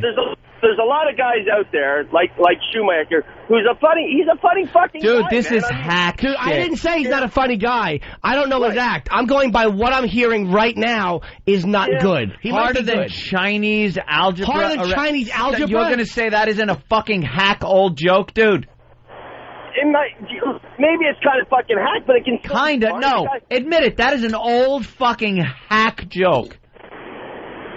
You know what, man? No. Tell me what comedians I've trashed. Tell me. Who? I hate it when you guys do this shit. You want me to recall something totally specific? You are fucking saying something, so I'm asking you about it. You're the one that brought this to the table, not us. Like, who do we trash? That's clean. Who? You know what? I'm gonna start keeping notes so that I can recall. Well, dude, if you're gonna call somebody, then have you. I'm asking you who, because I don't trash comedians that aren't from the Comedy Cellar. I trash bad comedy. Anybody? It seems like anybody who's just a fucking a guy who's out there pounding the road doing these shitty clubs. Really? Like Larry the Cable Guy, who I fucking defended? Like Larry the Cable Guy, who's as Midwest as you can get, who I defended and I smashed all the alternative comics for bashing him? Like him, stupid? Yeah, Larry's been on our show. Brian Regan's been on our show. I personally, I mean, you know, it's a taste thing. If you like Craig Shoemaker, so be it. We think he's a hack, or at least this bit is a hack. And he's been living off this bit for 12 years. Okay, I guess you're right that it might be hacked, but it's like it seems to me like it's just too over the top. Like, holy fuck, does it really fucking piss you off? Yes, it does. Really? Are you listening to that? Like, dude, I don't know what Shoemaker's act is like. I've never met the guy, but listening to that little bit, I've heard his name on the circuit for years. And when you say, "I'll love you so good, your neighbors will have a smoke." I don't know. It just doesn't... Everybody knows what he's saying, right? Exactly, so why not just say it? Mike, I don't know Craig Shoemaker's act for the most part, but this bit sucks. And we do call out people for being hacked. It's his benchmark bit. It's his benchmark bit. He might be a funny guy. I don't know. I've never seen him live, but I mean, I'm listening to this thing, and I can't believe this was voted the best routine by the XM Nation. Are you kidding me? Why wasn't Gallagher voted? Best routine. It's gonna make there's it a lot comic. more funny if he says, "I'm gonna blow my fucking load right in your face." No, the whole bit. I don't like the whole bit. Do you actually laugh when you hear that, Mike? Mike. You know what, man? I do. I'm sorry. Then you're a dummy, and I hope your family winds up in Paul Bernardo's basement. Wow. You fucker. Paul Bernardo. Wow, you went Canada local for joke. Canada. I like Going local. I love it. What makes it even... Mike, let me say something, please. You listen to the comedy channels a lot, right? Yeah, I'm on the road a lot, so I mean... All right, you listen to the comedy channels a lot. You're trying to tell me this bit by Craig Shoemaker, the Love Master, is the best routine you've heard on the comedy channels. I don't care. We're not looking for a dirty comic. I'm just saying the best routine that you've heard on the comedy channels, dirty or clean. No. That's what we're getting at to begin with. Yeah, you see, no, you're right. We're being uber critical, yes, because this was voted the best routine of the fucking year by the XM Nation. Well, then isn't it fucking more important to fucking rag on the Yeah, okay, I understand what you're saying. We're ragging on the bit, dude. Have you ever heard Louis Black? Have you heard Louis Black? Louis C.K.? He kills. Fucking Louis Black kills me. Louis C.K.? Yeah, Louis C.K. I love that. Dave Attell? Joe Rogan? Wait, hold on. Dave Attell? Yes. Okay, all Comedy Cellar comics. All of them. I know, man. Believe me, I'm not saying those guys aren't funny. I think those guys are fucking Mike. hilarious. All right, you made your point, Mike. Thank you. But I just thought it was like fucking disingenuous to just go like way over the top. No, it wasn't at all. No, dude. Not at all. We're not like pushing this one at all. I very rarely trash comedians by name because I have a certain bond with comics, and I don't even dislike Shoemaker. I don't know him. I just the bit that I'm hearing right now, I've heard about so many years, and I don't like it because it's just too purposefully family clean, and it's just bugging me. Yeah, but don't you think there's a fucking good place for that? If a guy in fucking church basements. Yes. No. If a guy's stuck doing places in like smaller venues in smaller regions, right? I'm not gonna quit. I hate. Dude, he's got a big following. Craig Shoemaker has a following. He's not an anonymous comic. He's not playing dumps all the time. Stop. He has a lot of fans. But I think he realized at a certain point that he had to fucking, mainstream it a little bit. But mainstream is fine. We don't care about mainstream. Brian as much Regan as is one of the best mainstream ever, and he's hysterical. This is hack. We're taking issue to the fact that this was voted the best routine. It's a hack catchphrase in the comedy bit category that he made a song out of, and he's using old hack jokes in it. I know.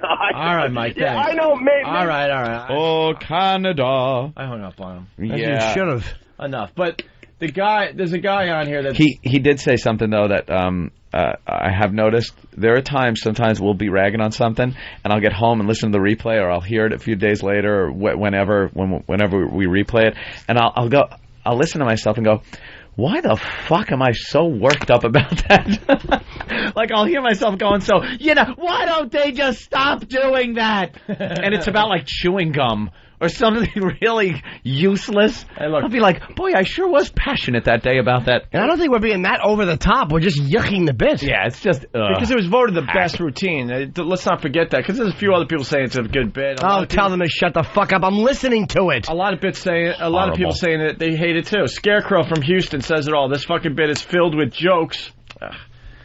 Updated. I just know it's here it is. A hack bit. I know what hold on. This fucking bit is filled with jokes you get emailed from your great aunt. Yeah, with attachments. I know a good bit when I hear it. People are going, this is a good bit. I'm listening to this for the first time ever. Hey, and I'm not enjoying it. And if people out there enjoy it, then so be it. I'm not trying to change Comedy is subjective, but then there's also things that are like, it's hack. Comedy is subjective. Hack. But it's almost like, as a comic, at least I hope I can at least distance myself enough to recognize something that's funny. Like, again, Mooney's an example I use a lot. He's a guy I don't agree with at all, but I acknowledge the guy's a great comedy writer. You can't say he's not a funny joke writer. He's always topical. He's great at what he does. Not my fucking vibe, but I respect what he does, and I know it's good. All right, why don't we go to more of the Craig Shoemaker bit? There's only a little more time. Man, there's some people staring at me right now. I'm looking for one laugh, by the way. One laugh. What the hell happened to him? Coming out of character there. What? Those girls, too. Of course they are. All the girls. Jesus. They look at me going, where'd the minivan guy go? No mini right here, baby. Oh, boy. That's right. This ain't no guppy. I'll free Willie. That's right, baby. Yeah. Okay, stop that right there. Stop that. Who the fuck is laughing at I'll free Willie?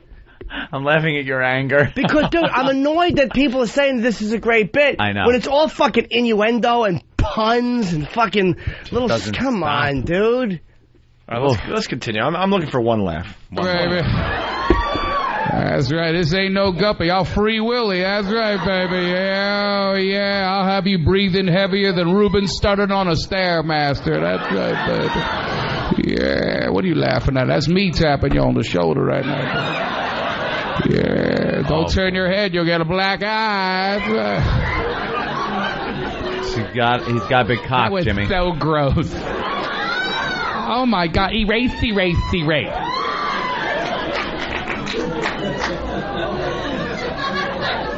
Well, you guys got the check. Suddenly, it's not so funny.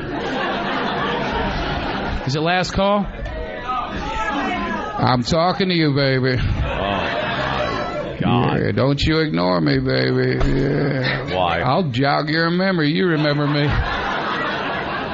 You want me to go away? You want your wish? You gotta rub the lamp. Go ahead, leave the room. I'll bend it around the corner back there. His big dick, Jimmy. Yeah, that's cool. Big cock, I get it. His big cock. I'm so sorry. Erase.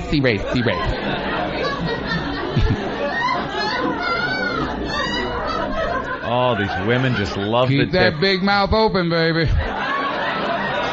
Yeah, I'll give you the gag order. That was a horrible visual. No, it was a horrible Seriously, audio don't experience. encourage him.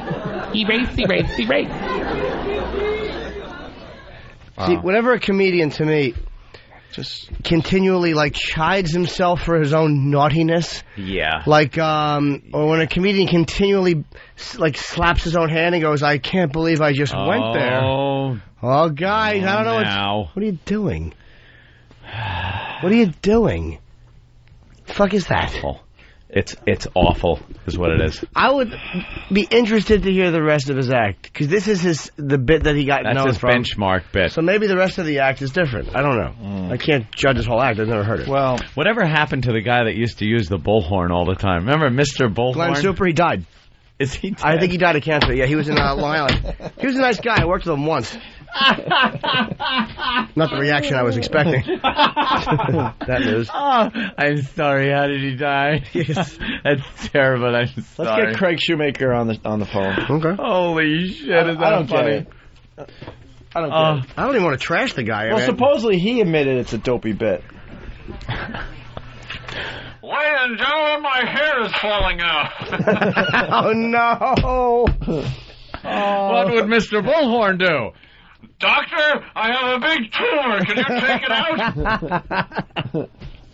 Oh, Mr. Bull. I'm sorry if you knew him, Jimmy. I don't know. I worked with him once many years ago. Yeah. He was a nice dude, man. I didn't know him, though. I didn't know him. Steven from Arizona, what's up?